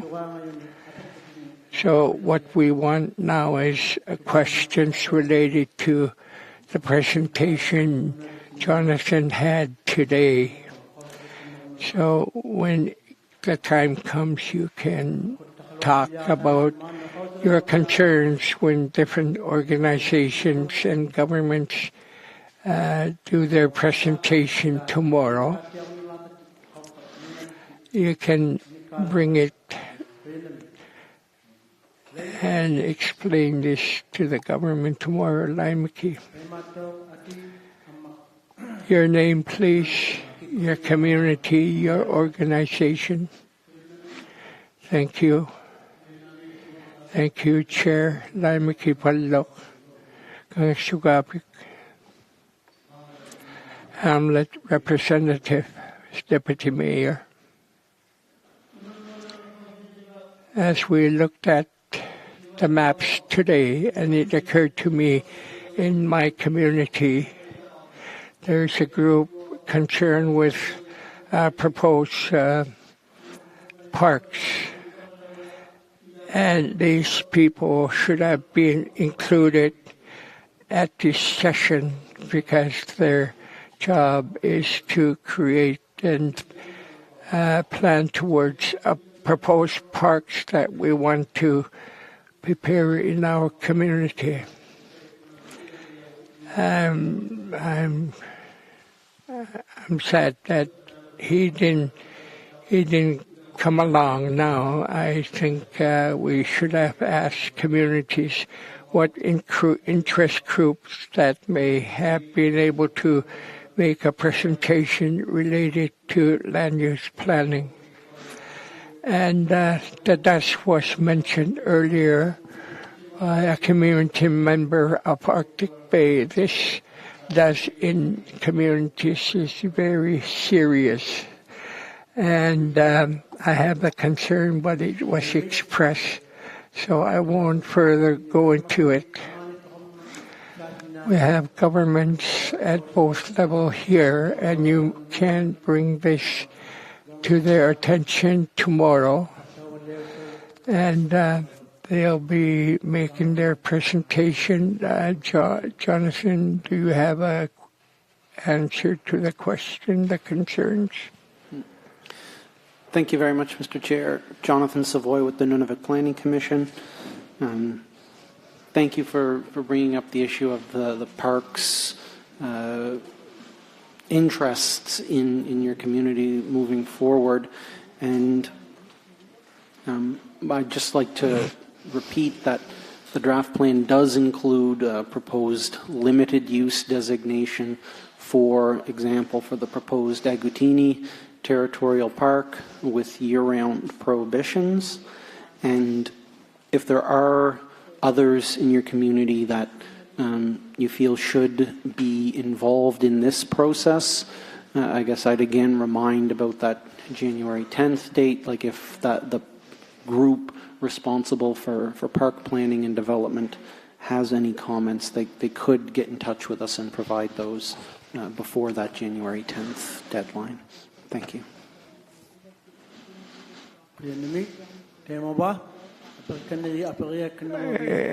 Additional questions? Laimiki?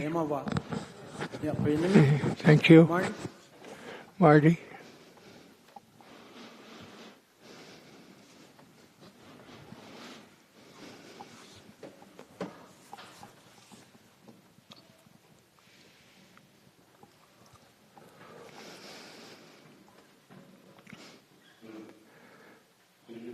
Thank you, Chair. Kaloktok. Matthew C. Inuktitut. I'm stuck with the name Marty. Hamlet, Greasefield. My question is, and your presentation this morning, the communities in Nunavut, there are many organizations in Nunavut, and what concerns us is migration bird sanctuaries and attempts to keep these areas safe. We have Kokvik near our community where there are a lot of birds converging in a certain area. Akbite and other bird species, nesting sites. So as it is, it reminded me, or my community, which would be priority, which would be most effective to have these committees working with us. And Kangexugapik also have a group related to in protection of bird sanctuaries, and there appears to be a big bird sanctuary in Kitakmute area. Their policies and their rules for looking after these bird sanctuaries interest us. So my question to you is, how would it affect us if the Planning Commission and you commissioners and while community members who are not presented have interest in these areas, would you be able to deal with them?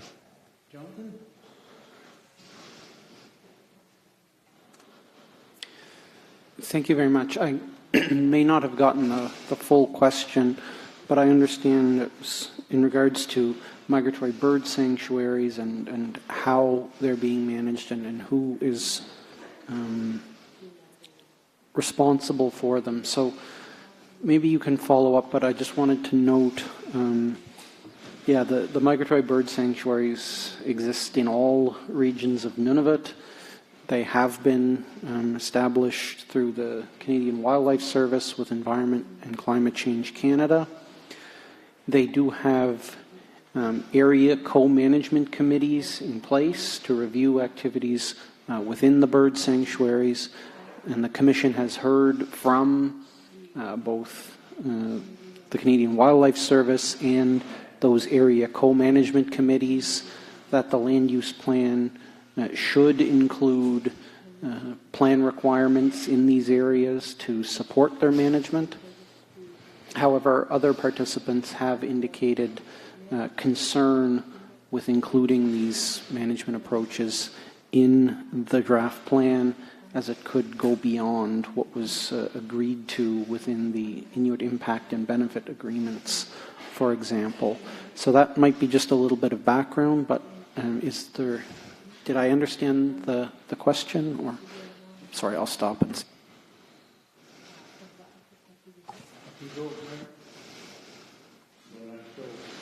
I will explain in English. Relationship between ACMCs and the Commission. Who takes precedent over who?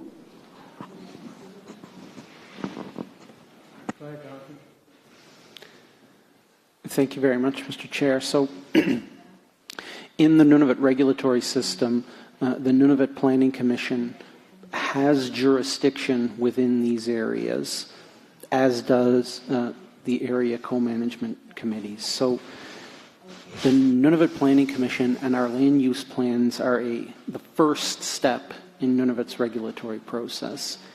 If a proposal is supported by the land use plan, it then goes on to other regulatory authorities responsible for the management of those areas. So the area co-management committees have recommended that the land use plan put in some minimum requirements, including things like setbacks and year-round prohibitions on certain industrial activities. If that is agreed to in an approved Nunavut land use plan, those requirements would then apply to all activities within migratory bird sanctuaries before it gets to the area co-management committee. So that is one path forward. And some participants have expressed concern with that and would like the Nunavut Planning Commission to pass on all project proposals within migratory bird sanctuaries directly to other regulatory authorities like those area co-management committees. So if a mining company wanted to go do exploration in there, the draft plan would say no, that's not appropriate as the way the plan is currently drafted. Now, the alternative would be the plan would have very little to say about the area. It's a migratory bird sanctuary, but we're going to leave the specific management in the hands of the area co-management committee. So those two different options are what the commissioners will need to be considering following the close of the record, and we do encourage any further feedback on which of those options would be preferred. Thank you.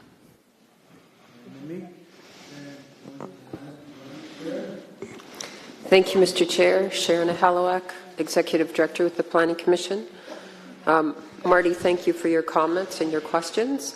I want to just, for all community participants, your concerns that you're raising in your questions of authority, the Commission mandate is outlined in the Nunavut Agreement and in the Nunavut Planning and Project Assessment Act. So what we do has a limited scope.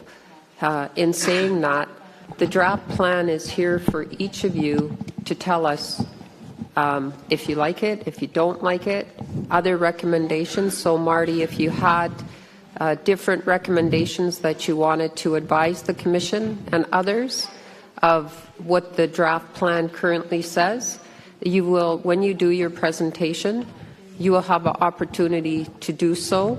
You also will have an opportunity to question the other presenters, the other communities, the governments, the other organizations, NTI, the KIBIA, or sorry, the Kikitani Inuit Association. So you do have an opportunity to have a say. I want to make that very clear to everyone. And again, as we've said several times already today, you have an opportunity to do that in writing or to tell us orally up until January 10th when the record closes. Thank you, Mr. Chair. Thank you. Marty, any other questions? Marty Kuloto, Thank you. Hamlet Grisfjord. Kuloto, Hamlet Grisfjord.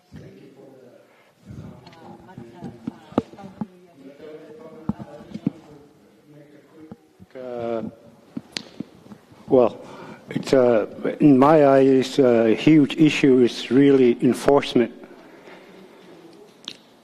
When at the end of the day or at the end of the commission and the final draft,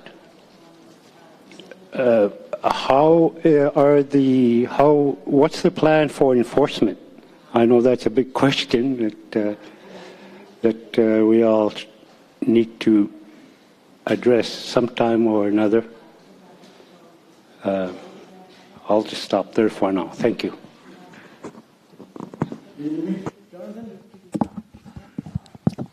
Thank you very much, Mr. Chair. Jonathan Savoy with the Nunavut Planning Commission.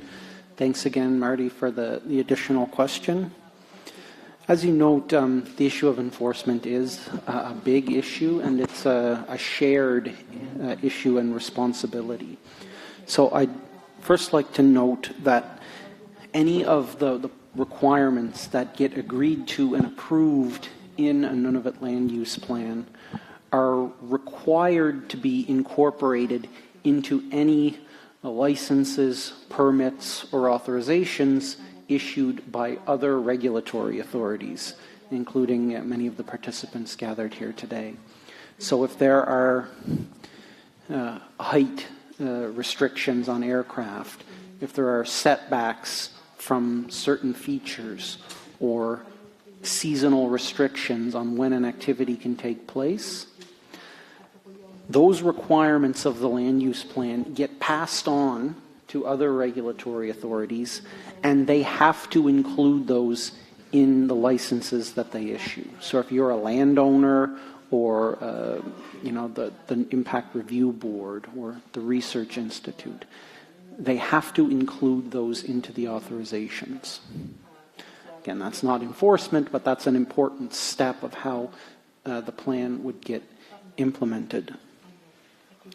Each of those other regulatory authorities also have their own monitoring and enforcement obligations as well. So the regional Inuit associations do inspections and site visits. We know the federal government has inspectors that travel the territory and visit some sites to ensure compliance with their authorizations. The Nunavut Impact Review Board does site visits and inspections. So all of those organizations have a responsibility to contribute to the monitoring and enforcement of the land use plan. The Commission has a role to monitor the implementation of land use plans, and that is not something that's very well defined. So we at the Commission don't have inspectors, we don't do site visits or anything like that. The reality is, as I'm sure you're aware, there are very few inspectors who do go out and visit these locations regularly. It does exist, but it's not as frequent as many would prefer it to be. So we know that in practice, a lot of the eyes on the ground or in the water end up being community members. So in practice, you may be out on the land and see something that's taking place that's not appropriate. And certainly community members are not, inspectors or anything like that, but in practice, that's where many of the reports initiate. So we might hear word of a community member seeing something take place, and we try to point that information in the right direction to other regulatory authorities to ensure it's addressed. So that is something the Commission is working on improving, being a better facilitator and communicator of information with community members who are out there. But at the end of the day, it does remain an ongoing challenge to ensure that inspections and enforcement take place with regularity. And as I've noted, it is very much a shared responsibility. So maybe I'll stop there, but it is a big issue for a lot of people. Thank you. Marty, are you done? Joshua.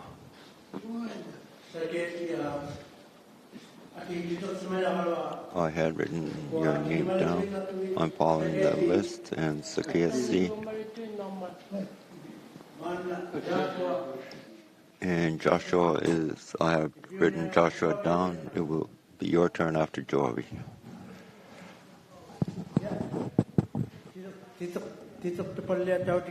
Yep, I have written the names down, and when it's your turn, I'll get to you. Be patient. Go ahead, Joshua. Joshua Iglao, Deputy Mayor, Hamlet of Pond Inlet. To Jonathan.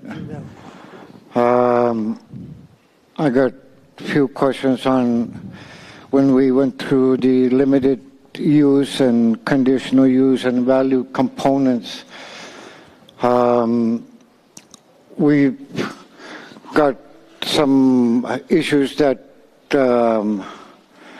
we're dealing with today, with one of being the mining ore and dust issues, and along the route from here to Igloolik or Arctic Bay to Igloolik, there's on the road there, you can see how far the dust issues are affecting the land on limited uses, on what we marked on our what we want protected on our area.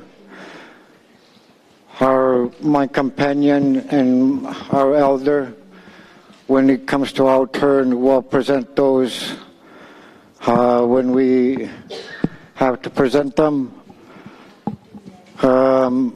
How the effects when you give a mining company and their areas that are boundaries that they're on, and it goes off that boundary to where our areas we want protected, if it's affected there. You said that they have existing rights, and I guess my question is, when is the 7th year or 10th year we can look into Baffin Land's existing rights so that we can address these issues? regarding the effects that happen on the lakes, the drinking waters, the mammals, and the caribous or wildlife. Can hear stories from hunters, and we've seen pictures of our wildlife with red coats from iron ore dust, and they're not even near the mine from the dust that's blowing to the certain areas.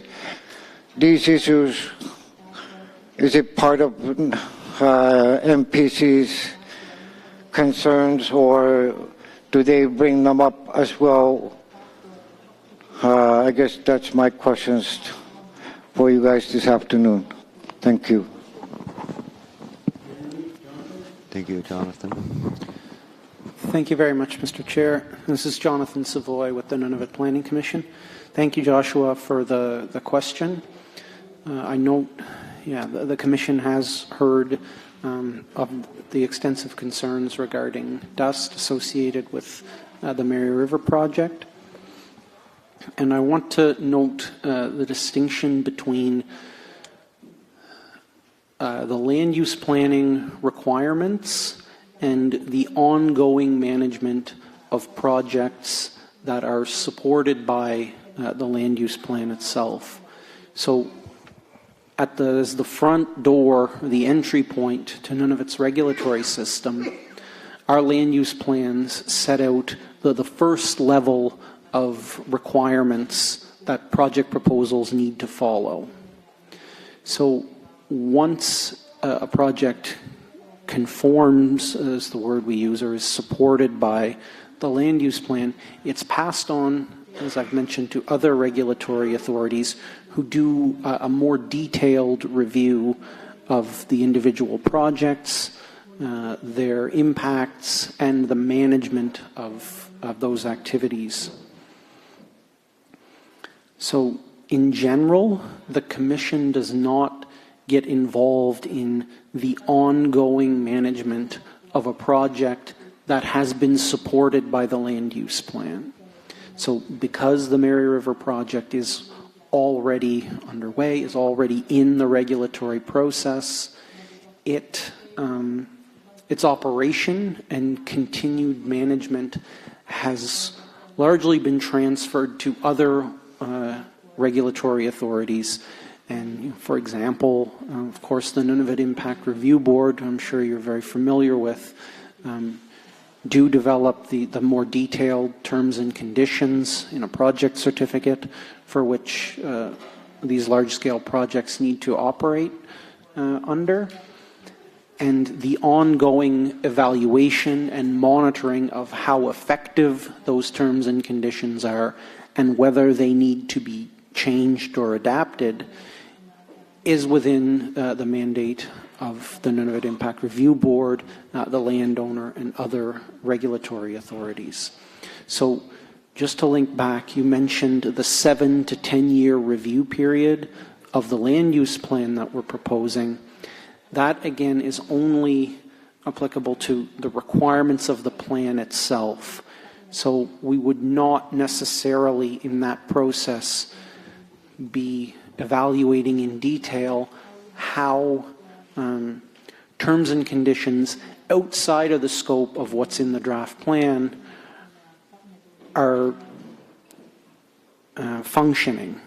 So this is probably a bit too long-winded of an answer, but I think, there's a distinction between the land use plan, what it requires as a base level of terms and conditions or requirements a project needs to follow, and then when it's passed on, like the Mary River project has been, that ongoing monitoring and evaluation and assessment is not, again, the responsibility of the Planning Commission.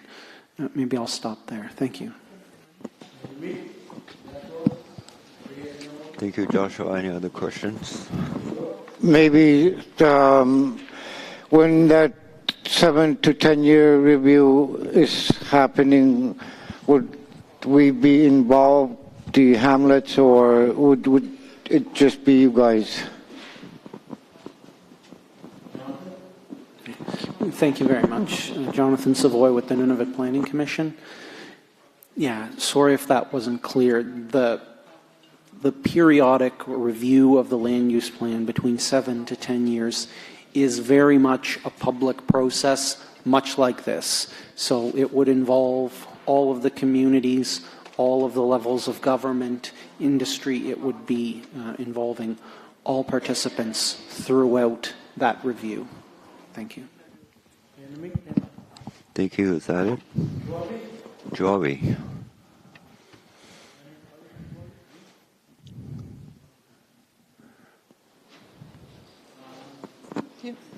No. Which one of you is Joby?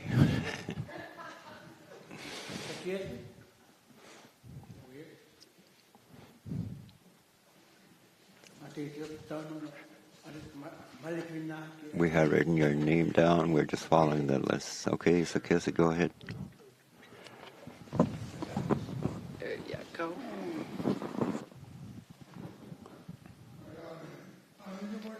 I'm glad. I want to leave now. My name is Sakesa Karnal from Arctic Bay. I believe that I'm the oldest guy here of everybody, older than everybody here. I have two questions. One of them, on page 34, slide 34, regarding Ipikitazu, why is that point marked in red? I'll have another question after that regarding the hearing. I'll have a statement regarding that.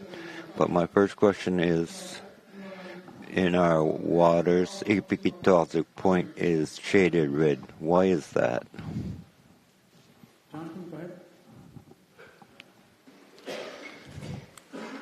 Sorry, I'm not sure about the slide number. I'm on slide 34 on the left-hand screen. Slide 4. 54. He says slide 4. Oh. Yep, that one.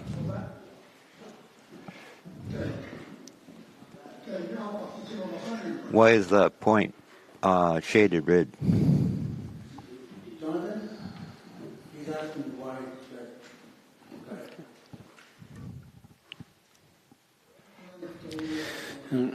Thank you very much. Apologies for the confusion.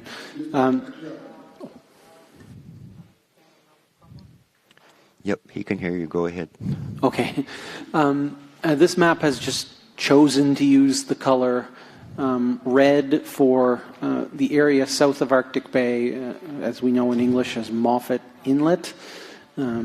That area was identified by your community back in 2012 during our community consultations as a very important marine area for harvesting and wildlife, as well as the shoreline around the inlet. Previous drafts of the plan had included it as the equivalent of a limited use area on the basis of the concerns that were noted by communities. And as I had mentioned, it's now within the proposed National Marine Conservation Area that the Commission anticipates will be fully established soon. So that area was identified by your community as being very important to your well-being. However, it is not included in this current draft as a limited use area because it falls within the larger National Marine Conservation Area at this time.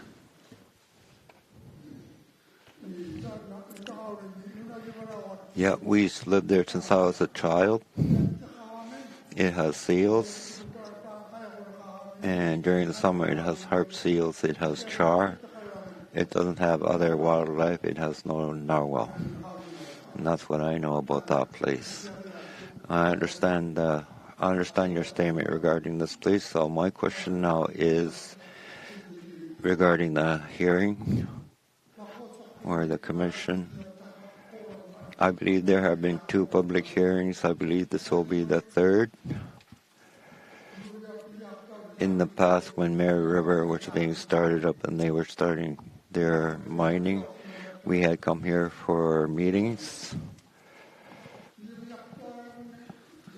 And we were informed of all these great things that you desired and that were going to happen later on in the future of Baffinland's mines. They were telling us of all these great benefits. They broke us up into groups and even asked, what do you want from this project? That's how it was. And so it's obvious the federal government has approved the project, so Baffinland was planning for Steensby Inlet. And so when the ships started shipping from Milne Inlet, all these issues started showing up. And there were more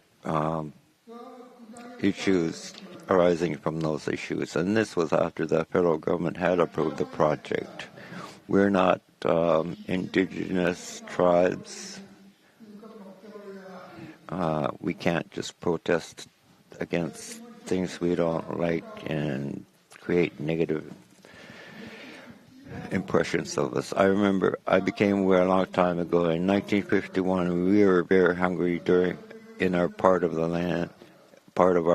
We were even able to eat dead dogs. I was a child and I was fed dog meat from a dog that had starved and which was cooked. We used to be very poor. I've even heard that near Milne Inlet, people had starved and ate fellow humans up there. And that's near Milne Inlet. In the past, we used to be very poor when there were no Southerners around. There were only a few prosperous families.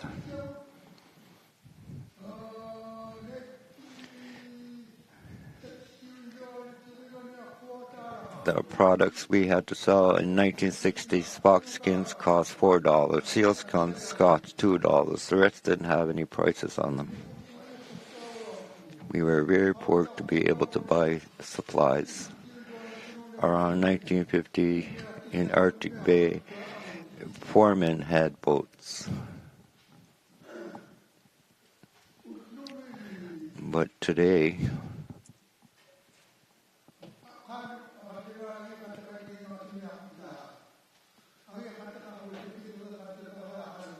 we need to agree on things to work together with others today. We need to cooperate with others today. When Nunavik was open, I had gone down south with others around 1970. And down south, I saw Southerners eating from landfills and people sleeping outside. That was too much. I didn't know why they were in that situation. After a few years had passed, around 1980, I went to Qarit, and there were homeless people in the northern store porch. And today we're in the 20,000s. In all the Baffin Island, there are homeless people. Are we going to say no to a project that will provide monies and the skins and tusks of wildlife that we sell? It's obvious they won't always have the prices they have now. Today, the narwhal tusks cost the most, but it's obvious that their prices will drop in the future. If I had never had a job, if I die, my wife won't get what I left behind, what I left for her. If I had a job and die, my wife will get my benefits. Jobs are very important in Nunavut. We're from Baffin Island. We're not indigenous peoples from down south. We need to work very closely with Southerners in these matters for the hearing. I have a lot of statements. So I don't want to make a statement too long. Thank you. I believe that was just a statement, not a question. Thank you. Norman?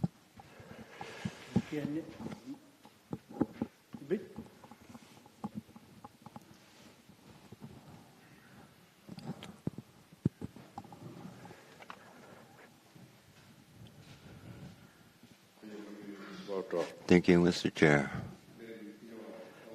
Name it in oral HTO Pond Inlet. I have two questions from your presentation. First question I want to ask regarding military ships. This summer we had a Navy ship pass through our waters. It was traveling slowly. And we had not been informed why that Navy ship was up here and what it was doing. And you had said earlier that hunting during the summer here is a high priority for the community members. And all these ships are disturbing the hunting and wildlife. You had said we can halt these activities like shipping activities along with Navy ships.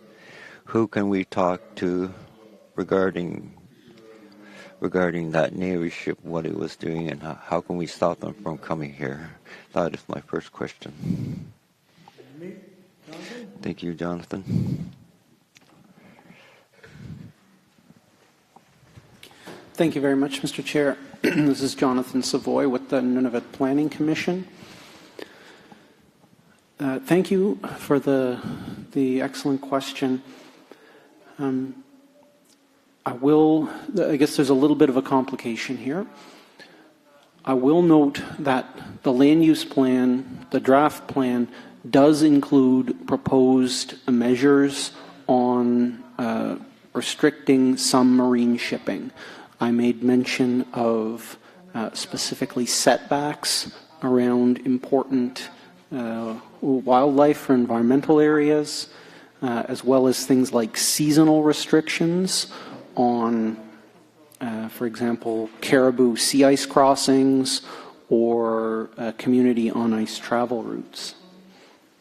So those requirements apply to all what are referred to as projects. That is what the Commission has jurisdiction to review. And any of these land use plan requirements would apply to vessel traffic generally. However, the issue of naval ships, for example, like the Canadian Coast Guard operates within the territory, and typically those activities are not submitted to the Nunavut Planning Commission as specific project proposals. We understand that they're operating in Nunavut and support the safety and passage of other vessels entering and operating within the territory. So for things like Coast Guard operations or different military activities, not all of those do get classified as specific projects that need to be reviewed by the Nunavut Planning Commission. And in fact, there have been discussions regarding exemptions from those types of movements from the requirements of the land use plan where necessary. I do note that some larger scale military and naval exercises are received by the Nunavut Planning Commission. So if there are training exercises, of which there are usually several each summer, those are considered projects that do get submitted to the Nunavut Planning Commission and are required to follow the requirements of the land use plan. But unless we know the specific purpose and intent of a vessel movement, it's hard to say whether they would be subject to these requirements in the draft plan. I'll stop there for now. Thanks. Thank you. You can ask again. Another question. Thank you. Name it in oral HTO upon Inlet. Your statement earlier regarding ships, regarding naval ships.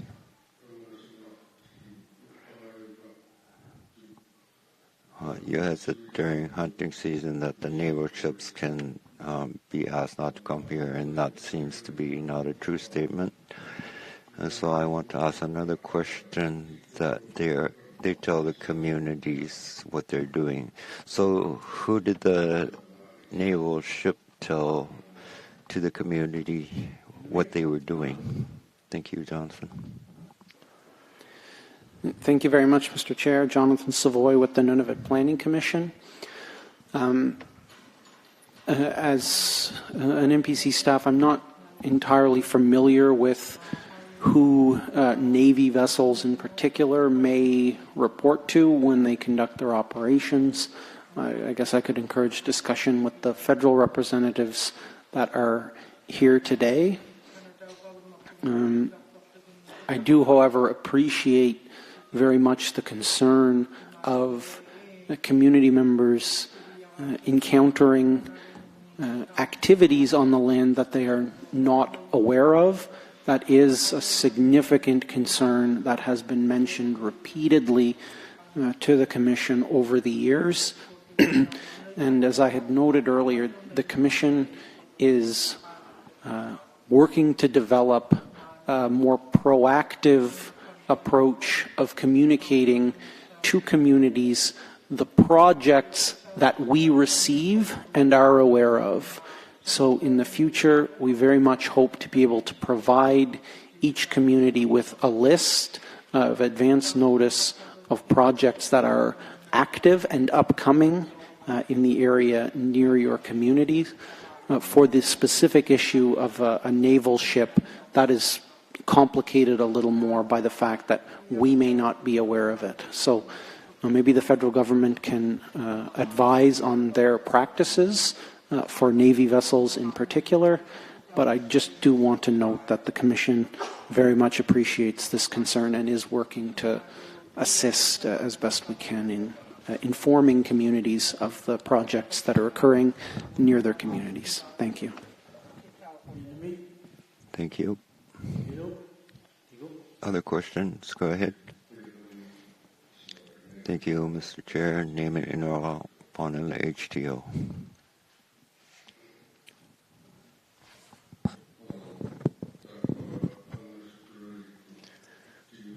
The HTO is an organization, a designated Inuit organization.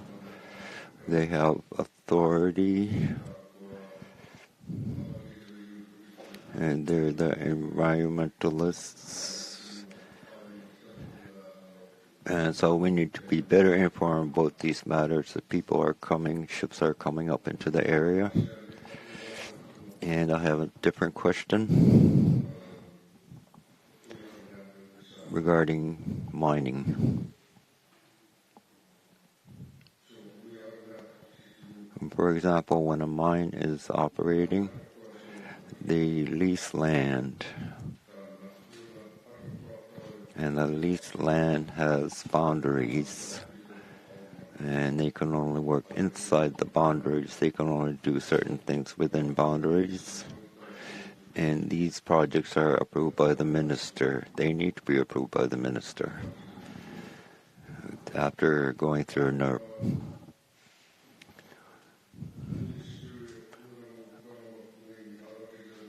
The Minister for Nunavut Government for Environment had been asked to research how the Inuit have been impacted by mining.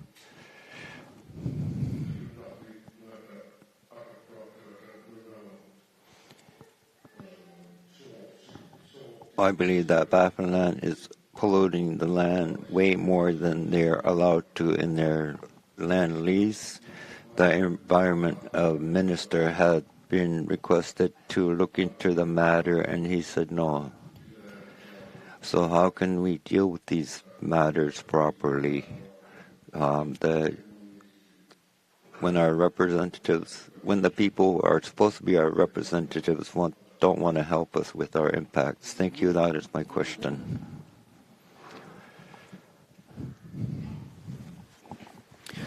Thank you very much, Mr. Chair, and thank you again for the question. As I noted earlier, the management of ongoing and existing projects is not something that the NPC has a large role in once they have been considered to be supported by the land use plan. We do have some monitoring responsibilities, but as I'd mentioned previously, the adjustment of those terms and conditions is something generally that I know is done through the Nunavut Impact Review Board's process, as well as potentially other regulatory authorities that have issued those authorizations. So I don't feel comfortable providing too much more information on that process and how you could best express your concerns and have them addressed. But I do know that it is the responsibility of other agencies, and perhaps encourage discussion with those other participants that are here. The Nunavut Impact Review Board itself is not here at this hearing. But yeah, maybe I'll leave it at that and see if any other participants in attendance may have further information that I don't. Thank you. Thank you. Is that it for your questions? He didn't really answer my question, but it seems that other organizations will be able to answer my questions. Thank you.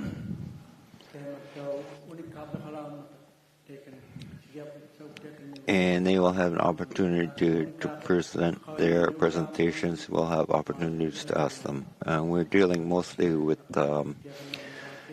this morning's presentation. Thank you.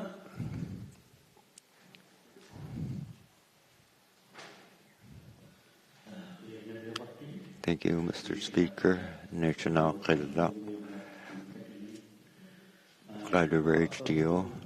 You had said that regarding oil exploration. My question is, in our community, near our community, they had wanted to do seismic testing, and that was put off or delayed. Have you planned for that oil exploration?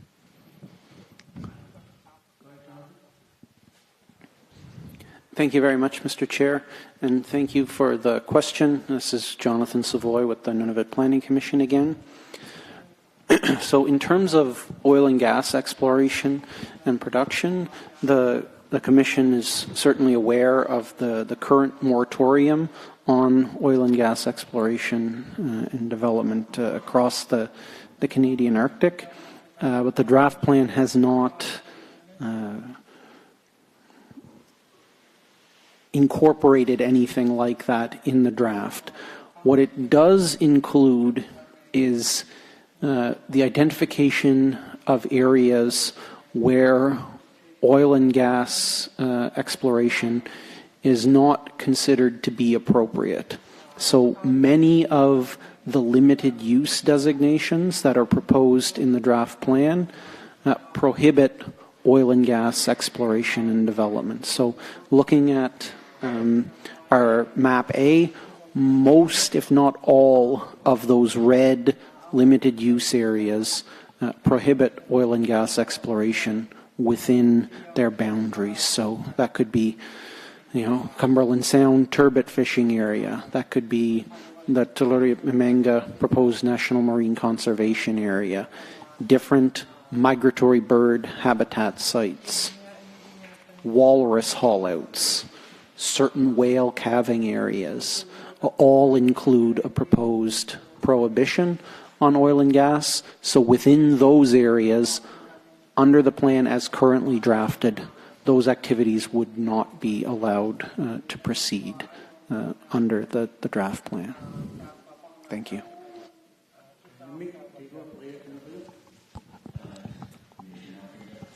Nishanakala from HCO.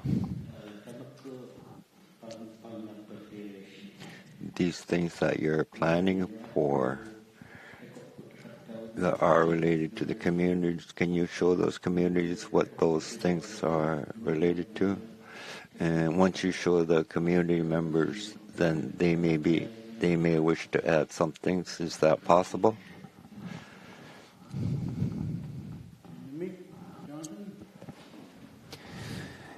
Yeah, thank you very much, Mr. Chair. Jonathan Savoy with the Nunavut Planning Commission.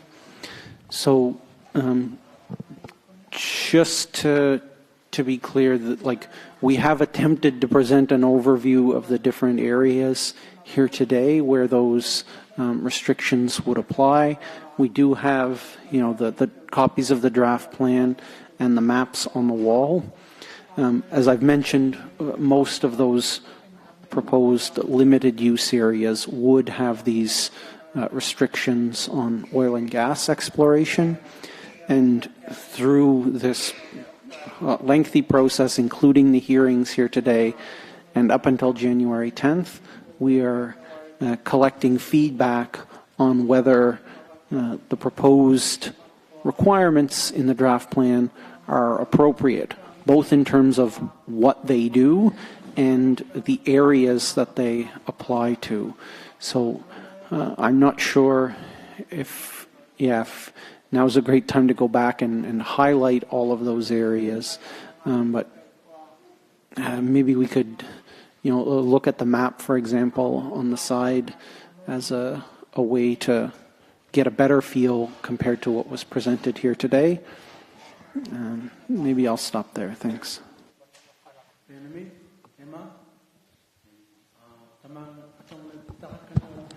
I don't have any more names on my list. We'll ask the floor if they have any.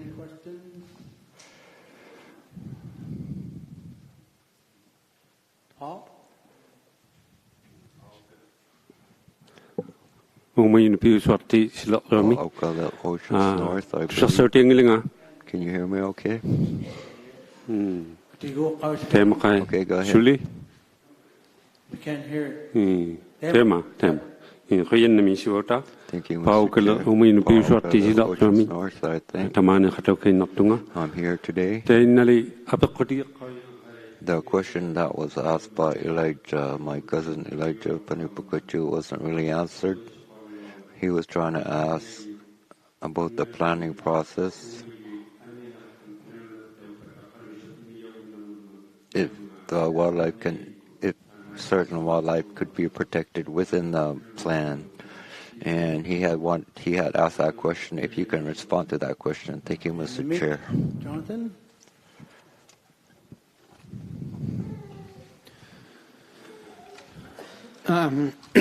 Thank you very much, Mr. Chair. Jonathan Savoy with the Nunavut Planning Commission. Apologies if a question was not answered. And my understanding of what Paul is just asking is whether wildlife can be protected through the land use plan.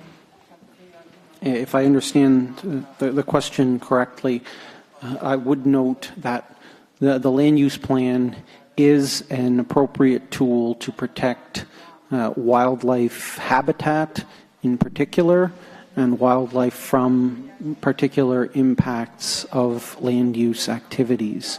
So the draft plan does include a number of measures to protect different types of wildlife and wildlife habitat, including the different species that we've been discussing here today, both marine in terms of walrus and whales, as well as land-based areas for things like caribou and polar bear denning, through both limited use designations or conditional use designations either of those are considered to be appropriate measures for wildlife and wildlife habitat management. Thank you.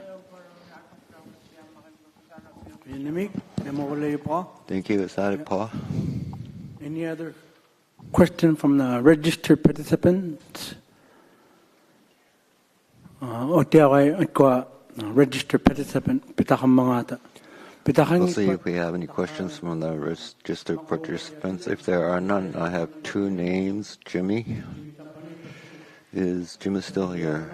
You can go ahead with your question regarding the statements made from this morning's presentation and along with this afternoon's presentation.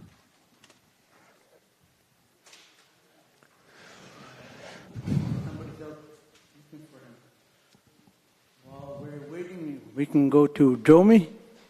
Jomi, Atigo, Aprigela. Are you Jomi? Go ahead and ask your question.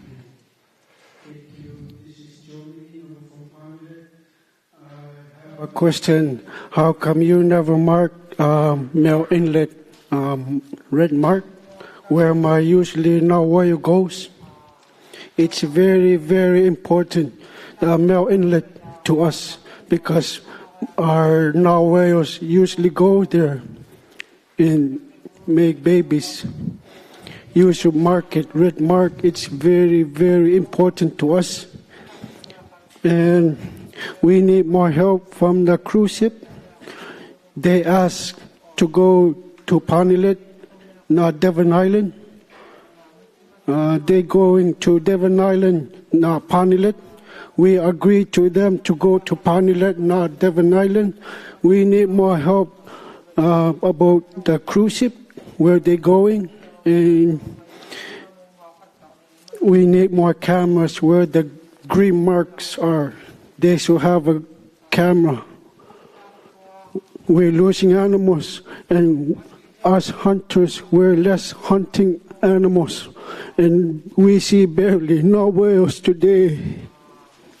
We need very, very help from the government.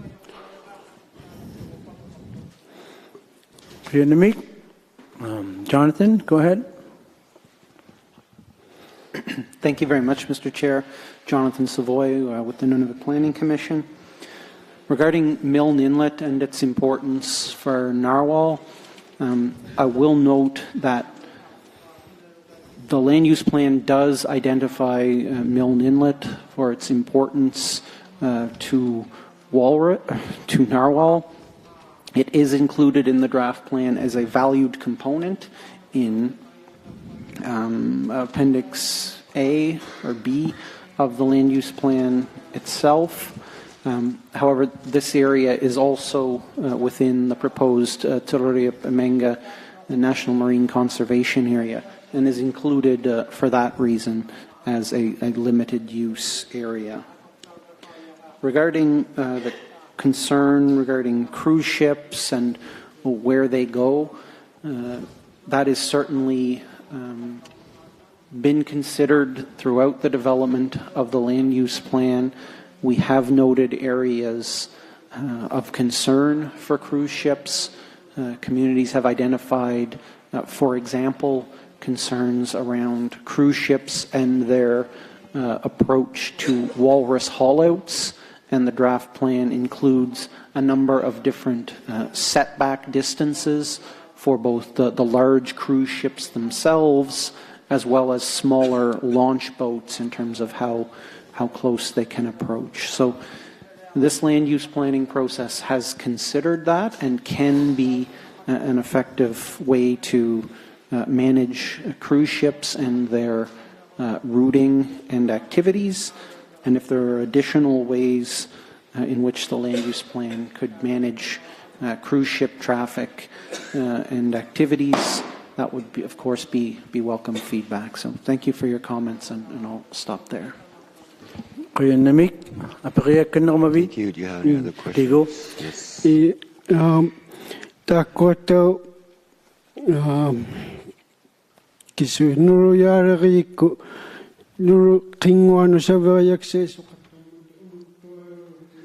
So Bappenland brings or to Milne Inlet. I think there are over 80 now, and you have 3 huge ships, and they're in a convoy. They're counted as one.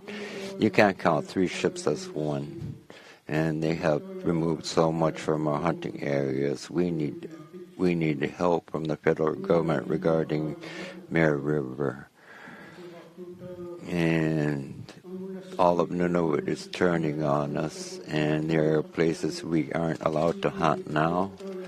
We definitely need support from the government.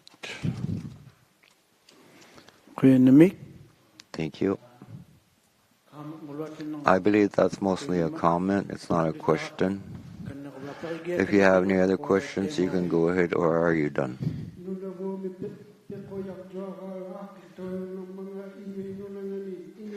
I'm wondering if the Nunavut law can be changed so that all people in Nunavut can be allowed to hunt. Thank you. He's asking if the law can be changed so all Nunavut can be allowed to hunt.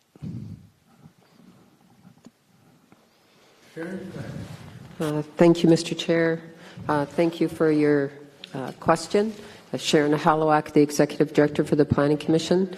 With regards to the hunting laws, that's not within the Commission's mandate, but the government regulators and agencies that are responsible for those specific laws are listening. Thank you.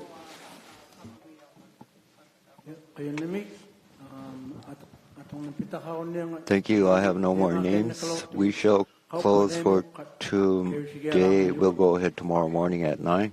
Reconvene at 9. We're done for today. Thank you, Jonathan, for your report.